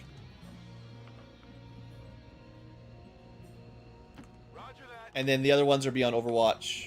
It's possible the enemies don't land anywhere near us, but they probably will. So, let's try to cover our friends. Maybe on the wall so they can shoot down if they drop over there. Yeah, it doesn't... I don't know if there's any distance... I don't know if there's any way to predict where the reinforcements will land. But they'll land somewhere, you know. Somewhere near us, I think.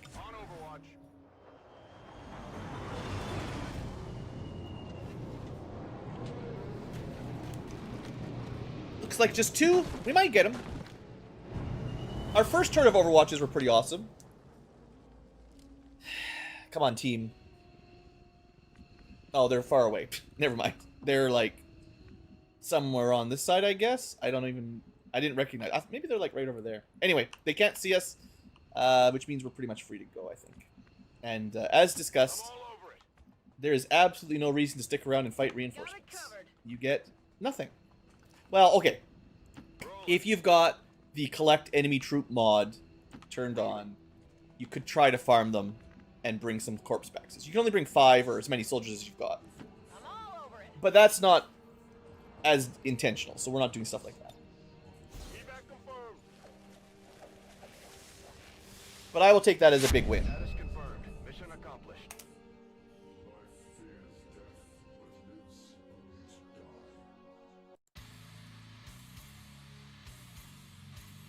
Advent officials revealed today's maneuver by local peacekeepers was a planned exercise. Citizens should not be alarmed. All weapon fire and wounds were similar. Alright, one smallish injury. Can't keep never getting shot, but all in all, no one's dead. We was a success. I'm not happy about what happened, but we turned it around, right? So The aliens must be getting nervous. 6 days could be a lot worse. And you know what? It's growing on me. You know, that was the first time we saw Stun Lancer, Pathfinders, Stronger Pathfinders, Frost Priest, Normal Priest. It's like 5-ish new enemies, and we came up with 1 light wound on a small group. Yeah, you know what? Yeah. Also, we have rescued and recruited Gene Simmons. You're welcome. So we lost a soldier, sort of. Even if someone had died, we would have got a Lance Corporal back. So I guess it's probably worth it. Let's look at him. Maybe his stats are good. Does he start? Where does he start? He starts as a Lance Corporal, but you've got to pick the promotions, right? Yeah. Gene Kiss Simmons, sure. So another scout. We have one of these already. Let me update my list, actually. What's it called? Saboteur? Yeah, okay. So I really didn't want 2 saboteurs, but it's not one of the classes I would want 2 of, but that's what we get. The other one, I'm pretty sure, was going on to traps. So we don't have to do that again. If his stats are good, we could make him into a sniper. Forget traps. Squad sight, damn good grounds, pretty good combo. Probably better than better traps most of the time. Mobility is average, aim is great. I mean, he is built for a sniper, that's for sure. This is probably after a couple promotions, though. His base aim is probably around 65, but that's still fine. Surprisingly high hack for a no gremlin unit. Can he even hack? For someone with no skills in hacking, he's pretty good at hacking. Stealing all the lyrics, right? It's also a pretty cool outfit. I don't like the Anarchy's Children stuff too much, but, you know, on these kind of characters, it kind of makes some sense, right? Spiky arm shoulder pads is cool.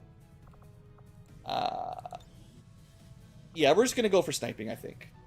I have too many snipers, but I don't want more traps. And that... Where's he getting the...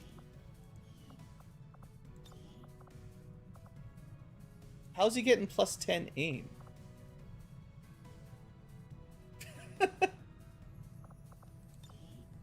It's not a vector rifle. It is. Do vector rifles just have a built-in 10 aim? I didn't think they... Because you could... If we had one, you can equip a scope. We've literally never seen a scope in our life. But, I love the random drops. Like, you can't even research them until you find one. Our group doesn't know how to make an optical scope until we see an alien scope. But that's usually how you get aim bonuses. Something like that. But I actually don't know where that's coming from. I don't think vector rifles usually provide that. Let me see someone else with vector rifle. My bounty hunter we just got. Oh, okay, okay. It's just a bonus to the weapon I didn't realize. Okay, that's good. That's good. Yeah, I did not... Somehow missed that detail. Good to know. Okay, promotion party. Well, let's give our wounded soldier something. The rockets were great. We were planning on going suppression rather than rockets, but I think what I was saying was I just didn't really want a concussion rocket. So biggest booms is one of those perks I'm not a huge fan of. It is great when it works, but it's 50-50 crits for +3 damage. But you can't, it's not guaranteed, you know. But it does mean your rockets can do a tremendous amount if you're lucky half the time. Hollow targeting does synergize with area suppression a bit. Heat arsenal's good too. I expect if we're finding upgraded enemy units, we're probably going to find mechs pretty quick, and this is good. But I think I'm leaning into rockets with this one. Area suppression is more of a backup, like pseudo disorient, basically. It's like lower their enemy aim and stuff. Yeah, we'll go big booms. It works on grenades too, but we don't have very good grenades yet. Okay, next up. That might be... We do have some wounds. We got the 21-day wound. Can't remember what Johnny Cage got hit by, but he was out for like a month. So that means he's out for 3 weeks of streams. Sniper. Okay, Sniper was honestly doing a pretty good job. The low mobility obviously penalizes us a lot. And getting stuck in the back was rough. But at shooting, Naked Snake was doing pretty good. Lead the target, there is no doubt, unless something else is like plus 1,000 damage. I really, really like this skill. Not just for the 20 aim, for enemy activations on enemy turns. Otherwise, we could take Battlefield Awareness. Not really good for...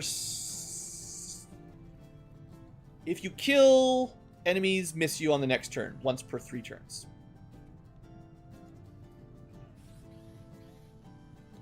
I still wouldn't have been able to leave him in range of the Pathfinders. He could have killed the drone, but then there's 2 shots. One was guaranteed miss, assuming he killed the drone, but that assumes he kills the drone. So, like, does this mean you can make risky moves? You can try. But if you don't get the kill, then you're super dead. And if you do get the kill, it only guarantees 1 attack misses. The next attack, not the next attack that would hit you, just the next attack. The next 1% shot misses you, even, which doesn't really help you at all. If it was the next hit that would hit gets downgraded to a miss, it would be a little better. Fair bit better. No, I don't think that's worth much. And open fire plus 10 aim, I think is way worse than lead the target. Sure, it works all the time at full HP, and it is good for snipers to pull the first shot on a big group from long range, of course. So that does apply more on a sniper than on some classes. But yeah, not close to me. All right, one more promotion. Claire, one of our Resident Evil. Didn't get a ton of use out of Grapple Justice, but still lots of fun. Let's stick with that, probably. You don't have to take them all. Wrath lets you grapple towards an enemy, and it tends to have better aim than Justice. Also, like, if you took Field Surgeon, then all allies on your missions take less recovery time, which is not something I'm probably going to tick. Unless the other options are terrible. On the other hand, you could take a Shotgun Conal. I think it still does an aim roll, though. I don't think it's guaranteed. So you can try to hit 2 or 3. No, it says guaranteed. Okay, it's different. There's a couple different shotgun AoE Conals. This one is guaranteed, but does less damage and flushes. Okay, so the utility here is more to make enemies move, not really to deal damage. So you could grapple to a good flank, or try to grapple to a place where you can hit 2 or 3 enemies that are in good cover. They do a couple points of damage and they move. That could work. I think I'm just going to stick with the cool Ripjack stuff, though. I like flying around and slicing people up. It's pretty cool. Alright, whew. Maybe one more mission. I was hoping to go a bit longer tonight, but, well, we'll see how it goes. I might need to take a little break, get some food or something, but that mission burned through more of my resources than I was expecting. My real-life Ankylo resources. And I think we've got a couple more missions we've got to chew through, too. Yeah, 96, 85. We want to knock those out before we go to the HQ mission. Oh, good, yeah. Now that we've unlocked the Chosen, they start yapping at us. Not even 100. Right, this is another mission that I was considering canceling. Usually I like freeing captured rebels for the area to add to their Haven organization. We get one, and then a bunch of rookies we don't really care about. Well, they might have good stats, but I probably don't care about the rookies. Even this early in the game, it's just, I don't want a ton of rookies anymore. Not that having a few more is the worst, but I would rather get a bunch of resistance off. But the thing is, I'm doing the mission anyway because Heavy Fog is fun. So this is for fun, so maybe this will recover me a little bit, my mind, my spirit. 7 to 9 should be fairly easy. We got a 7 deployment, big group, makes it, we might even almost well, at best we match them, but, you know, almost outnumbering the enemies, and Heavy Fog is pretty cool. You'll see. The auto conceal is great. So yeah, we'll just go with this. It'll be fun. Every mission is a stealth mission. XCom 2.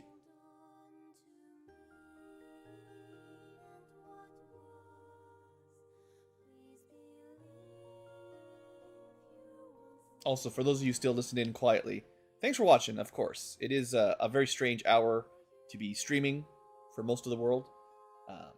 There's some places waking up in the early morning, but early morning streams probably aren't the best either.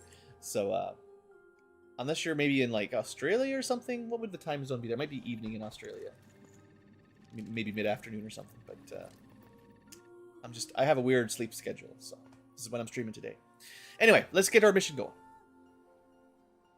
Rescue some people.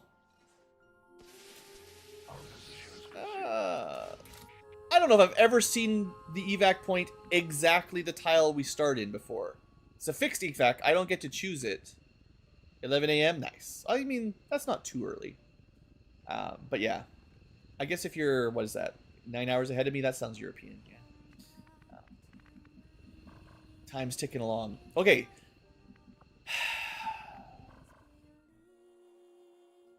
Heavy Fog. The strange thing is, it's actually a long trip, longer trip out than normal. We need someone to get in here and then run all the way back. Usually the evac point is like adjacent or something. Kind of strange. 2 a.m. for you. Hey, we might even be the same time zone. Nice. See, I knew there was some people. I'm not trying to call you guys out. I always know there's some quiet watchers.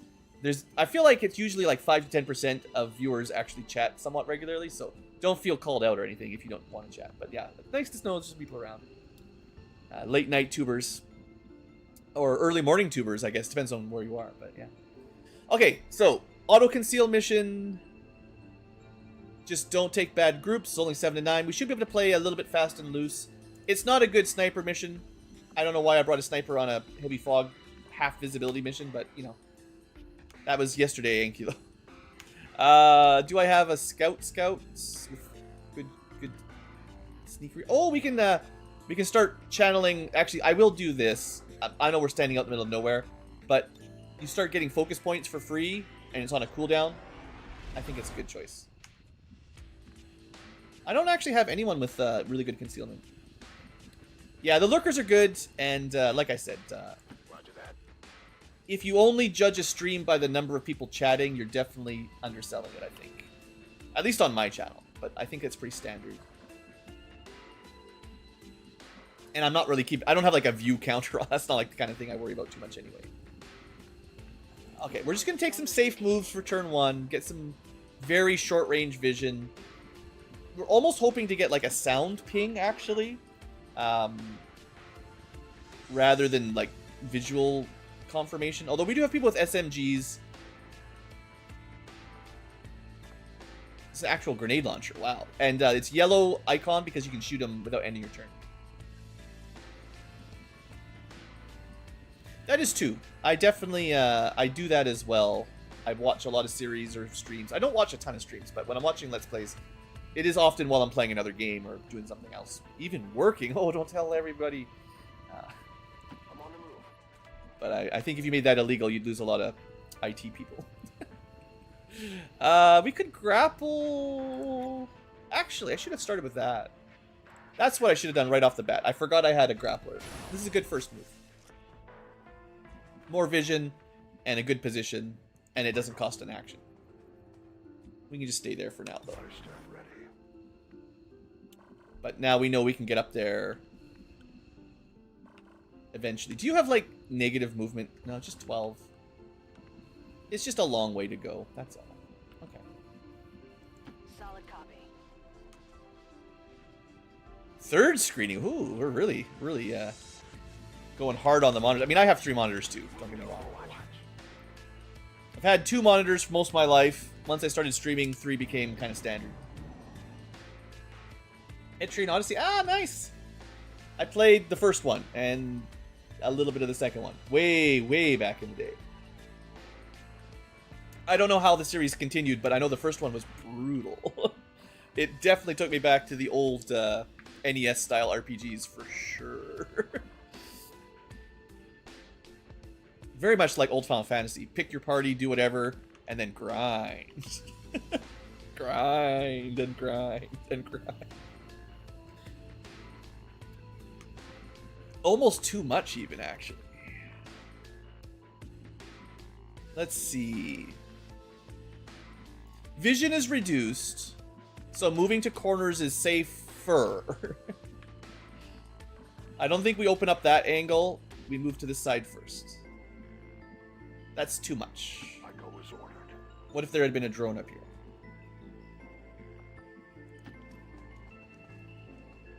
Yeah, that gives me enough vision to be... I think we can get people up top at least, right? That's a good, like, playing sort of fast and loose with my very slow mobility characters. Let's do this. Playing the 4. Yeah, I don't, like I said, I know the series actually has quite a lot of games in it by now. I can't remember. I think I might have tried a few of them out a little tiny bit, but I mostly just played the first one, maybe the second one. I do hear it has a pretty big, like, cult following, you know. Move. I did enjoy my DS. I got my my Nintendo DS when I was in college. I think it was college era, yeah. And then I got it was the old days of pirating before we could soft mod everything. I got it was a soft mod, but I had to order well, no. I guess would it classify? The DS was not modified. It was a cart. It was a cartridge that was modified. You had to pay for, and then you put like a micro USB in it. Yeah, was that what they're called? The tiny little flash sticks. Anyway, and you could load it up with some software and stuff. It was fun. The old days when I was poor and in school.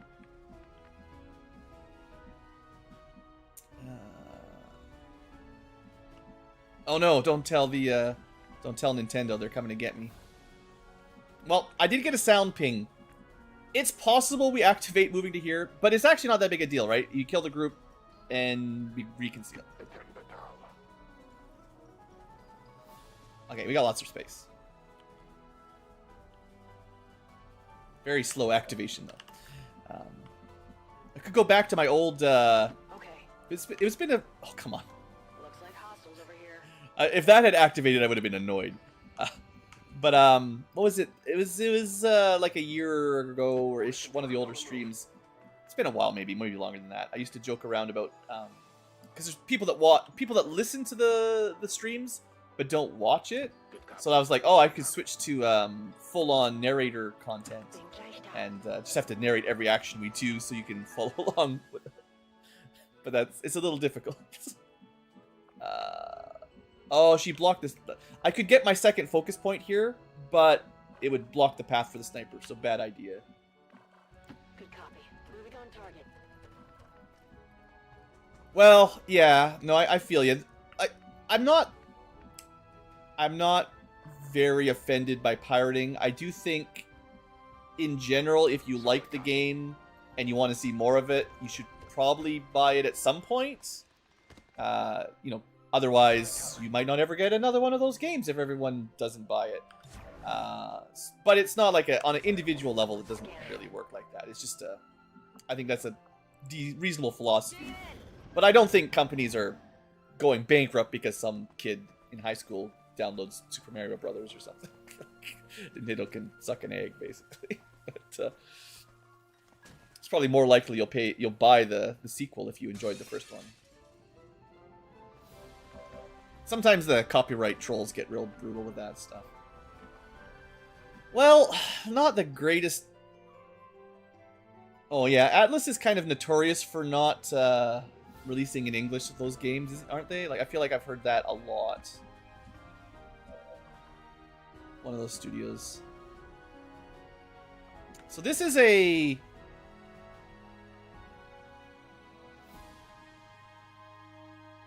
I guess we've got a frag, an AP, and a flashbang. With Sapper, there's at least some chance we destroy cover, which is otherwise quite difficult to destroy. Trying to decide if I want to open this turn or not.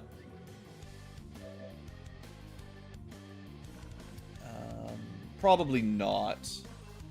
There's an enemy right here that I cannot get vision on.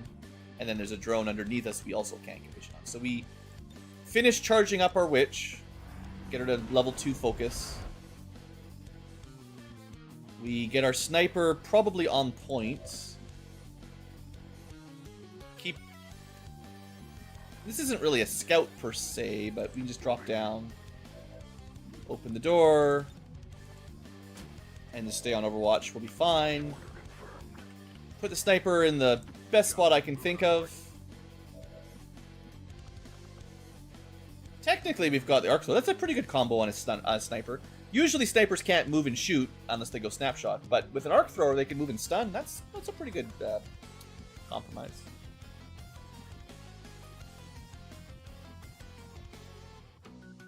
Might and Magic 7, glad you enjoyed. That's a lot of people's favorite. Not my favorite, but some people. People always get mad when I like Might and Magic 6 more than 7. But it's just the one I played the most when I was little. Another alien pod. All right, we're seeing everybody here.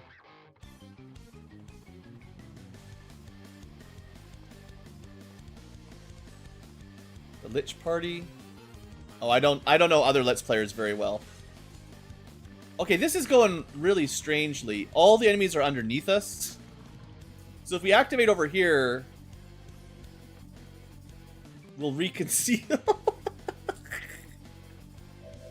Yeah, I know people have asked me to do a dark route on MM7 one day.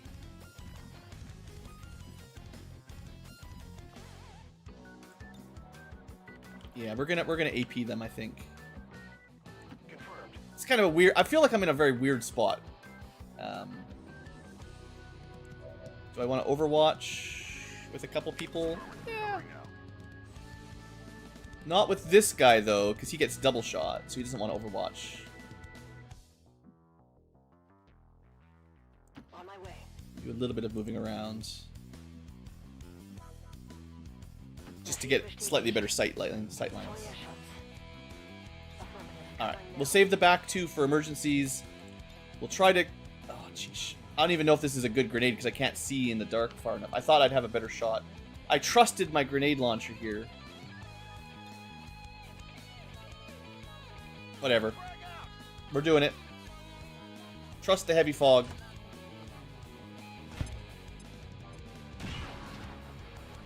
Pretty bad grenade if you only hit one. Day of the Destroyer, that's the 8th one. Oh no, we hit 2. No Overwatches though. I less played 6, 7, 8. 9 is just too much. It's probably never gonna happen. Some people have asked, maybe we'll get there. Some people like it, I think. They say. But do I want to just summon my little buddy? Honestly, the full charge rend is better. The Hex, like the AoE melee attack on the witch is so good. But let's just summon the little chrysalid buddy.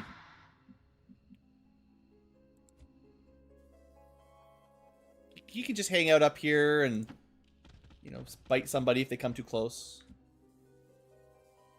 Yeah, this was not a good activation. I will own that. Did not work successfully. Affirmative. Covering now. So let's see what happens. Maybe the super easy mission is where we mess up. So we get overwatches, but we miss. We get 1. We get 2. Okay, that was a really good shot. I'll take it. Hostiles pacified. We do not get 3. And we get hit through cover. Yeah. And that's all. Yeah, half cover is not very good. Our grenade wasn't very good. Our Overwatch was terrible. I've got no one to blame but myself. But if I move, we activate the group underneath us. So we're still kind of stuck. Could we... Yeah, 100%. Very much. I love the skirmisher ability. It's so good. Now, I really don't want my skirmisher to get injured. They have a promotion, and that means they can be a sergeant, and then I can start doing sergeant stuff with them, like covert ops that get us Templars. But if they die or get a month in the infirmary because they get shot, they will not. But they've only lost their armor so far, but if they take any damage from here on out, then we're in trouble. So I definitely want to try to avoid that. Charge up a bit. We're just going to be stuck on this roof. 51%. Do I not? I don't have any guaranteed damage other than a frag, which I would prefer not to use. Yeah, so the reason these guys didn't get Overwatch is no vision. Like, any movement here is dangerous because I don't know where the other enemies are and we could activate them. Heading out. So I'm trying to keep the moves as small as possible. 49. We could hollow to give someone else 10%, but a graze will kill, so I think it's better to take the shot. X-ray neutralized. Okay. If we fail to activate, or fail to, activate a pod, we will reconceal. So just hold out. This mission, it's okay. We'll recover.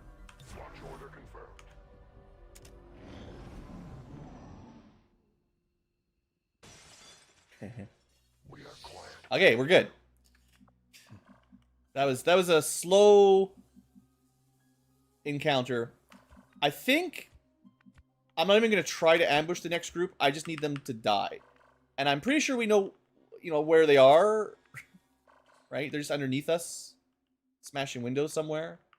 You might even be able to see a window that they smashed because we heard it. And I expect it's just the yellow alert pathing AI is struggling. They know where we are in terms of like XY coordinates because they heard us. But they can't see us and they don't know how to get to the roof because they don't know we're on the roof. They just know our XY, not our Z coordinates. They could be on the second floor, but we can see some of it, so it's probably the bottom floor. So we're gonna send our...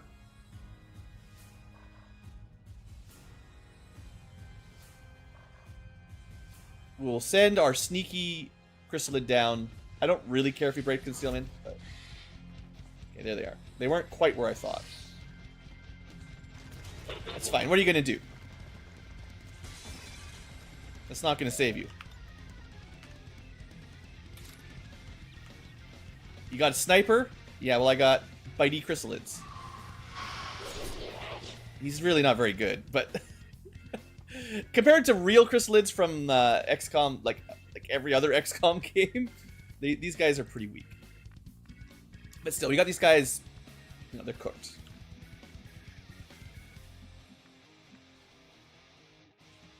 We're not going to get any high ground shots, but I'm on it. should be fine. Probably one of the bigger questions. Amazing. Point blank, heavy cannon, graze. Oh, I should have just done this. Once I knew where they were. Remember how I mentioned Rend was really, really strong? Let's show it off.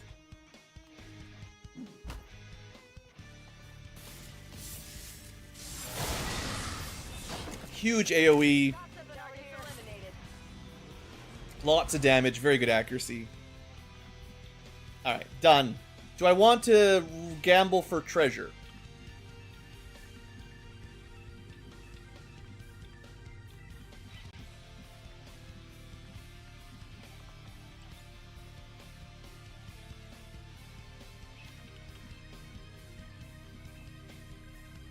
Yeah.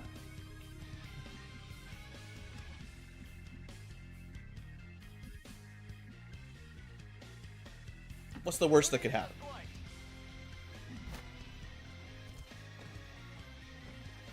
There was a pod here, there's a pod below. Probably no more than else. We got a core, it's very valuable. We didn't activate. I think there's still the drone somewhere underneath us. I might even just pop down to see if I can find it. I'd rather catch it now than have it surprise me. Yeah, perfect. It's the one smashing the windows. Of course.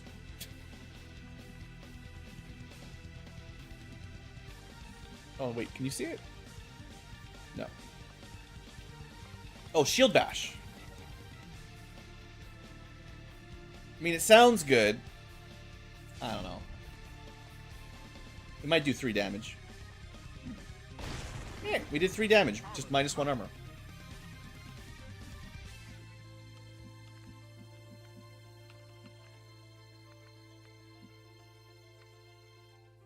I believe in our skirmisher. We will reconceal at the end of this fight, as long as we kill the drone.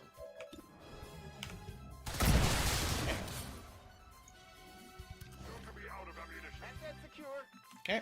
And then we might as well pick up the loot this turn, just so we can move quicker next turn. So that's, what, 6 kills? There's definitely more, at least 1. But, you know, we're not going to get flanked by 10 at a time now. Or, like, we're not going to get 3 pods at once, no matter what we do. Well, we could have 2. It could be 1 defending and 1 reinforcing. And then infinite reinforcing until we're dead. But there's the drone. That could be the last one on the map, maybe. So no concealment, sadly, but...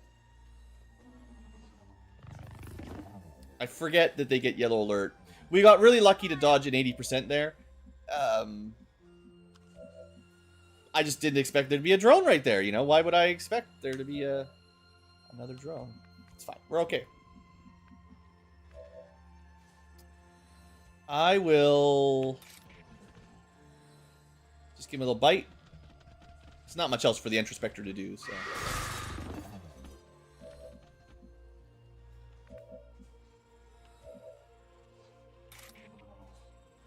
You'd be very careful, because I think you can friendly fire with your awesome Rend attack. I don't know. I mean, I've never tried... Okay.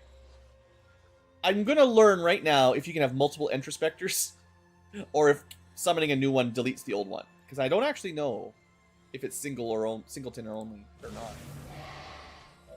It is not singleton. So, our army grows stronger. They're really weak on their own, but maybe if I have like 5 of them. Okay, please just hit.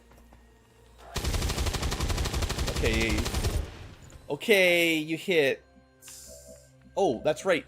And summoning them is not turn ending. That's fair. That's fair and balanced.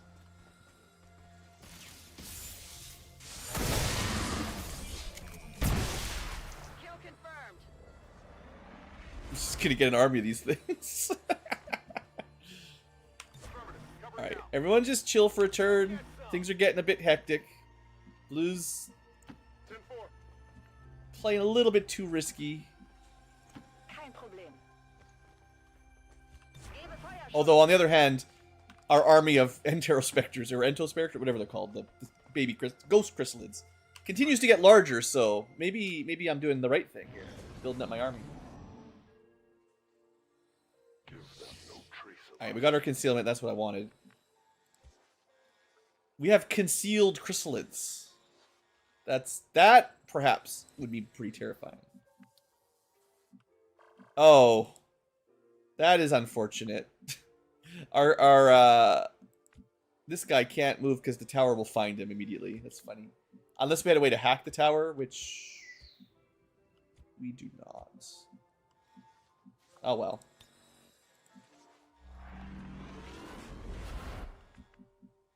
We can move first, see if there's any enemies. Actually, I wasn't paying super close attention. Was there even an enemy phase? Also, we don't need everyone to move up. I keep forgetting. This is the map where we gotta get all the way there and then move all the way back. It's kind of, this is a really, the fog is throwing me off maybe, but it's a weird map. I think it really is a bit weird.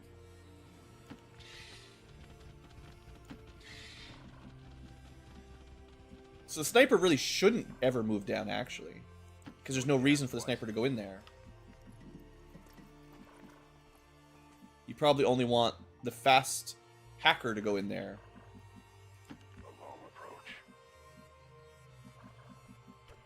I mean, you need to kill the group if there's enemies, but other than that.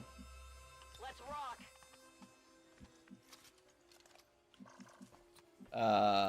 Yeah, we're just gonna use them to. So next, if I move up to here, next turn we can hack and start moving.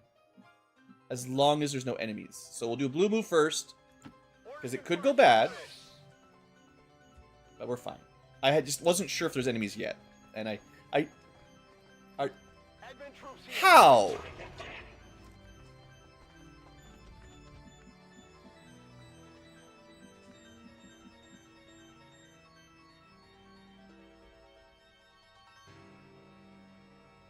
Okay, this is... I have seen this before. It's very rare and it's very stupid. There are enemies locked in with the guys I'm trying to rescue.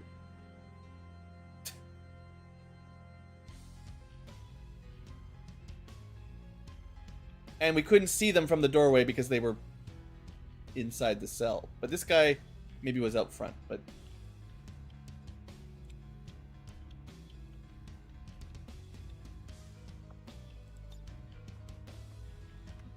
I was trying to figure out whose turn it was. Ah, brother. I guess the low visibility maybe got me with the fog. Oh, they can just go out the door. Sure. Well, I'm really glad that I put my ghost specters there, or my ghost chrysalids, because they make really juicy targets, and they killed one, which is fine.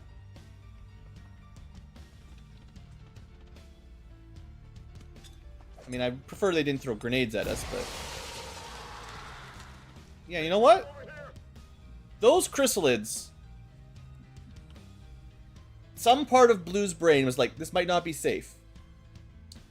And I brought those guys along just in case. And they did their job so well. Sure, he's frozen. He can't move. Whatever. He can't do anything either. Whatever grenade that was is dumb. I don't like it.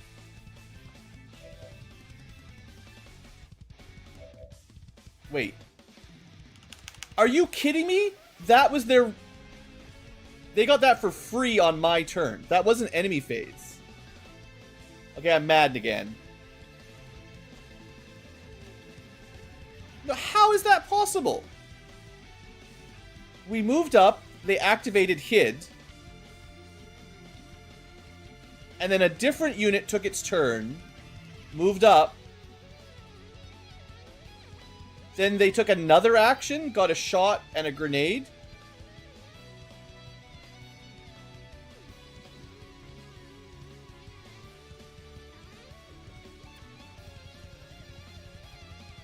I think if anybody dies, I reload.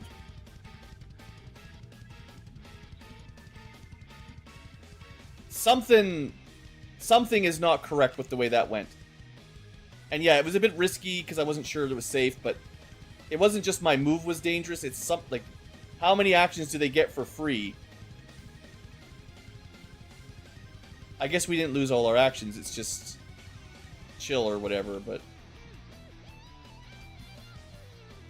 I don't know.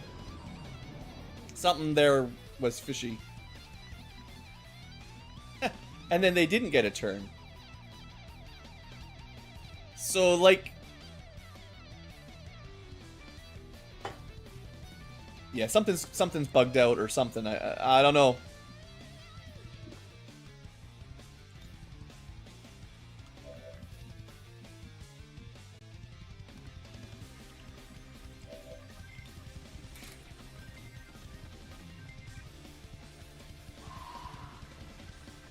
It's fine. Maybe. No, it's fine. We can kill. We can wrap this up pretty easy. There's not much left.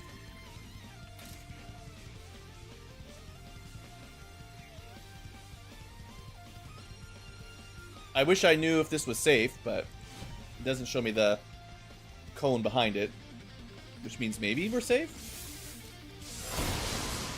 Something about being up in the air, I guess.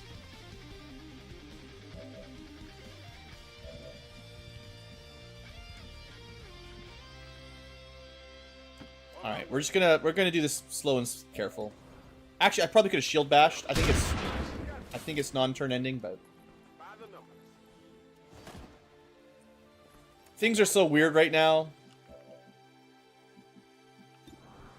I don't know what to trust. We're good. Okay, so these guys are activated without being able to open, which is weird. Usually, you know, you don't get to move them until the door is hacked, but I don't think I brought anyone that's good at hacking, so we're just gonna get what we get, which is nothing. Breaking their security.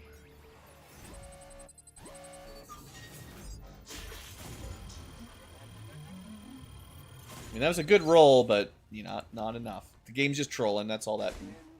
I'm in. Okay. I guess we leave. Not a problem. Interesting mission. Understood. Moving out. I have to assume it was something about how they activated strangely.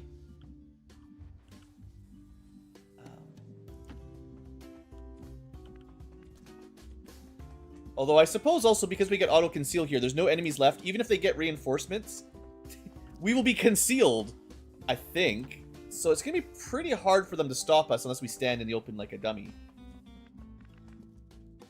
But we're gonna Overwatch nonetheless. Take up some positions in the high ground and make sure we're covering them. Moving Overwatch. Okay, we still have another turn with nothing. I got stuck in the tower. I never think of these towers for reconceal, but I guess I should. Okay, we gotta get all the way over there. It's definitely a couple turns away.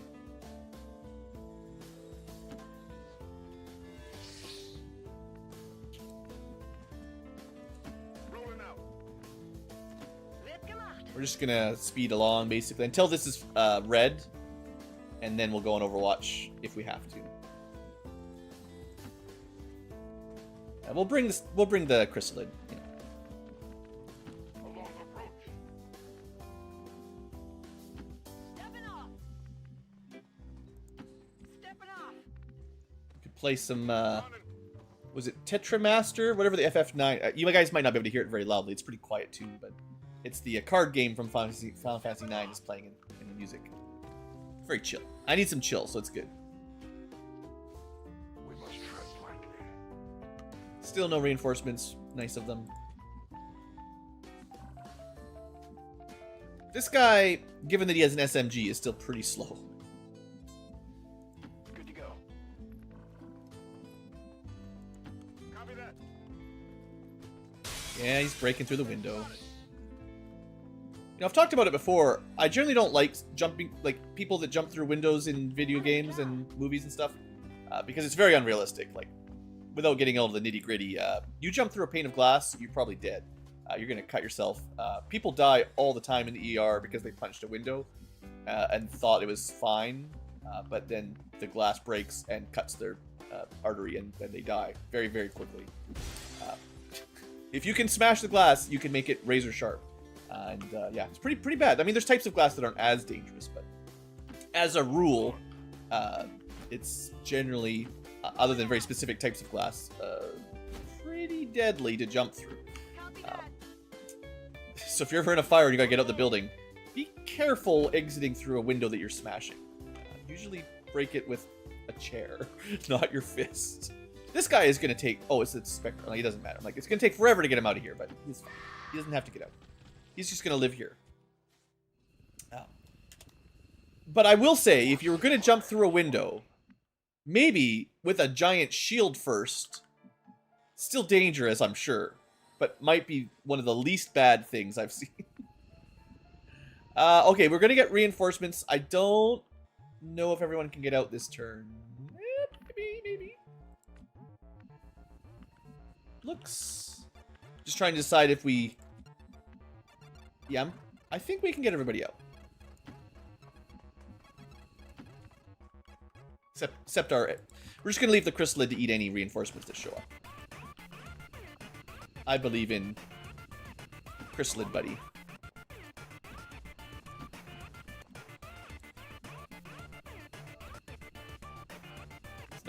Is that tile illegal there in front of the car? I don't know. It's kind of weird. Alright, we'll get him out.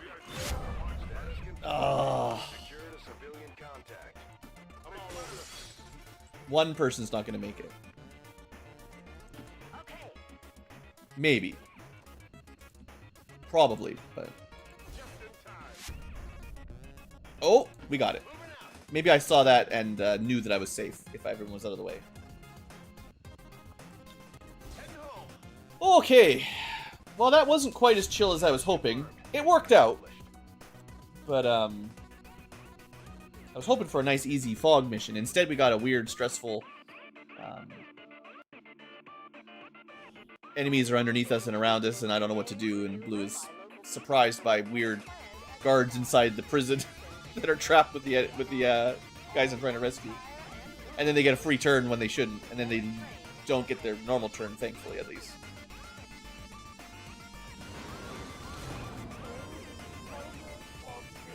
Okay, good news is we got a sergeant, though. That is a big win, for sure. And, yeah, one person to go to the Haven, which we'll assign, and 3 more rookies. I guess we'll have a look at them.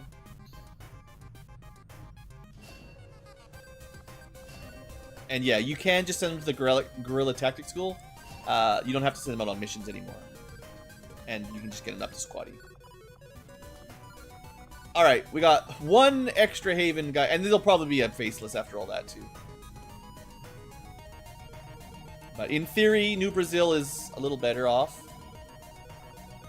And the rookies, the new guys, are they in order?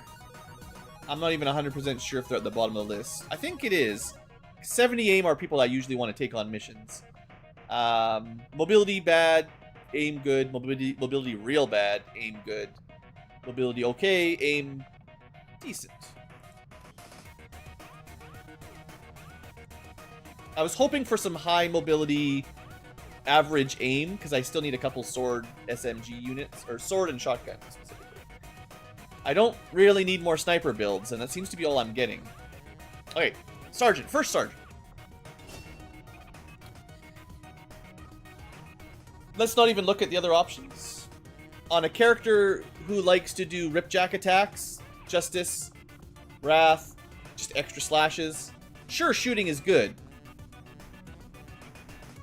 Great, even. Grenades can be great. But plus 3 damage. We don't even need to upgrade our Ripjack, and we will. That just means we're doing 7 damage on every attack, and we can do 2 a turn. And it's... I don't know, I think it's really good. Whiplash is great, but it has a big cooldown. Bloody Knuckles does not have a cooldown. So I think you'd be crazy not to go for Bloody Knuckles, especially given we're already going melee, but... Not even normal melee. This is like a pseudo-ranged melee build. It's letting me pick other abilities, but shouldn't be allowed to until the training school, training building is done. Shield guy, what did you do today? Broke a bunch of windows. Mr. Roshi. Vanguard is a class I don't know very well. I think I forgot to take one on my test run. So it's newer to me than some.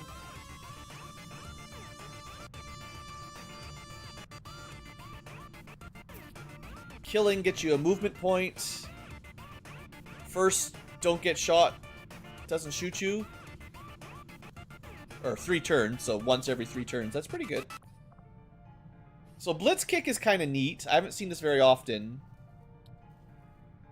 Damage scaling on rank and only costs a movement point.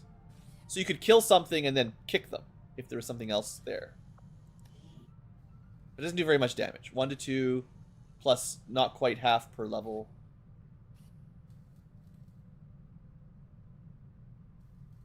Yeah, so this counts as rank 1 at Lance Corporal. So it's 1 to 2 plus 0.495. Thanks for rounding. Thanks. So just 1 to 2. So not very much damage. Now, if you could get Bloody Knuckles with this, maybe. I don't see it. Otherwise, we could get Guard plus Lock and Load. I don't know what it does.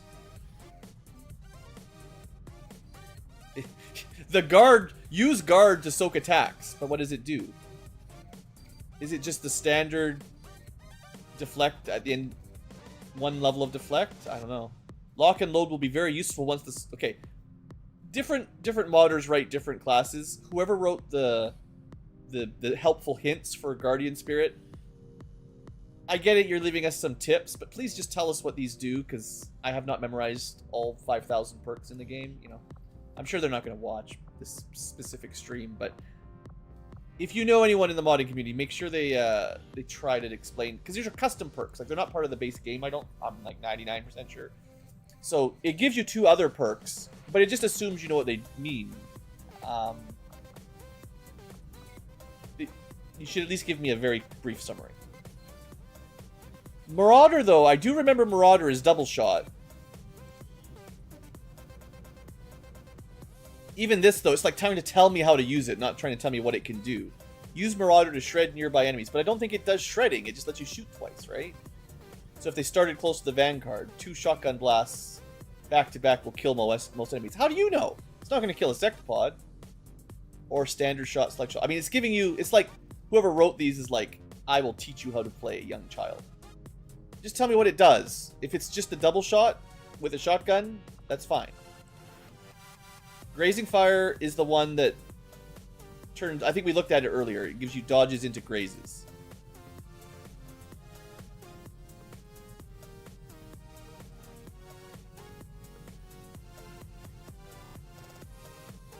Yeah, but long-distance shots with shotguns are like 1%, so you're not even going to get a graze.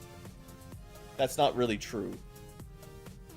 Yes, a graze disrupts suppression, but it's still going to take your aim plus the enemy's minus the enemy's defense minus your weapon range, and then apply the graze band to it. But you can have negative, like, your aim can be 70, your aim penalty, your distance penalty can be 100, the enemy's defense can be 20 or 40 or something, and you're at minus 50 or something, whatever. I didn't do the math, don't trust me.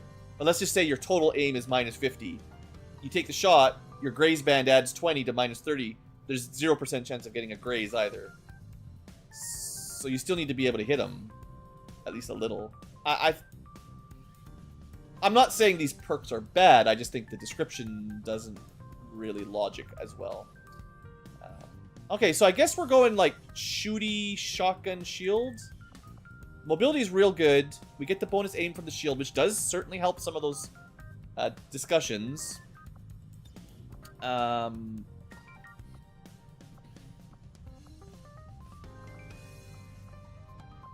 don't see this going melee. There's not enough other picks that are melee built at all. There's a shield bash in there. There's a lot of stuff. Super shred shot? Yeah, there's a lot of custom stuff in Vanguard. Some classes are just way more modified than others. Some are like kind of feel like vanilla. Some are like, man, this is wild. Like, could be good, but it's a lot to learn. We're just gonna go through the front door, because even if everything else sucks, taking 2 shots generally good. I wouldn't say it's as good on a shotgun unit.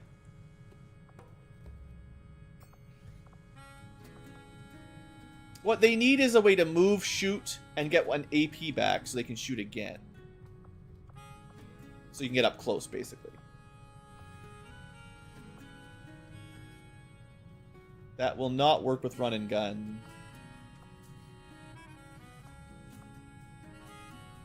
Yeah, I'm not sure. I don't think I've ever seen a double shot Marauder type thing light them up, you know, like the infantry get on a shotgun main. So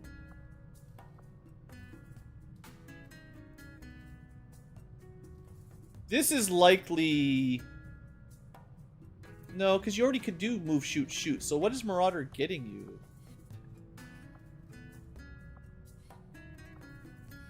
I'm not actually sure. Usually it's an auto pick, but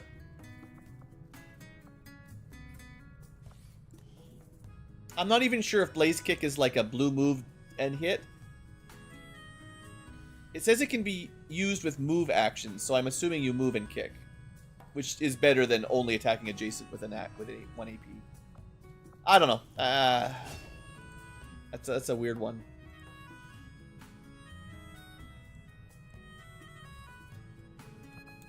Okay, Grenadier, probably easier to build.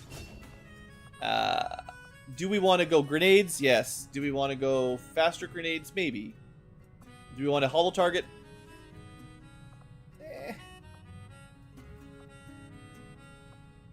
Nah, we're going grenades with the Grenadier, right? I don't have a lot of good grenade users yet. Oh man, we really need both. Very high is good. We need the top line and the bottom line, because then we get the don't destroy loot, do extra damage, do extra piercing, build your own frags, or eventually plasma grenades. Boom, bigger, bigger, bigger, boom, boom, more kill. All the killing. But on the bottom line, it's throw grenades more often, throw them farther, flashbangs work on robots, throw 2 grenades per turn, or more if you're doing rapid deployment, up to 3. Your flashbangs stun enemies. You can conceal people. We're never going to get the last 2 with AP, but definitely want Bombardier and Salvo for sure. And maybe the flashbang ones too. We'll see. Okay. Needle Arsenal. We'll get plasmas eventually and plasma grenades eventually, and they'll be great. Surgeon. Okay, so sniper healer. Interesting combo. This guy doesn't get a lot of sniper picks. But I do like shooting and free overwatching. Even like on a sniper, that seems pretty awesome. It better not overwatch with your arc thrower, though. It shouldn't. It might, if he had a pistol, it might default to that. But shot with a sniper rifle, overwatch with a sniper rifle sounds pretty okay. Pretty good. We already have 1 medkit is 3 medkits. Do I need 3 medkits is 5 medkits? No. 1 turns into 5, not that important. Immune to mental conditions like panic and stuff, that's good, but then what are they doing? They're just healing and hiding?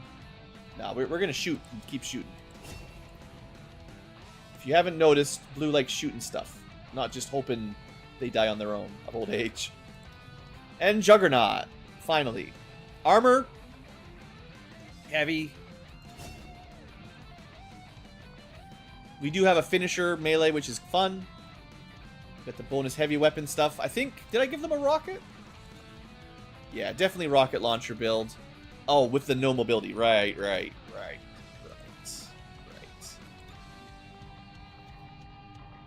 So if you wear a gauntlet, you can do flamethrower attacks. We're not wearing a gauntlet, so we don't get any flamethrowers. So taking these would kind of be counterproductive.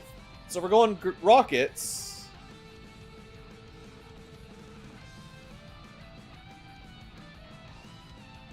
Using heavy weapons.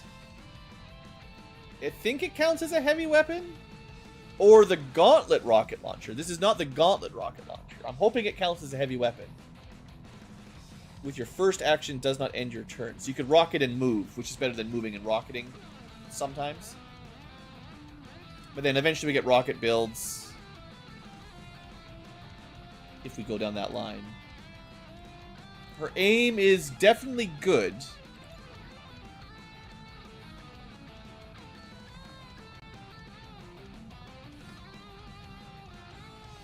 I'm not sure if salvo actually even works, but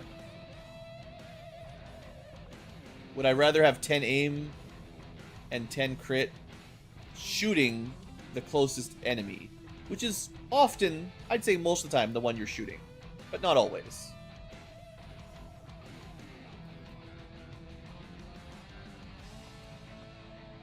They're certainly not going to be doing a lot of flanking, and they're not going to be able to carry a lot of backup stuff.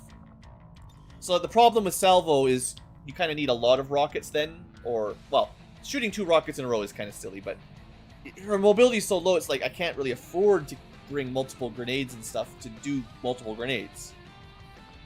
And I don't see an ability to double up on them. There's not even a free rocket here. So I have to carry my rockets. Yeah, this is the 13 mobility rocket here, not a huge fan. We could switch her to flame if I wanted to switch it back to the gauntlet, but I mean, a flamethrower that ignores fire immunities is something. But it's still the gauntlet flamethrower. It's not like a main flamethrower. I mean, that's okay too. I might change my plan with her. Well, again, the problem with flamethrowers is you got to get pretty close or be able to move into a good position to get a good arc, because it's short range and kind of very specific. Having no mobility again doesn't help with that. So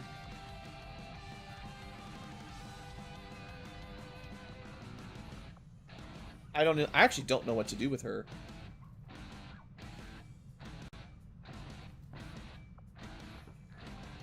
Priority target is passive, but just seems weak.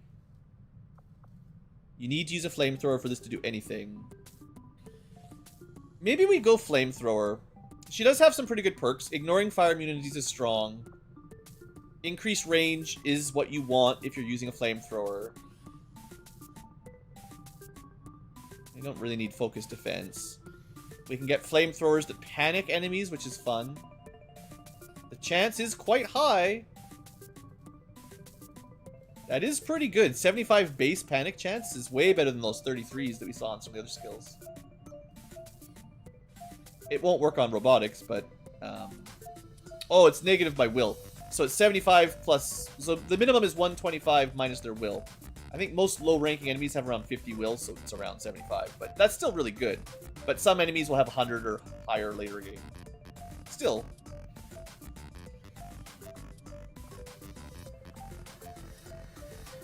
Yeah, okay. Change of plans. You only get one shot of your flamethrower, though.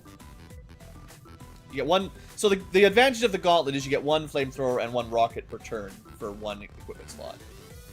But... yeah.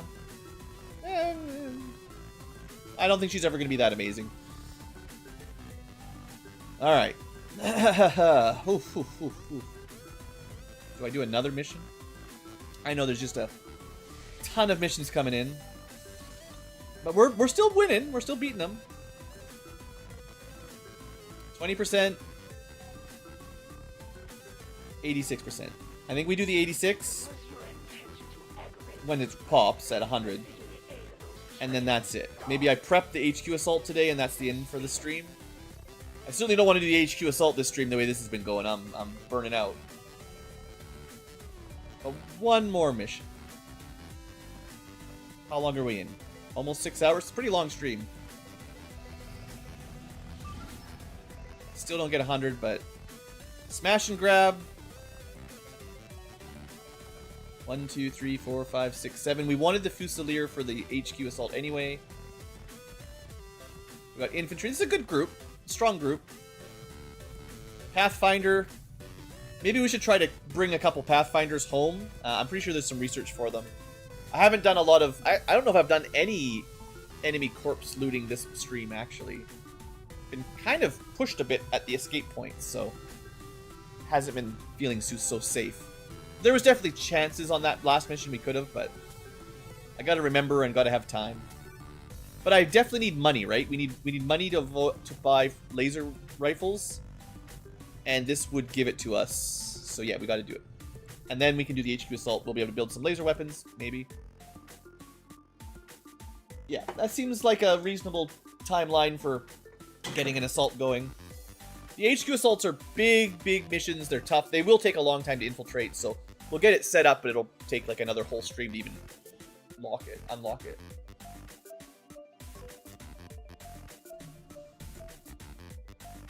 Well, maybe. It depends if the missions cool down a bit, right? You could suddenly go through 5 or 10 days of dying without no missions, but... we have been getting a lot lately. And only skipping a few. I guess you could skip a bunch, yeah. Okay, smash and grab. Standard, start revealed. Grab stuff, 1 per soldier. And then get out of the fixie back. We got 1, 2, 3, 4, 5, 6 in a big building. A couple of them are going to be on the roof. Do I have anyone with Shadow? Yes, thank you. Or whatever it's called. Phantom, I think, technically, right? Phantom. And also Stalker. Ooh, super sneaky. Yeah, so this is our guy. You go find some aliens. Right, this is my mercenary, kind of the weird build. But yeah, it's fine. Sword and SMG. Great. But yeah, they're my new scout for today. And usually there's enemies pretty close by, so move him first because he's invisible.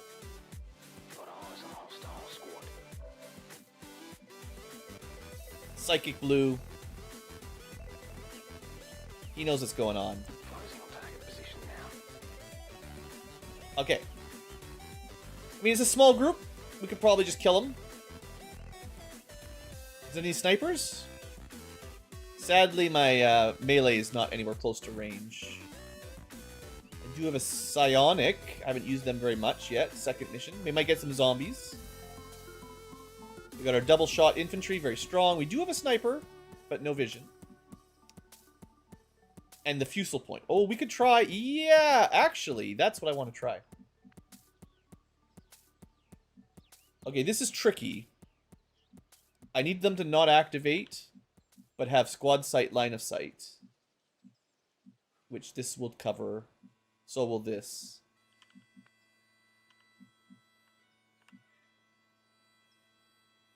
This is the one... I guess I don't really have a priority for which one I can see, as long as I can see one of them. It says I can. Alright, I'll go. Squad sight vision with a little marker there. So we're going to try... This is the first time we've ever pulled this... Well, tried to pull this off. If this guy stays within this range, next time I can shoot him and get a +1 damage fusel point. Which would be great. So let's not activate him, hopefully. So we're just going to keep the rest of the group back. Yeah.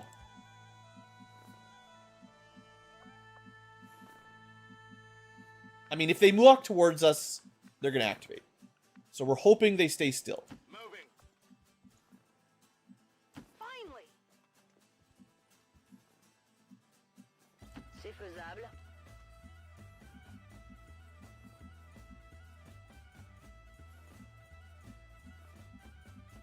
That activates.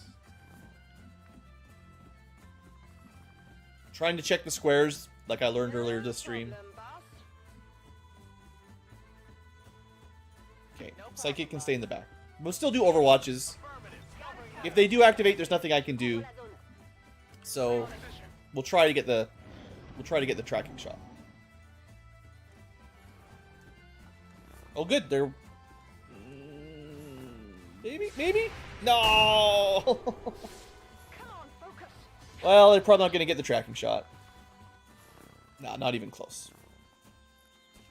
Oh, good. Another group activates. Lovely. Thank you. Enemy spotted. Actually, he doesn't. That's hilarious. Okay. So, because the guy moved too far over, we lost our tracking shot. So, we can do nothing. It's really, really tricky with these Fusiliers to really get it to work. It's great when it works, but I find the cone is just not enough. Okay, so...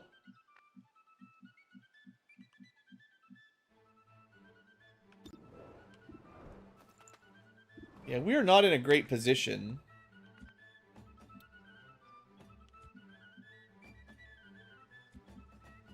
Do we just... we have 13 turns to grab everything and go. This is like worst case scenario. Turn 1 activation with 0 kills. 2 pods cornering us. And we have to kill... like, this is 5. There's still another group or 2. 7 and 9. And we have made 0 forward momentum. And I don't even know if I can make forward momentum this turn.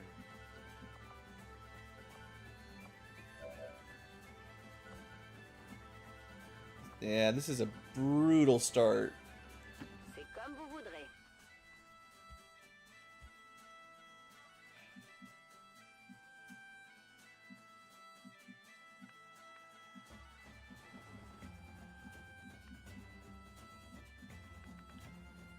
I can handle that.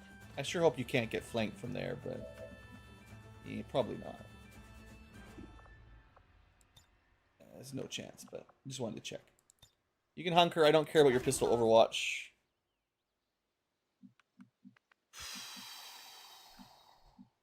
Xiaoji. He's got the good double shot. I mean, I could try from here to get another tracking shot on that group.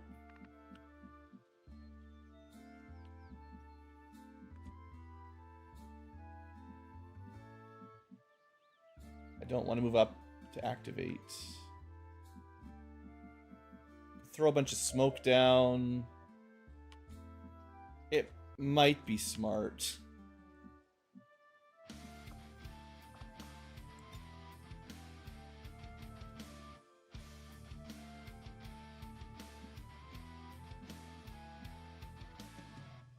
I know I can rapid deploy it, but I don't want to use that just yet.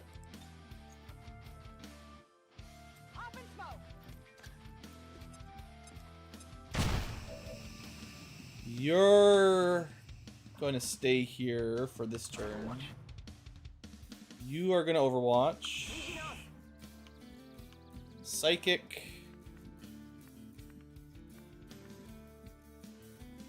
Yeah. I can handle that. I could mind merge someone. Or no, it's not mind merge. It's basically mind merge.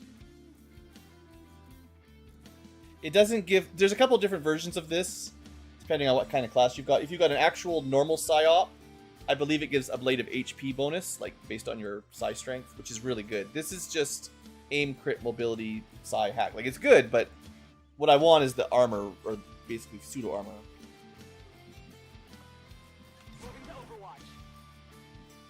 We could Overwatch.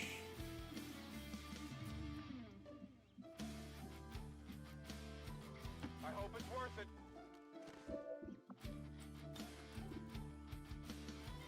Oof. I'll hope that this guy stays in. But yeah, the tracking shots have... well, we're 0 for 1. Let's just keep it at that. Alright. Shooting at 0%. Thanks. Basically just wasting my time. So they did nothing. There's 4 of them. Okay, but we should be able to fusel shot him at least. I think he stayed in their range. Okay. Wait, no. We don't get it? After all that? We do. I guess you need vision. You need squad sight to see him. Fire weapon is not what we're looking for. And it's not mark another target. We want to shoot him. So we're going to need to try to kill these. But then if we move, they activate and we lose the shot. Unless we're very, very careful. It's scary. I mean, I don't even know if I want to open with that group, but like, we got to start. Oh, this is.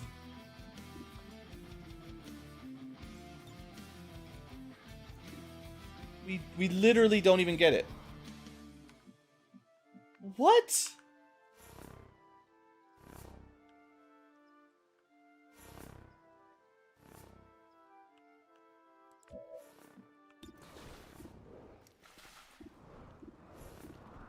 That's the guy, right? We have vision on him.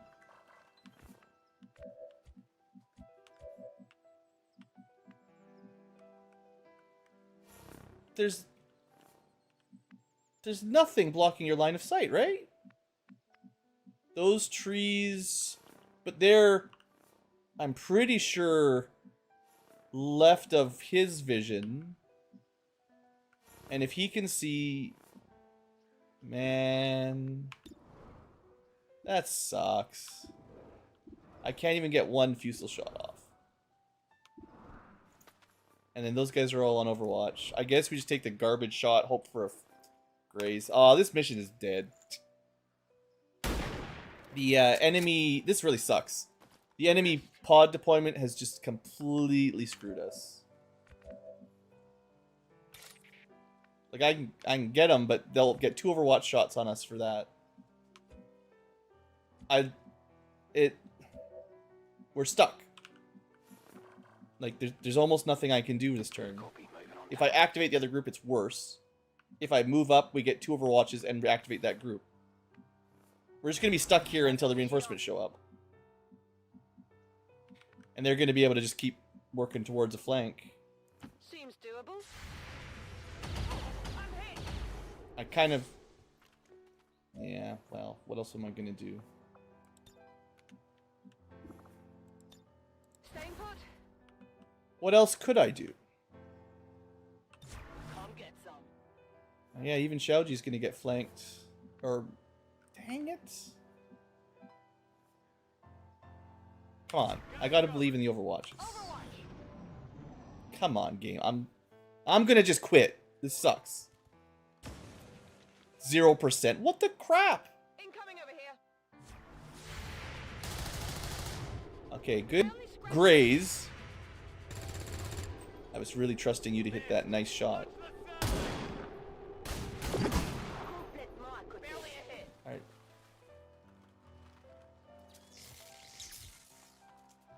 Thanks. Yep.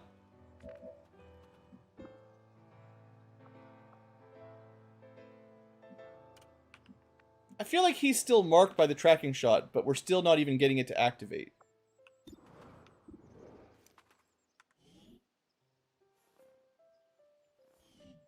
So, maybe something's like bugged out. I'm confused.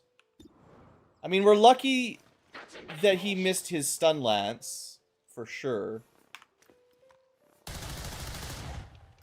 Come on, focus. This is some of the worst, On reserves. significantly worse 70, 80, 90% shots I've seen in a while. We have missed so many. Now, this shot is garbage, but... I mean, I guess I really should go for the... Okay, so what it is, I think, I'll get him next time. is he conveniently put himself into the smoke that I maybe... No, I meant to have it there because I had someone there before. And it's just completely screwing us in the RNG space.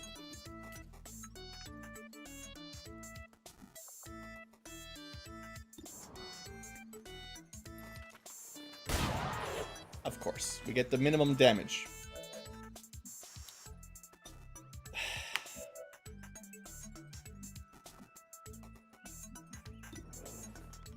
This is ridiculous. I'm using my strongest psychic attack to kill a 1 HP stun lancer. Are we looking for this? Not too shabby. I mean, there's our reward. That's all we're getting. Got your stuff here?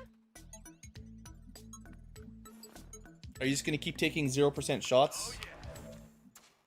'Cause I'd really appreciate it if you'd stop. I guess if you do that, you die next turn. If you stay there. That's the best I can do, is punish him for wasting 5 turns of this mission that we're really, there's no chance at anymore. This is the worst we've been stuck on a time mission yet. It's another reason I don't like time missions. Because, I mean, maybe there was a play we could have made that would have got us through it earlier, but I feel like sometimes, I mean, we could bring the Stun Lancer. Oh wait, no, we have a different problem. We actually, well, we can probably make it to evac point in time. It's just getting the stuff on the way out is going to be, like, we could bring the Stun Lancer with us, I guess.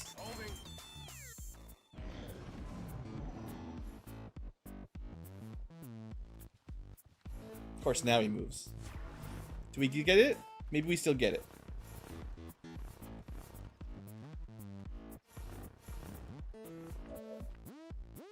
Okay, we do have the tracking shot on him, not the other guy. It's still in effect, like, that's interesting. But the line of sight is just brutal. Anyway, finally get it. Like, if we had lots of time, you know, I think if you could find a mission where the Fusilier has time, this is still a very strong ability, no doubt. But man, most missions have a timer, so like,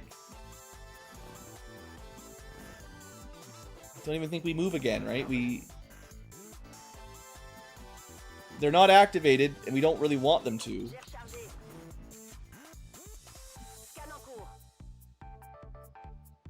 I don't know, maybe I should be playing more aggressive, but...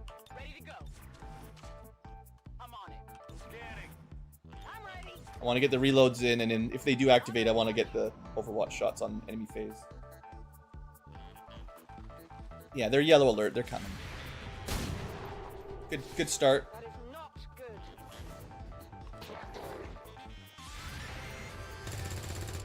That was good. Alright, I'll take it.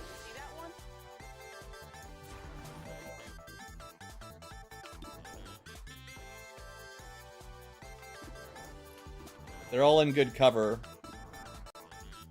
We got +1 damage at least, because we managed to pull off a fusel shot. But we need kills this turn. We don't have time to wait for next turn. So we have to go for these hits. And a 4 damage graze feels pretty good. Oh, I don't know if I should break cover here. Maybe. I mean, that's a good kill, but you do not have Shadow Step.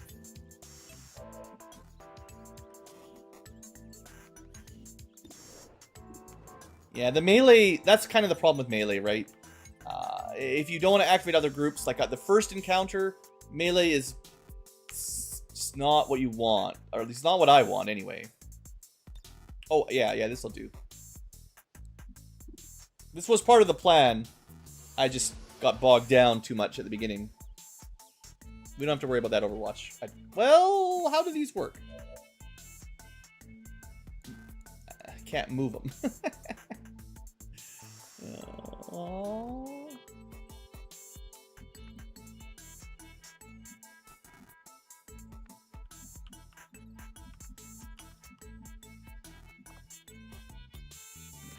Not even close. Well, if we want any chance of getting any loot, we gotta kill them this turn, right? So much for stealth. I don't know how to throw this good, but Pajama Boy kills him. Alright. If this activates another group, rip.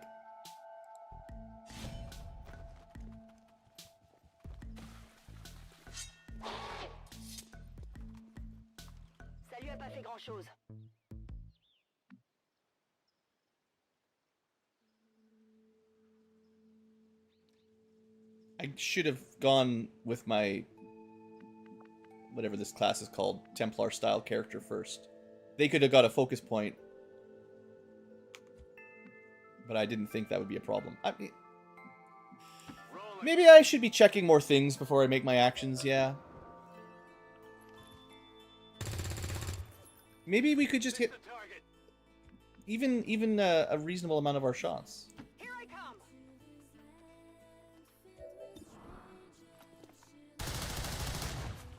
I'll get him next time. This is it?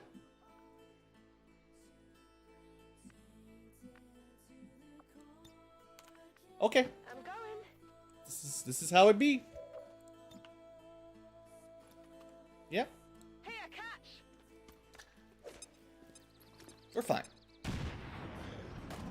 Just the only way we can hit anything is with AP credits. Of course. This is why we really, really cannot have nice things. At least they didn't get a free shot. Do I tracking shot from here? The thing is, these guys tend to move a lot. And we probably just want to kill them, so. Well, this guy's probably pretty dead, right? Jeez, I still can't hit him. The AI knows. They know. Whatever you say.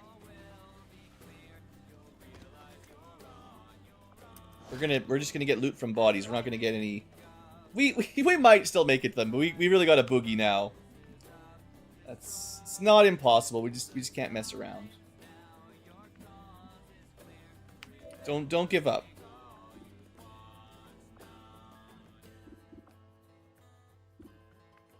See, he doesn't have a dash attack.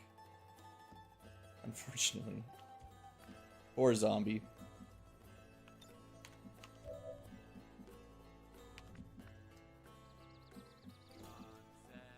I was sure we'd be able to kill this guy, but now I'm like, with what? I mean, I've got a flesh. I should probably kill that guy with the flesh. What are we at? 2 and 6. That could. This is reasonably everybody. It was 7 and 9, right? So at most there's a drone. Okay, yeah. We're good. This is it. On the plus side, we fought everything right away. We didn't have to wait and find them, right? Like, we just have to find a way to kill this captain.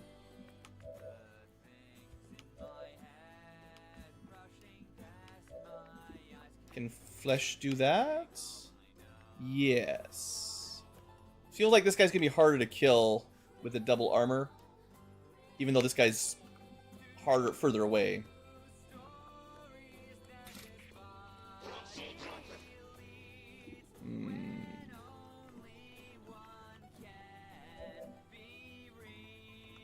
Yeah, that's not gonna do anything. Don't think my psychic can see anybody. Zombie can do nothing, psychic can do nothing. Xiaoji could take a shot. But we definitely need that guy dead before we move out like that.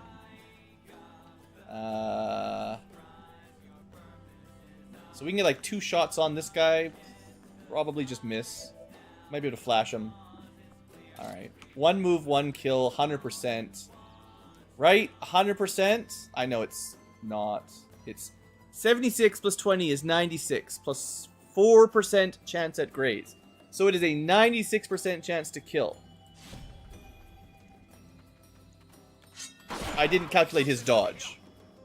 But 96 minus his dodge. We got it. Of course there's another one. This is just a friggin' turret on the roof. Okay, that's a really good tracking shot thing, though. If I can get vision on it for a second, put a tracking shot on it. So ideally you do that with like a blue move. I wonder if the zombie can carry some gear.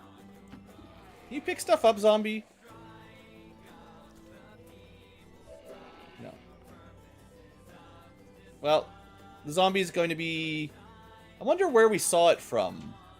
Like, what tile did we activate the turret? 'Cause where did we run? We ran from... I feel like it was, like, right around here he saw it. And we ran from somewhere over here. We'll try. Come on, zombie. Find that turret. Doesn't look like it. Well. Half cover. It's not my favorite. Moving to designated coordinates. We.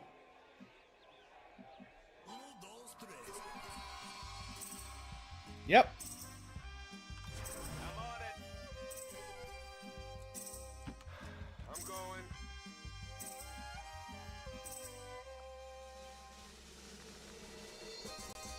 Should have moved this one first. Then I could have double checked. Forgot I had one just standing there. I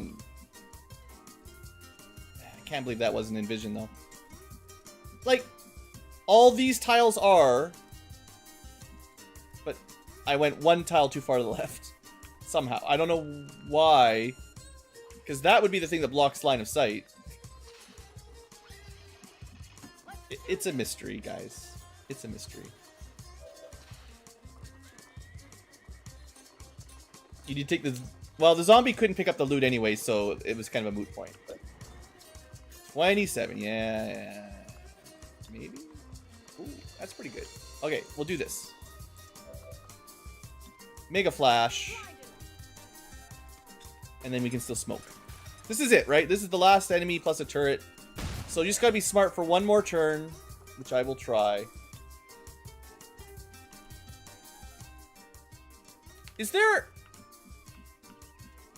like an invisible tree here? I've seen that on maps before. Doesn't seem like it. But like, look at the smoke pattern. Why does it not spread on those tiles? I think there's some invisible geography or geometry that's blocking vision. And also, it's something to do with this tree. Something a bit weird about that tree, I think.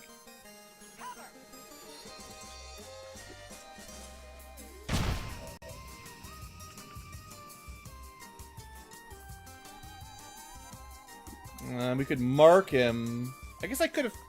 Does mark him give him the holo targeting bonus? Small aim against... Yeah, I should have done that before I shot. Well, I haven't shot him yet, so... I need max roll, max damage. Well, this doesn't calculate if he has loot. If he has loot, add 2, I think. And also add some crit. But you don't know unless you know. Okay, you have done nothing. If the turret can see you from here, I'll be amazed. Yeah. It seems like the turret has poor vision like we do, so he's in the same boat. I think we're just dashing into the smoke. No need to ask twice. I don't think these guys have any grenades, right? No. He is already disoriented, so it's fine. Greed. We'll get some loot next turn, I think. Holding position.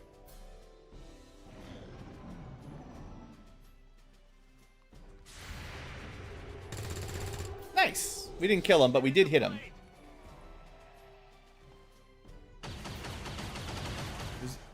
Was he shooting at the zombie? I thought maybe it has squad sight. Taking heavy I don't know what tier of turrets we're at yet.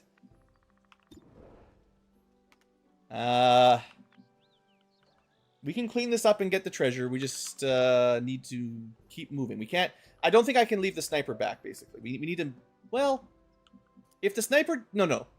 We've got 7 people, 6 loot boxes. One of them doesn't need to get loot, which means the sniper can kill, maybe, and then just start running to the exit. So... It is the turret, but, you know, whatever.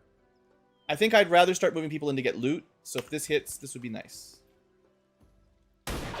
Thank you. Take a look at this. Still a graze, but, you know, whatever. Now. Happy?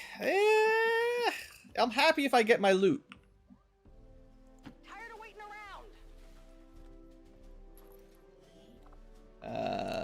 conditioning is HP, not the thing I usually want. I do need to remember the turret can maybe still snipe us. Finally. So that's all the bonus loot from Mark Target. 1 supply, 1 intel, something you can sell for 1 supply. Basically, you get 1 alloy, 1 crystal. Everything else is like 1 alloy, 1 crystal, and a couple bucks. Oh, we can... Oh, intercept. Right. No, that's melee. I thought I could slash him, but... Okay, zombie. Yeah, I just need real vision on this guy. You'll get there eventually. We're gonna have to watch him, but you'll get there. What?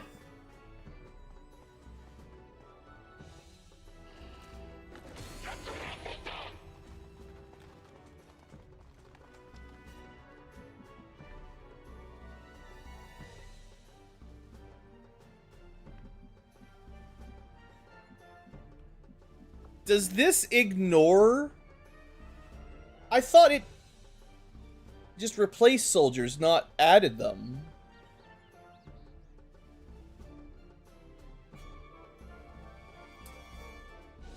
I can't trust any of the information the game gives me. Line of sight doesn't count.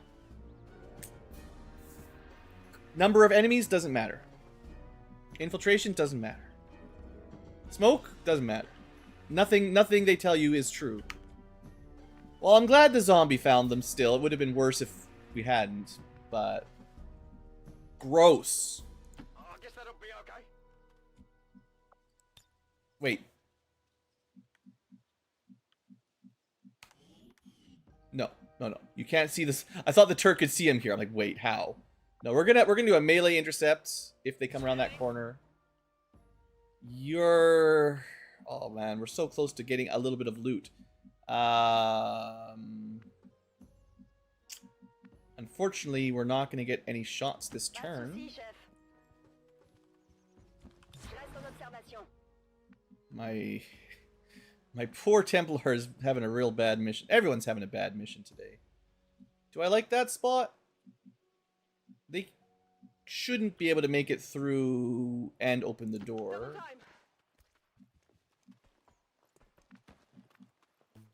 I think we're better off right beside the building at this point. Then the turret definitely can't hit us. I don't know about this spot. Some of these tiles can be seen by the turret, so I don't trust it.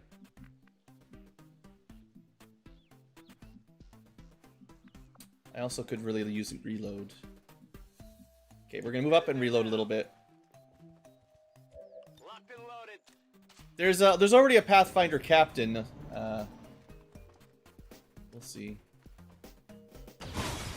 Yeah, alright. Full cover means nothing. So much for Overwatch.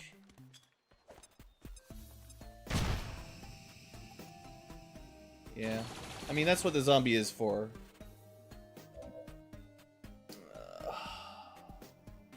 I just don't want to be here with the reinforcements. We're already having a pretty bad mission. On the plus side, the armor did its job. On the bad side, 65 aim minus whatever our defense is, and full cover through a window. Well, the dodge, it could have upgraded a graze, or it could have upgraded a miss into a hit, I guess. I don't know. Gross. Bad dodge, not super reliable. Oh, you mean it's a question? I generally never stick around. I think you can still get them. It doesn't, like, there are missions where they disappear. It says reinforcements. It's just 6 turns before stuff drops on you. It's not like there is different loot missions where they definitely, you know, that's your timer before you can't win. But this is just the timer before things get grody. Okay, we have 3 active. I think this counts the turret. You can't even hit him. Okay, your job is to go here. There might even... I think it's not counting the turret. We're just going to go make sure. Yeah, okay, it's not counting the turret. Good jump. I love it. Alright. So if I had a chrysalid here, you could... No, there's an ability. There is an ability that lets them self-destruct and explode, which would be so nice. But we don't have that. All we can do is stab something. He does do a lot of damage, to be fair. I guess we take the big hit on the captain, even though we could kill the medic.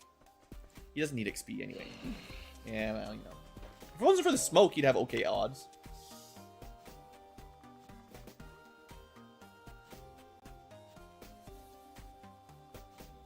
Strange Mind.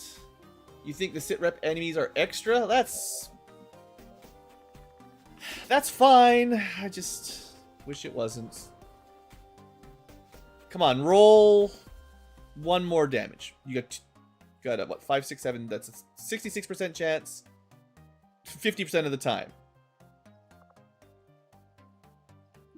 This is the guy that if we can tracking shot, we can like perfect crit him next turn. We could, you know, nobody's going to be in range of the turret, right? We can ignore him. The sniper can deal with him next turn.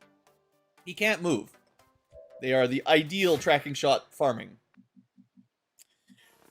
We just got to make sure no one else is in vision, which shouldn't be that hard.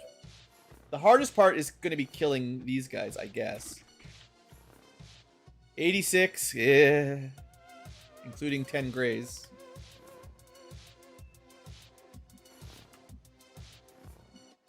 Think about it.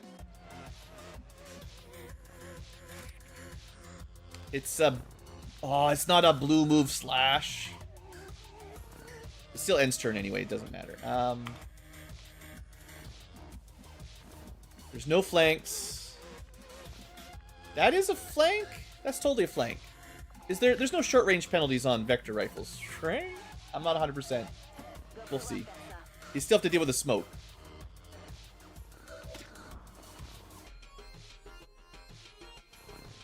Yeah, 20%. It's not a huge penalty, but with the smoke, this sucks.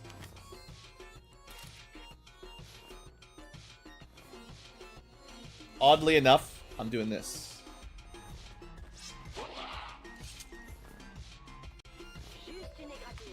I love this game. It's so much fun. I mean, it is fun, but it's so frustrating. Maybe I should have tried to psychic attack it.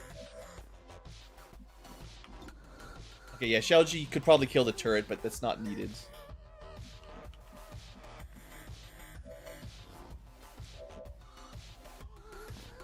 It'd be nice if I had a shotgun, but again. I don't know if there's any way to slip rain the captain, which would be the ideal target. So this is secondary. If we get it, he's dead. Come on. Good. One problem deleted.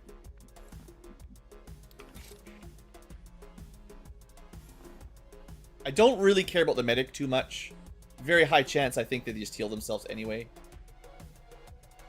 If we sit in the smoke, we get the same bonus they do. Enemy loves to do this when you're in the smoke, so.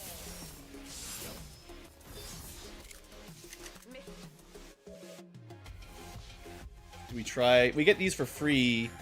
It's only 1 damage. Oh, but that could be... I should have stood... I didn't think about it because we could have flanked.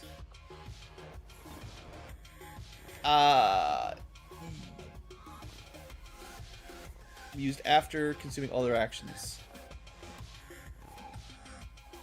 I'm not 100% sure, but I think I can still use it after my momentum move. Yeah. Okay, we're good. There's no point doing Shadow Bullet, although they're the same. We would conceal and then reveal, but the Ghost Bullet is fine. Probably kill. Alright, good deal.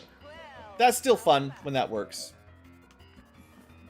We've still got a couple actions. It's not over yet.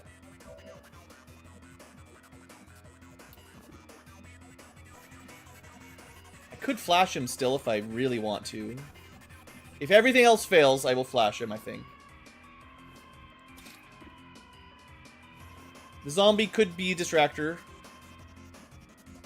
I wish I had a bit more movement, and then I would... I guess you can't... Can you cheese that with flesh? Like, no, because it just takes the shortest path. It'd be cool if you could be like, run around and then hit him for like mega damage. This is not gonna kill him.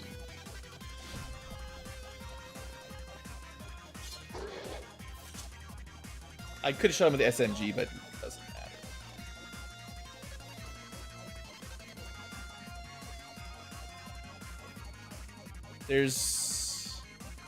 I don't think there's anywhere that Xiao Ji can get even the suppression off or an arc thrower off.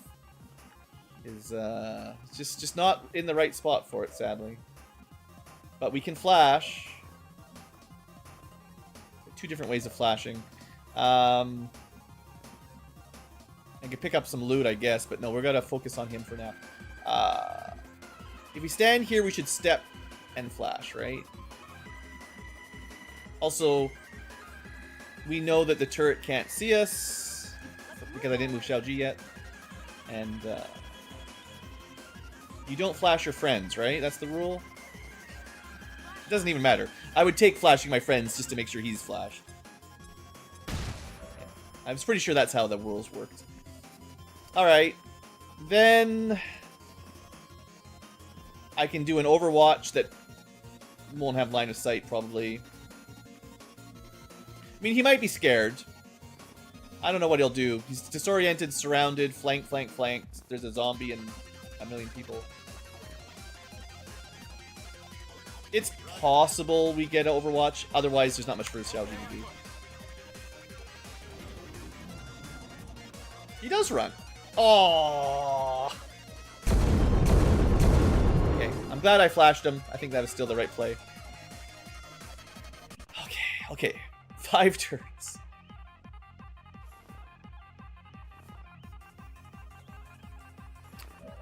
Okay. We're fine now. I think he's still technically in smoke. You're giving me more loot at this point. You owe it to us. Give me that loot. We're taking it home. That's fine. That's max damage. You can't argue. Finish him.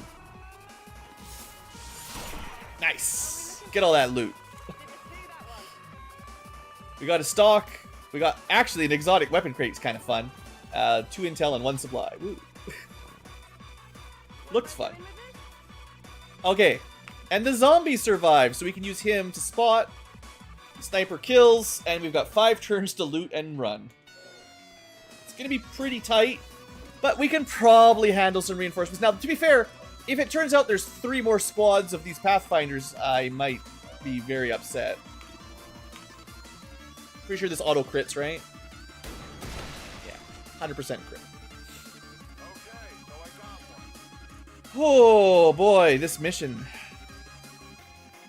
Yeah, the scavenger loot is great. I love that ability. Okay. Who's fast? Zombie doesn't count. I guess it's kind of like who can get up.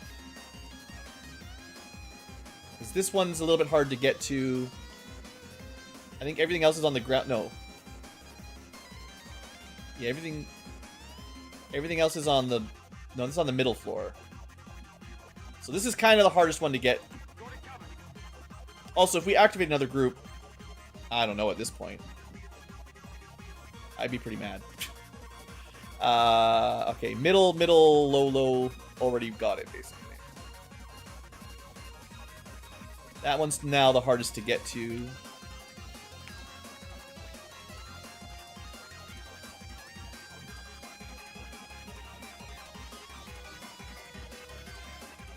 We're going to be doing a little bit more min-maxing than usual. And I don't need them all. You know, I don't have to be that greedy.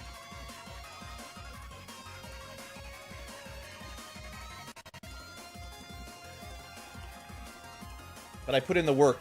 I want the reward. Okay, you can get that one and start running. So that's 1, 2, 3. We need this one. We need these 3. Zombie doesn't count. Xiaoji.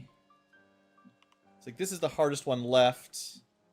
But I think we send Laura after it next turn. Easy. Xiaoji goes for this one. And he can make it, which is nice. And then whoever killed can grab this one on the way. And yeah, we should be good. We should be good. Pretty sure we'll be out of here just fine. As long as there's no more surprises. I did not see an enemy phase. We're finally free. We got 4 turns. And I actually think we can make it. Of all the things, I actually think we have enough time. Because it's not very far away. Got it. Moving.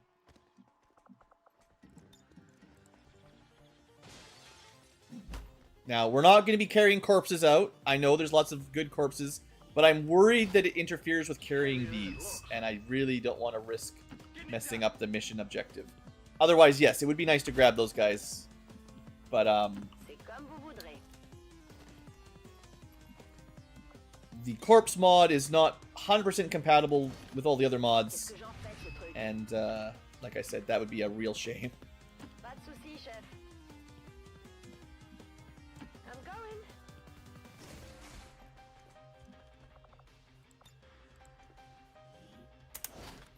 Where'd you want it? Pretty sure we can jump out those windows. Seems doable.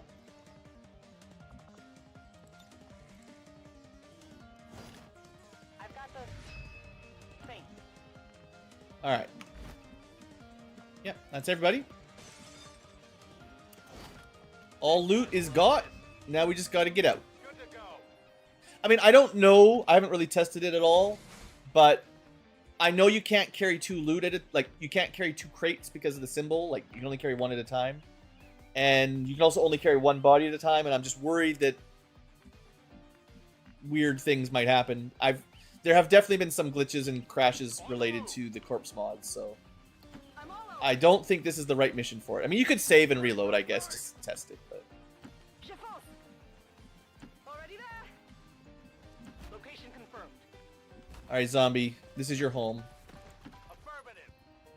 To be fair, pretty happy with the Psy Zombie. First time we've used him. He didn't get to do too much. Would have been better if we'd summoned him like 1 turn earlier if we'd been able to, but he helped. On it. Took a shot. Spotted the turret. Maybe scared the Advent Pathfinders a little bit. And we were actually out with 2 turns to spare. After all my scaredy cat, after all I was worried, stuck in the corner that we're never going to get out, we got all the loot, killed everybody, and we still have 2 turns. Pretty good. Tough mission. I gotta remember those sit reps ads.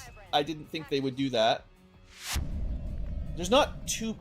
Oh, no! Zombro! You need to go too?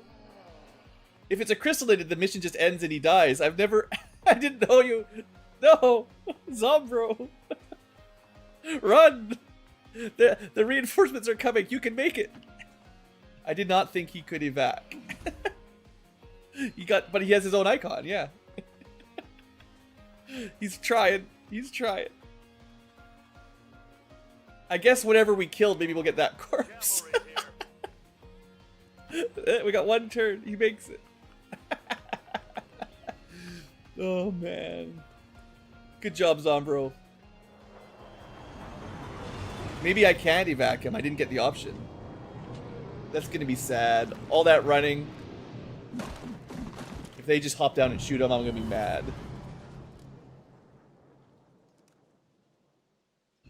Alien reinforcements inbound. No, he can't evac. Why are there 2 difference? Dismiss or release? What do you guys think?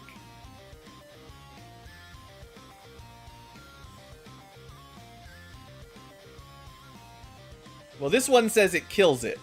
We'll release. We will dismiss it. I don't know what the difference is. He seems pretty dead. Anyway, that's all good. It's still flawless. I tried to get him out. I tried. I guess the first round of reinforcements isn't that bad. We probably could have fought through and kept moving. But you never know. Once reinforcements start, they can just go every turn and get really obnoxious. Followed a moment of silence. Peacekeepers slain by XCom dissidents.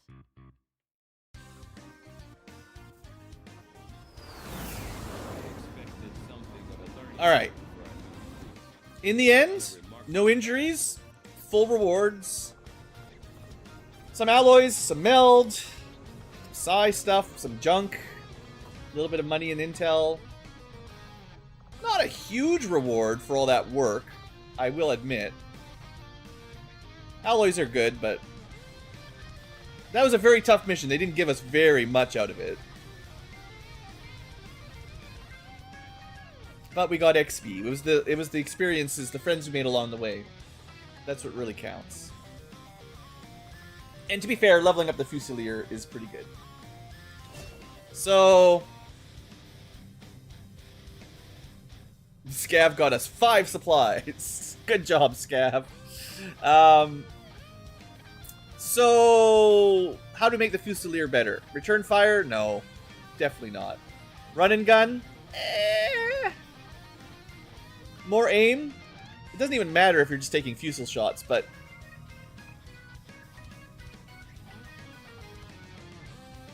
we're gonna add this into deep cover bonuses, and that gives us, assuming we don't move, 30 aim and crit.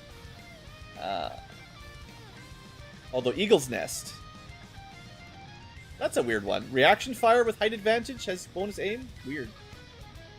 But I'm not doing pistol stuff. He's long range fusel shots. That's his whole gig. He obviously never moves, so steady hands makes the most sense to me. But running gun, like, you could run, and then tracking shot if you want.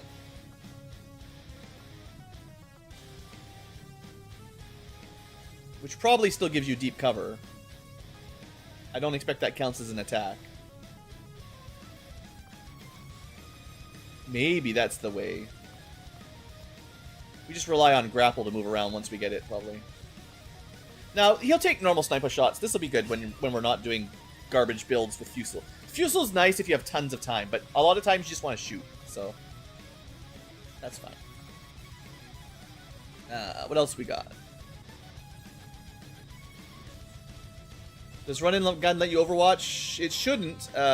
Overwatch is a 2 AP for snipers, right? You need a different gun. You don't like deep cover?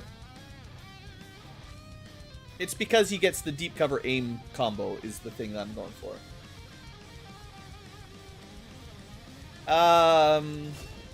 But I don't think he's going to be doing a lot of Overwatches. He's going to be in squad sight range. I mean, I could give him long watch, but it's another one I gotta buy.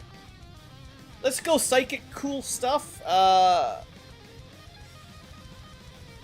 don't think this one's very good. Consume chill to do fire damage, but they have to be chilled, which means if you take this, you can free action chill and then do this immediately, which probably works, but we don't have it. Unless someone else applies chill. But a lot of enemies are starting to be immune to this, so it's a bit niche. Whereas we can just drop a boulder on them. Or, this is the 4-way split. We could go Psi Barrier. Could be good. Probably just takes a hit or something. Nah, I like the offensive stuff most of the time. Mental roll. They got good size strength eventually. Easy to hit robots, which is cool because psychics sometimes struggle with these guys. You don't get to do it too often, but as we get more abilities, we can rotate between, doing a slip rain, resurrecting a zombie, dropping a boulder. Like, even now, we've got something to do almost every turn. So I think that's good. The defensive shield is cool. But maybe I'm going hard onto Warlock. I think my first Scion in my other game, I went into Ice with Sorcerer. But I wasn't really very impressed with most of them. Glacial Spike. Something about it didn't work very well. I think I used it one time successfully in the whole mission, the whole campaign.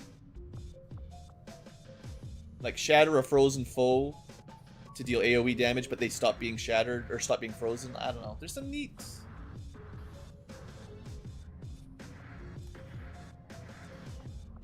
Well, we're not going gun build, so some combination of Warlock and other things. Boulder Crush sounds fun.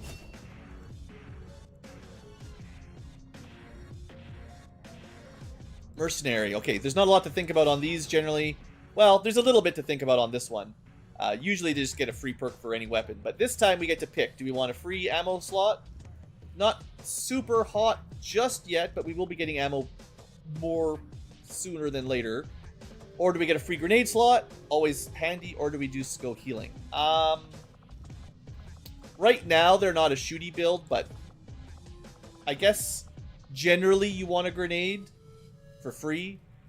But also, I do really like having the free ammo. Yeah, the Frost Captain could work with the sword. Like, there's definitely an ice build where you have a squad that's all ice themed that could work pretty good. The thing is, there's definitely some enemies that are just immune to it, and they completely counter your build. So, I don't know if it's really great, but it does sound fun. I think...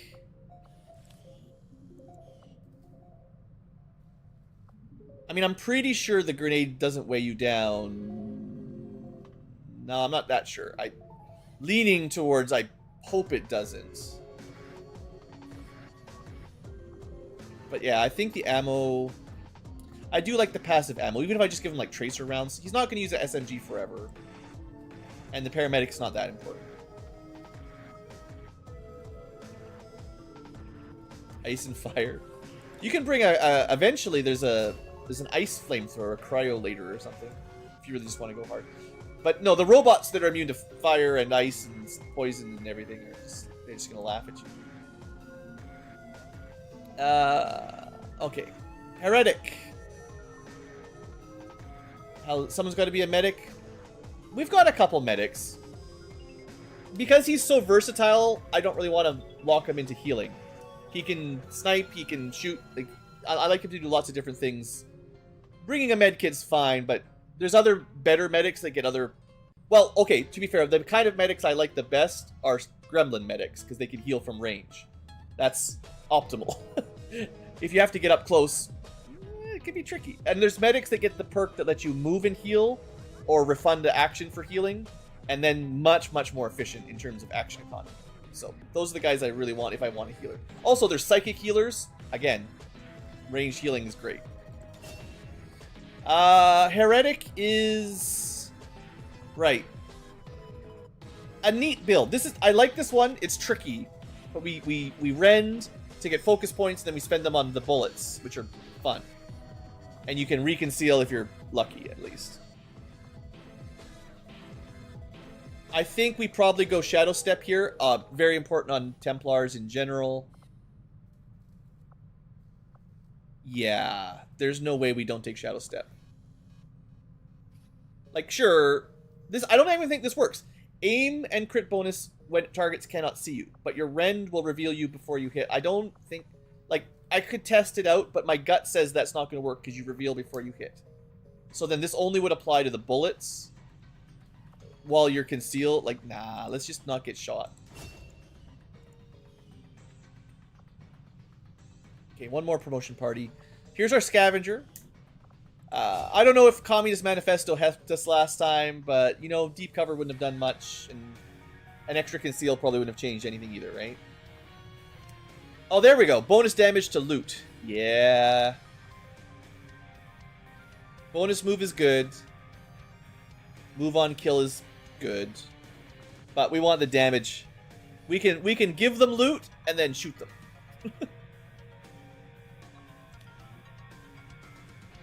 Yeah. But even just default loot counts. So you'll see, like, the weapon range will say 5 to 7 damage, and then you do 9 with no crit and be like, how? And then it'll drop some loot. You're like, oh, cool. So every now and then, not reliably, but sometimes you'll just shoot people and do bonus damage, which is fun.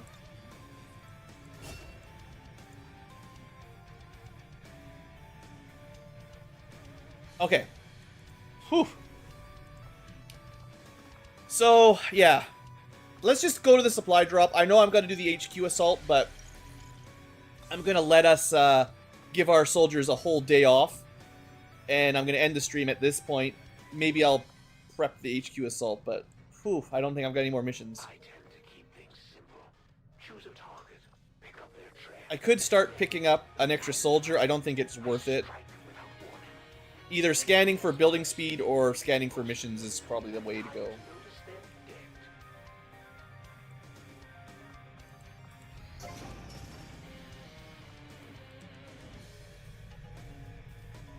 Scavenger's rifle. The next rifle that gets decked out is whoever is going to the headquarters.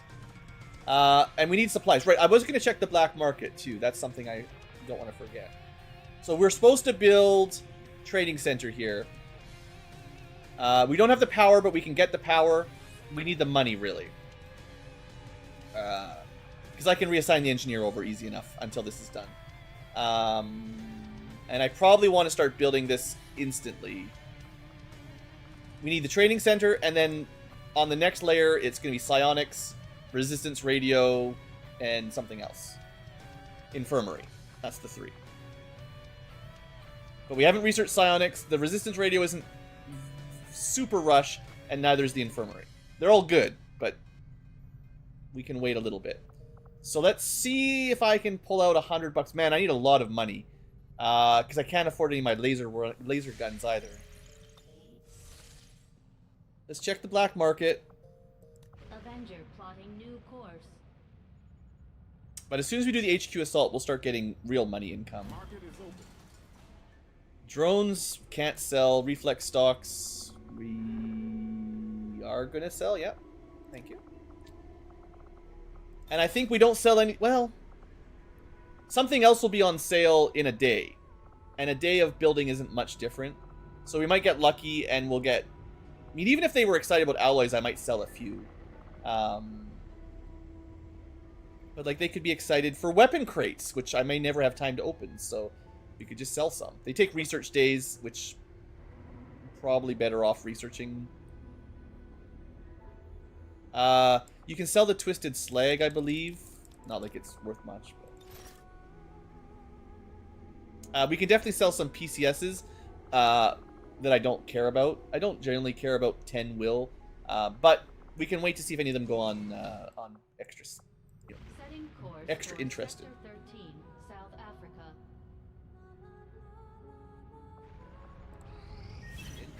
All right, second month done, or second input. We did 15 guerrilla ops, contacted South Africa, did 2 rumors, 4 tech, 3 covert op. We're getting stuff done. And now...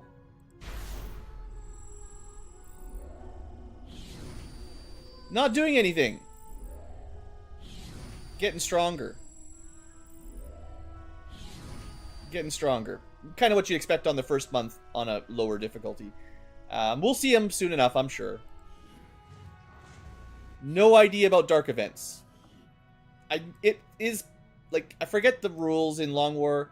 We might not even get the Avatar Doom Clock until we get to the black site. I can't remember when it unlocks, but... we will need to do some contacting to get there, for sure. Okay, last thing before probably the big mission queue is the black market, just to see, because I do need some money. I need a lot of money if I can find it. Yeah, I don't need underbarrel shotguns that badly. These are potentially interesting, but I'd rather have $30. And the same, like, this is the basic stock. They're pretty good, but they're not as, each $10 is 2 laser pistols or half a rifle or an alloy sword. So, like, you know, that's better than a stock, right? But I need more. That's not even enough for the training center, which I really do want to start. So we got to sell some stuff today, sadly. That's how it is early game.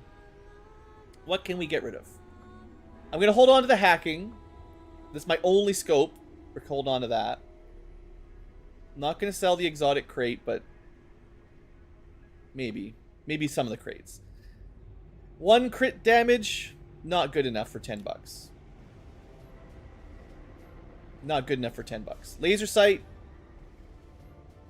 I don't care about crit. We'll get more. I don't care about 5% crit chance. Autoloader. First reload, I'm going to waste 99% of the time. I don't care about 10 will. I will hold on to the advanced laser sight. They're slightly rarer. I will hold on to the magazines. I will hold on to the hair triggers. I will not sell the laser rifle. 4 aim, not enough to matter. Grenades. Autoloader's getting a bit better with 2. I'll hold on to the advanced. Basic psi I'll hold on to for now. Question mark. I could put it into my Scion already, actually. Basic perception we sell. Experimental magazine. Honestly, they're good and fairly rare. But they're not worth $21 when I have no ammo. Reflex stock. Someone's crying, but I'm selling all this stuff. We're building some laser guns for this next mission. Or we're building what we can, anyway. Advanced heavy barrel with a glitchy image. Whatever. Reload when dashing is pretty good. Data pads. Maybe. 1 hit point. Not enough. I might have enough money for what I want to do, but I can sell a couple. I don't like flamethrowers very much. I'll hold on to 1. Little hacking. Immune to poison acid, maybe. Enhanced. Actually, the crates you care about more are advanced or masterwork because they're tier 2 and 3, like equivalent approximately to, I think, laser and coil, or maybe even mag and plasma instead of laser and mag. I forget, but exotic is just the type of weapons. Standard are like XCom weapons. Exotic are going to be like flamethrowers and stuff, I think. I forget the exact, I don't know the list, but it's that kind of stuff. We never sell speed PCSs ever. We don't sell Illyrium cores. I really do have a lot of basic crates that, I mean, I can keep like 5. It doesn't matter. Some of these PCSs are kind of fun. We probably have more bayonets than we need. But they're useful, but I don't need that many. Gonna keep the corpses, and I guess that's it. Unless I sell alloys, which I'd rather not. So we've got a decent amount of money for now. The early game money is tough, but, oh, well. There is, of course, like, it would be nice to buy stuff here, too, but, I will try to buy the scientist by the end of the month if we don't get any other scientist rewards. But for now, I want to spend my money on other stuff. But this might be a good investment, seeing as we haven't really gotten very many from missions. And I don't think anything else is worth it right now. I mean, if you're rich early on, start buying cores and crystals, because you'll need them later, but there's a lot of things we should buy. I mean, I guess it depends on how you're doing for money. I think with a little bit of luck, supplies won't be the problem for more than a couple months. If we can liberate a couple regions and put everyone on supplies, we'll be getting like 500-600 supplies a month, and that'll be fine. I think you can get like 400 supplies from 3. If you get like 13 on supply, maybe put an engineer in, I think you can get like 400 or 500 a month or something like that. Maybe that was on easier, but that would be enough that I won't sell much if we're getting lots of income. But for now, that's not an option. So, first money expenditure. I really feel like it would have been nice to have the training center. All right, we do need more engineers, but that's a problem for a little bit later. I could also just actually no, are my engineers just sitting around doing nothing? Right, because we just finished this. Yeah. That's all that happened. We'll put them to work building the thing. Maybe I can put one back, I guess. But what was I saying? More engineers, more training center early would have been really nice, I guess. It just didn't work out the way we did it.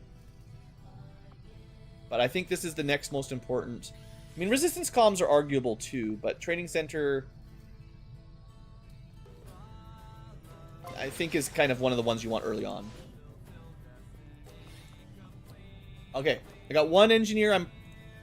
One engineer left. We'll probably start digging. No. I'm not gonna have enough money. I do need to... Digging gets you money.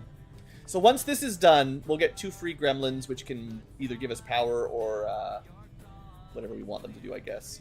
We could spend money, I suppose, to get some more power as well. But that would just free up an engineer. Is that worth it? It might be. That helps me dig quicker, or do missions faster, or research faster. You know what? That's probably worth it. It's just 60 supplies. And then we don't need that engineer, actually, after all. It does open up more spots for the gremlins. I think it's the fact that I get the engineer back, and I can continue my expansion a bit quicker. Because what will happen is we'll finish R&D, probably upgrade it, which costs power. That'll get us 2 engineers for 4 gremlins, which we can do double power, double dig. It would be nice if the proving ground was there, but it's fine. Training center, I don't think uses it, soldiers, but we can put something underneath that uses engineers, like the resistant ring. I think would be good. So resistance ring here, psyops, and then infirmary, I guess.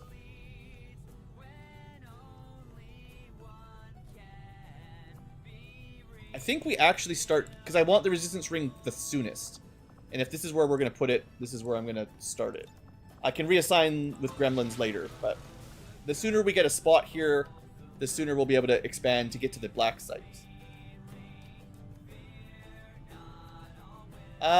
It's kind of a YouTube thing with delay. I've set it to the lowest latency it can, but I mean, sometimes you can refresh and it'll catch up, but it's sort of just YouTube. Sometimes they got some delay internally. Okay.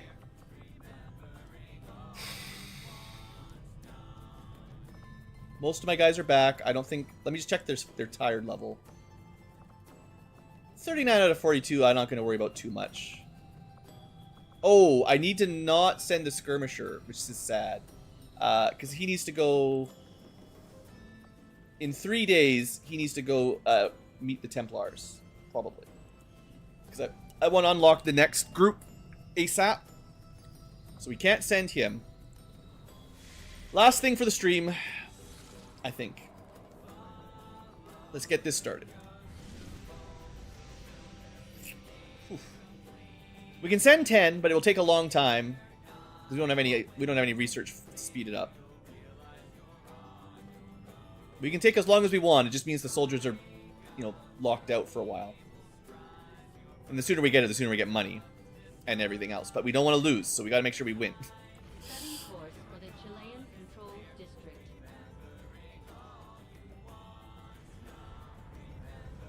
All right. I might not take 10. We might get to 8 or 9 and think the time is getting too crazy, but we'll see how it goes. Okay. Primary objective. I'm taking the Fusilier because this is one of the very few missions they can actually get some value building up that Fusel shot. And if we do it right, they can get max ranked Fusel shots. They're going to be doing +7 damage a shot, even with a basic sniper rifle, which is, it's pretty good. Next, I like to have a backup sniper that can do lead the target. And also they're pretty good anyway. Death from above, squad sight, lead the target, center mass. This is my standard, very good sniper. 2 snipers. Probably 1 or 2 people with stealth. I'm going to want infantry of some sort. Shalji's a little bit tired, but... The ranger's also a corporal. Which one's better? I think actually James is better. He gets center mass and double shot, which is a little bit stronger, I think. I mean, we could take them both, but there's only so many slots. I think Xiaoji's a bit weaker.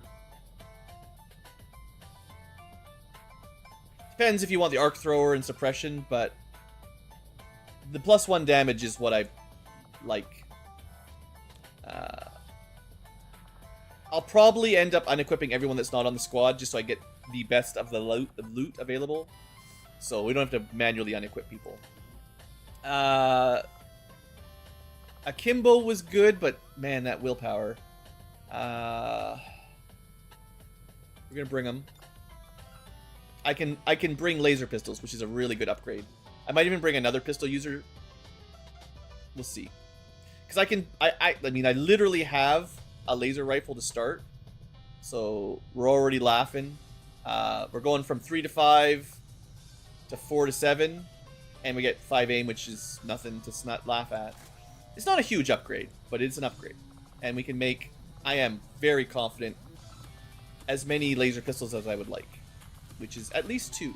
Although, yeah, they have to be pistols for this one. So we'll do that. And this is another major upgrade early game, right? So we're going from 1 to 3 to 2 to 4. And we're getting the aim bonus on both. I think that puts us at... They get the +1, right?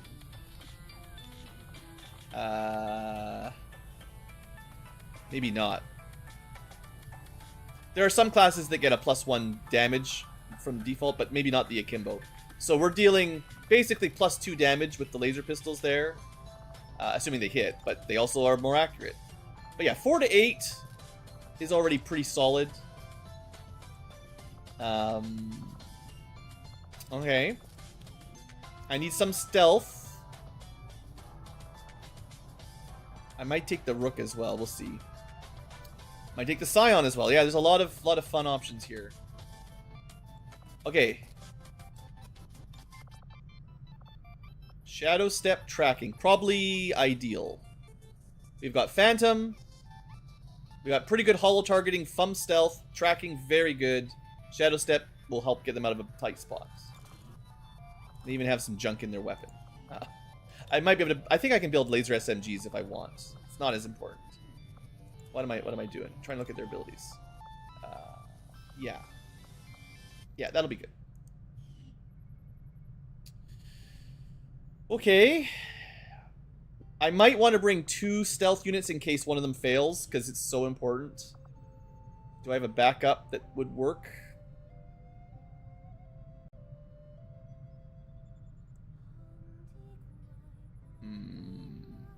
And I mean, I can take lower ranks. I'm just starting with the top ranks because they make the most sense.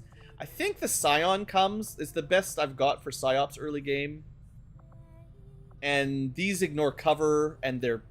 Well, they're not guaranteed hits the way vanilla works, but they target a different stat, which gives you away. And also, the Psy Zombie sounds really good on this mission. So they're in. We're up to 6 days. I might actually spend the intel to speed it up. If I send 10 people and then nearly double the speed with intel, we don't get it back, but this might be worth it just to get the money earlier. I don't have any melee units. I don't really care. I should bring some grenades or rockets, though. So... Could also bring some hacking. You're the one that's got... Oops, keep clicking the wrong thing. Yeah, full override means if they have a mech and we get lucky, we could steal it early on and keep it. Oh, and this is another stealth unit. We could keep them stealth for a while and give overwatches while stealth. Yeah, I think this is a good one to bring. They're not really combat. They're not even really a good hacking combatter. But if we find a robot we want to steal, and otherwise we're using them mostly for their ability to be stealthy spotters. They're not as good as the other spotter, but they can stay stealthed. Maybe. They're the weakest pick so far. Because I think what I want with the Gremlin is the guaranteed damage combat protocol. And they don't have it. I mean, Rook was also good, right? That's the Overwatch shield. And I can give him a laser rifle. One of the weapons I can build.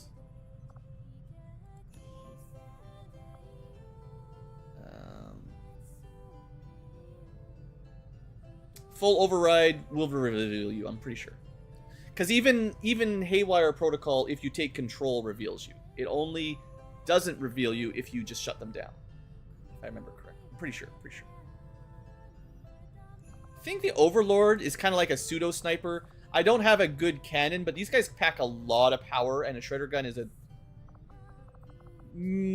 short to mid-range, pretty awesome AoE. And hey, it can repair if we steal a mech. I don't know, but it does give me another long-range shot, which is kind of what I'm looking for. I just wish I had laser cannons. That leaves one slot. I don't know. Let's see what we got. I might switch out my hijacker still. I don't want a third sniper. Tempted to just bring another infantry, but I should. I don't have any grenades. We should definitely bring some grenades, like someone who's good with it. See, the heretic wasn't bad. That's the Templar style, but I don't think we're going Templar mode this match. Witch can summon another Templar, but they've got the really nice AoE rend, which is really strong on groups, and they can get their little minions. But no, I think we go one of the grenades or rockets. Whoever I think I like the most.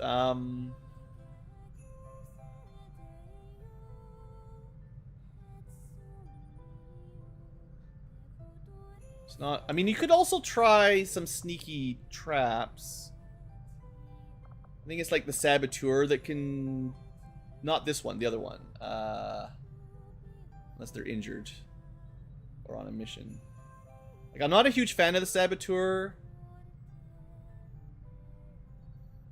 Where are they? Are they... Am I blind? Where... I'm sure I had one that's not the one we just recruited. This is the guy we just recruited. This is not the one I'm looking for.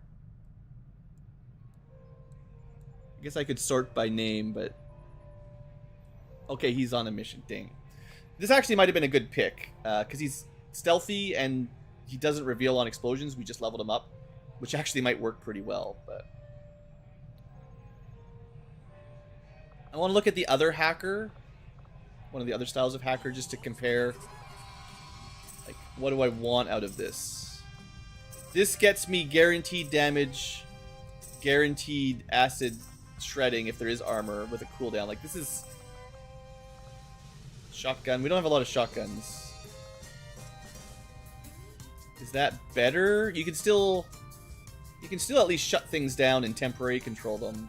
Then we don't have a stealth, but we have a guaranteed, minor damage.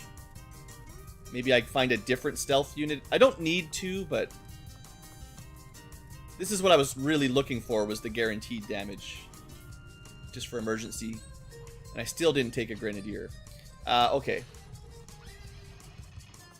I have to bring someone with grenades or rockets. What do we got?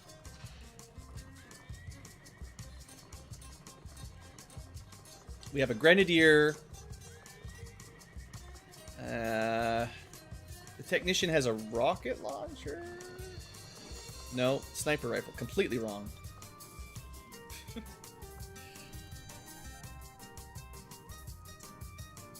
Juggernaut gets something. Cannon and gauntlet. Right, flamethrower. This is not a mission for flamethrowers, I don't think. I'm expecting really large pods, and I'm just probably going to stay on a top of a hill and shoot them.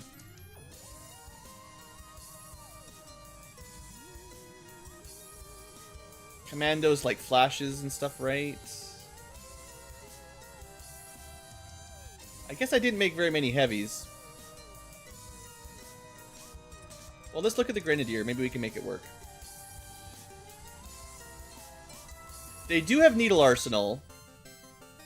Sapper means they might destroy cover with frags. And they have an actual grenade launcher, so they got range, which is what I was wanting. Unfortunately, we just don't have a high-level Grenadier. This is about as good as we're going to get, I think. So... no good shooting, but... I mean...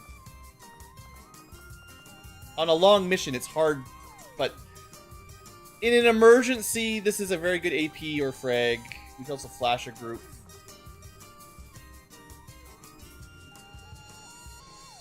Yeah, I guess this is what we do.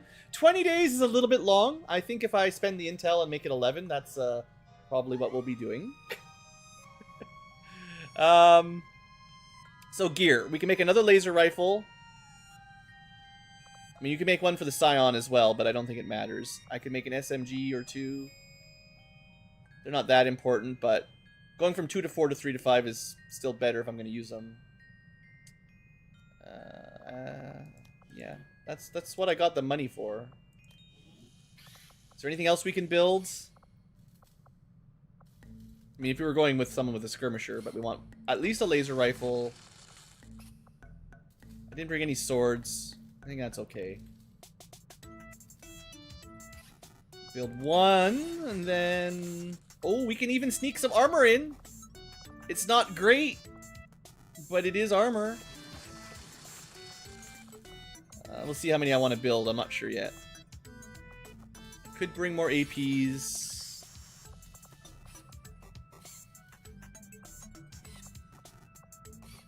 I probably want my snipers to have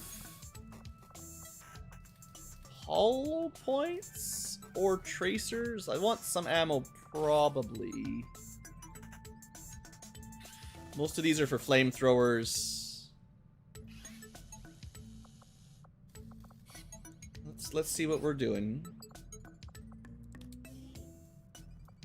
So this is kind of our tank, right? If we want the enemies to shoot somebody, we want them to shoot him. So he should at least have some armor. And to be fair, it's not much. But it's one. It's about as good as I can do right now. Okay.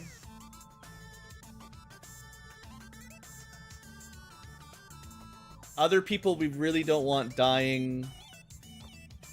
Ranger, Akimbo.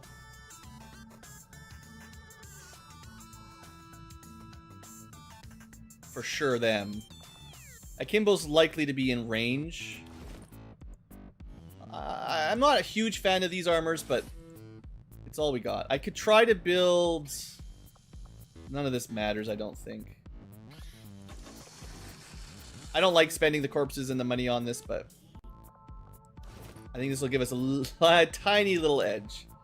I built one extra. I think it's going to go... I got a lot of people. Shotgun means you're a little bit up close, maybe. I don't know. Okay. And I did get one SMG, right? So... You're mostly stealth, hopefully. You need something to do when you're not using your 2 grenades. And that will at least help you keep up a little bit of damage if we need it. Scion could use a laser rifle, but...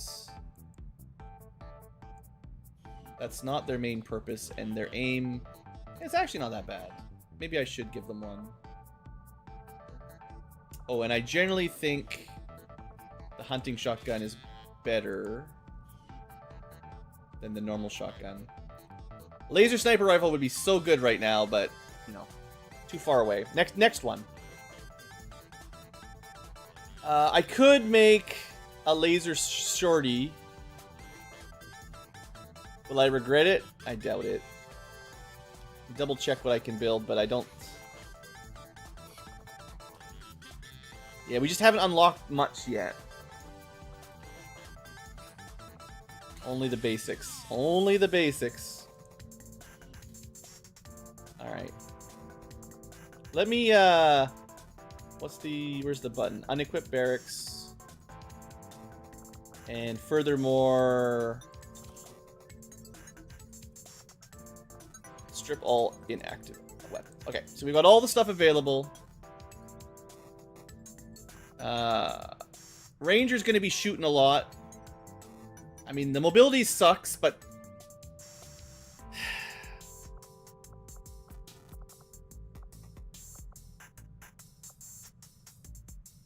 Ooh, we do have that frost bomb. I forgot about that. It can definitely help. I don't expect to be dealing with a lot of armor on this mission. +1 damage puts him at +2. This guy, anything with armor, I gotta try to remember he's bad at. But this puts him at 6 to 9 damage, which 2 shots. And an 89 aim in high ground, that's nearly 100. I think this guy's gonna tear it up, as long as I can keep him alive. And he doesn't run out of ammo. We do not have any advanced magazines, but I know I've got a couple basic ones. I believe I have a single scope. I will give it to him. I think that will be the best. And there's a pretty reasonable chance he'll be shooting and overwatching as well. He's probably not doing the bayonet. He's probably not steadying aim as much. So I will give him one of the hair triggers. That's pretty stacked up. We could give him a PCS as well. I don't have much. Maybe I should have kept the baby perception just for now, but none of this is going to make much difference for him, I don't think, sadly. He's not really an Overwatch guy in specific. Alright. Other very likely to need upgrades. What would be the best on dual wielding pistols? They don't need ammo as bad because they get 6. I mean, they go through it quick, but I think actually she's got the Overwatch reload already. Yeah, she gets a free Overwatch and reload at the same turn, so she doesn't need the reloads as badly.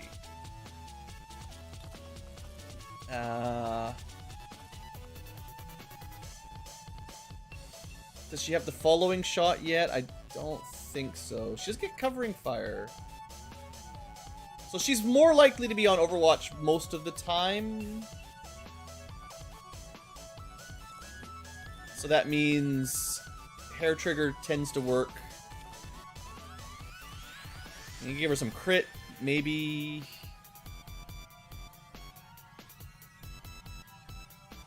Who else wants the crit? I don't know. Probably her. She gets twice as many shots, right? So, sure. And then, I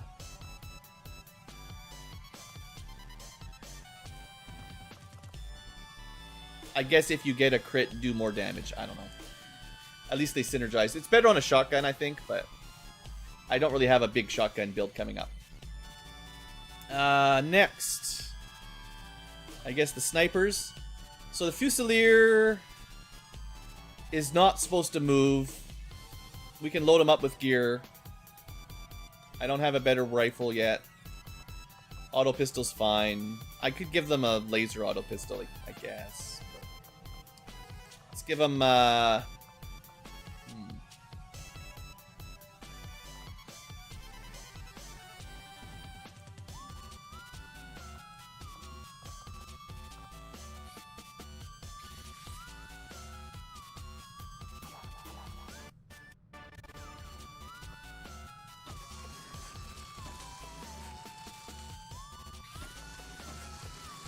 decided I wanted ammo for everybody. I'm not sure which one just yet. I wanted the ones I've got. So we can get 5 aim and fancy reaction shots. Ignore half of cover bonus. So someone with covering fire. Hold on.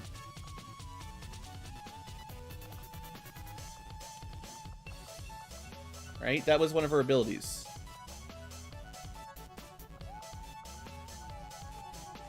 It's hidden. But yeah. Overwatch on hostile. Overwatch ignores 2/3 of cover. Okay, so she doesn't need them then. That's too bad.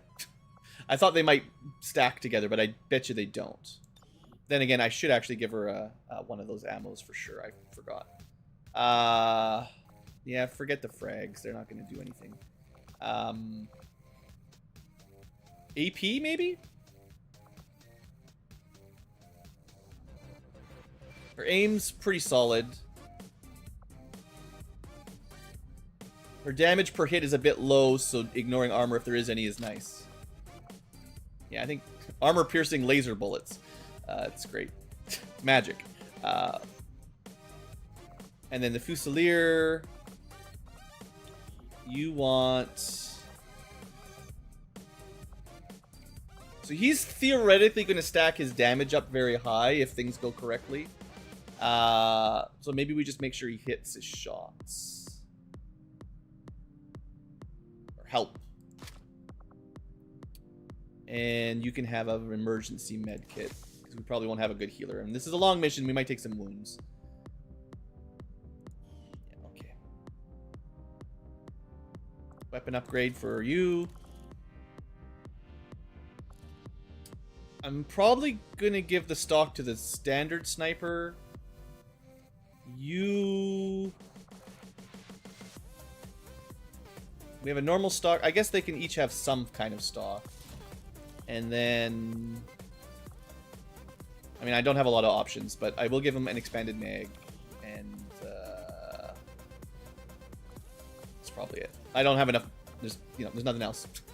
I mean, there are PCS that give you, like, what, extra attacks on when you've got the high ground. There's like some really good sniper ones in there. We just don't have them.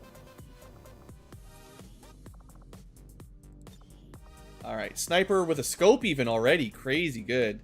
I will give you the other expanded mag and the better aim. I think this is a pretty standard sniper build. You can steady weapon for bonus aim next turn. You got more ammo and better shots. And that's kind of their builds. I should give them... I'll give them the tracer rounds as well. Although any of them would be good, but...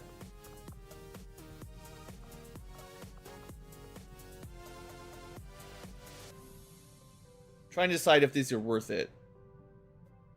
I've got one infantry that uses hollow points. I could have one other sniper that uses them. We just have to be careful with armor.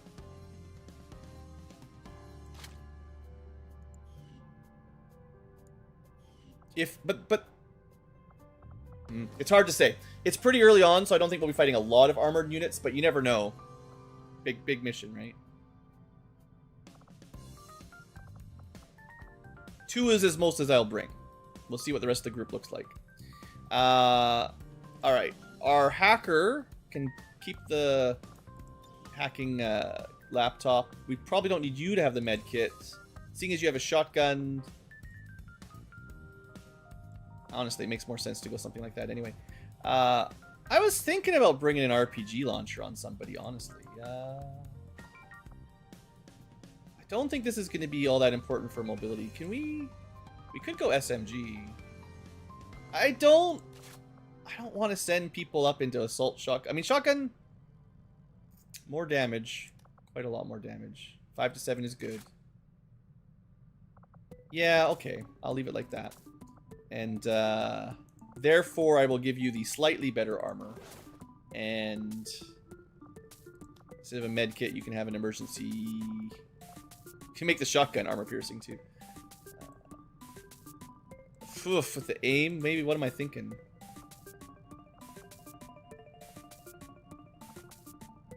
I'm thinking if you do have to shoot, you're going to need every little help you can get. I don't know if there's any upgrades for the shotgun that we want to give them. I guess the bayonet. Sure. Laser sight, sure. Suppressor doesn't really matter, but it'll save us a whole hour. Yeah, I mean, it's what we can do. There's not a whole lot of good options here. For gear. Okay. Overlords. You got your spark.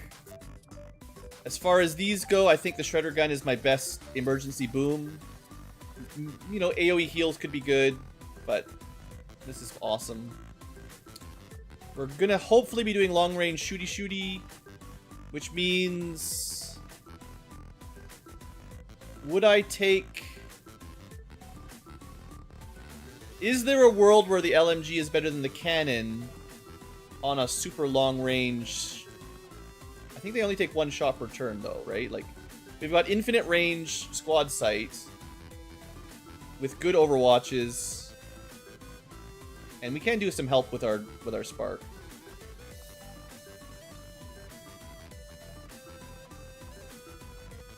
Overwatch won't, like, covering fire, like, Overwatch won't work in squad sight ranges, but maybe this is one of the times where the LMG is better. The 1 base damage is okay.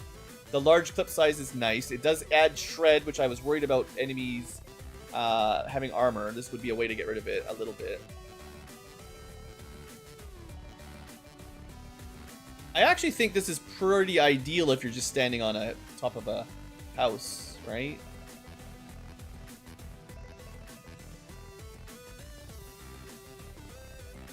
It does take 2 actions to shoot is the downside.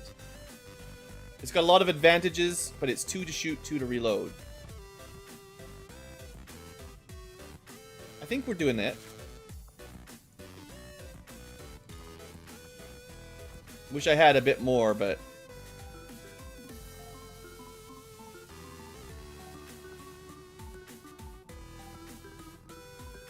they're really only ever going to be taking 1 shot a turn or overwatching anyway. There's no other tricks they can do. They just can't move and shoot with the current gun.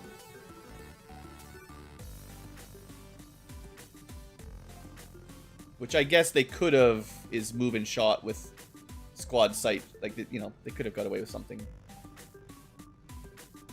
It's probably okay.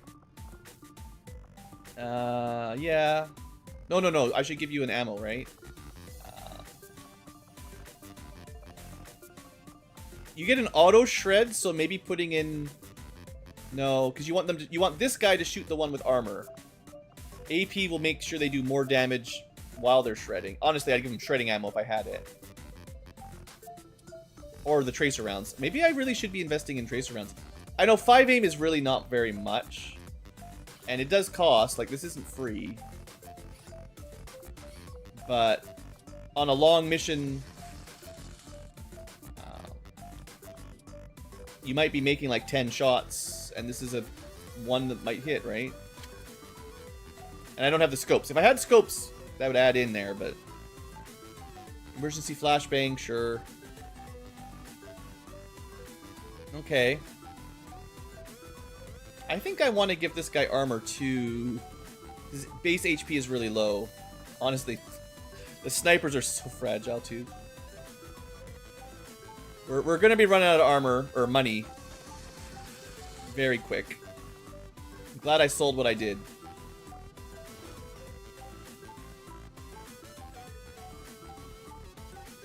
Honestly, the Grenadier probably gets the armor first. I might be buying armor for everybody just for that 1 hit point. It's so sad.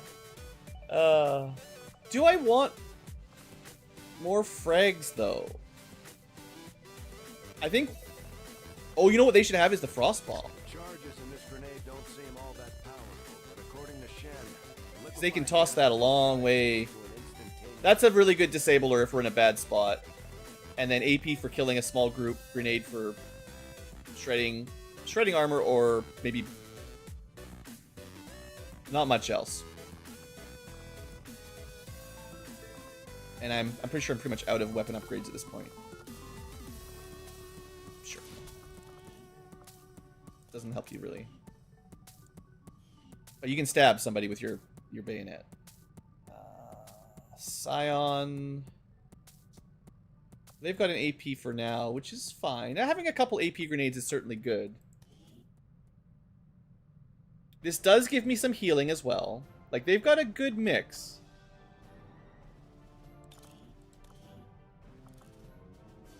Wow, I forgot about that.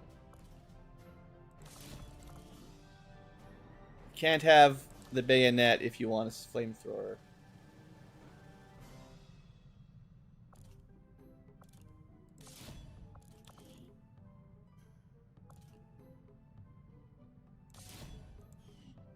It's kind of funny, but...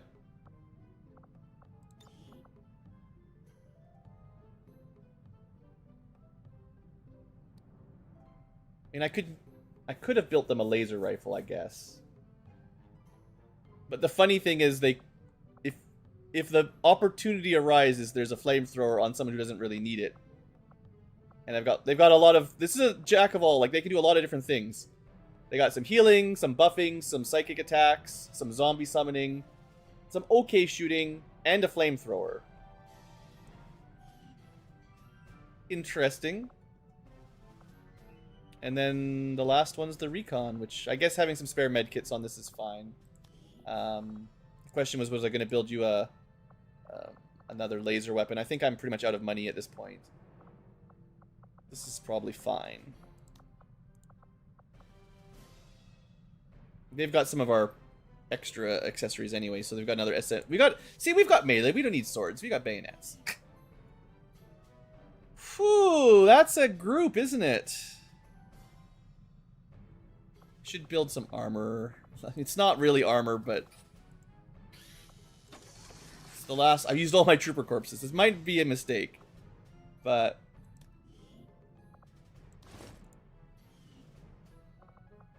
then again, we might have people survive with 1 HP or get healed up from 1 HP, in which case... And this will be the hardest mission we've done yet, so that's pretty stocked. We've got 1 AP pistols, we've got a couple hollow points, tracers on a bunch of people, which makes sense. A good mix of grenades, including the frost grenade, no rockets. Last chance to give someone a disposable rocket launcher. Oof. That would be good. Would it be better than, like, a smoke? Yeah.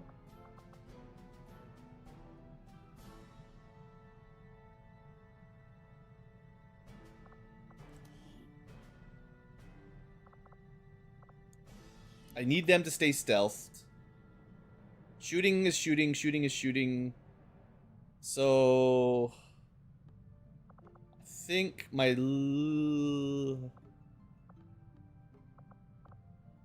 honestly, it does make sense for the roboticist if anyone's gonna carry it. Yeah, okay. Okay. I changed my mind. Emergency rocket. It slows you down a bit, but we're probably not moving around too much. It's just 1 rocket, but they're so good. We don't have a dedicated rocketeer, and I don't know if I would want one, but having an emergency rocket could... Yeah, I think that might get some value. I know there's some people in chat that really like the rockets, so... Okay, that's it. That's the final squad. That's a lot of people. I don't want to wait 19 days. So we will spend the intel. Yeah. I think it's better to get this done quicker and get those resources back. I mean, yeah, we're not going to be doing a 50 to 58, but if I boost it, it'll almost half the time. So 10 days is a lot more reasonable. And the first one's like the most important because that's how we're going to get supplies in New Chile. Okay, I think that's probably it for me. What I'll do is see what pops next. We might have a mission.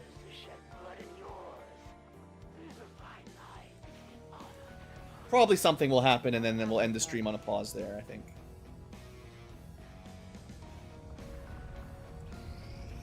We might get some tech done.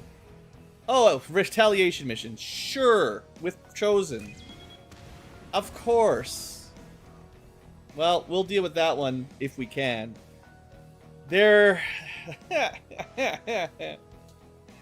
Of course. The timing is perfect. Well, anyway, you don't need to infiltrate these ones. We need to find 8 people with some more laser guns that I just gave away. I might end up selling some more stuff at the black market to get another laser rifle or 2.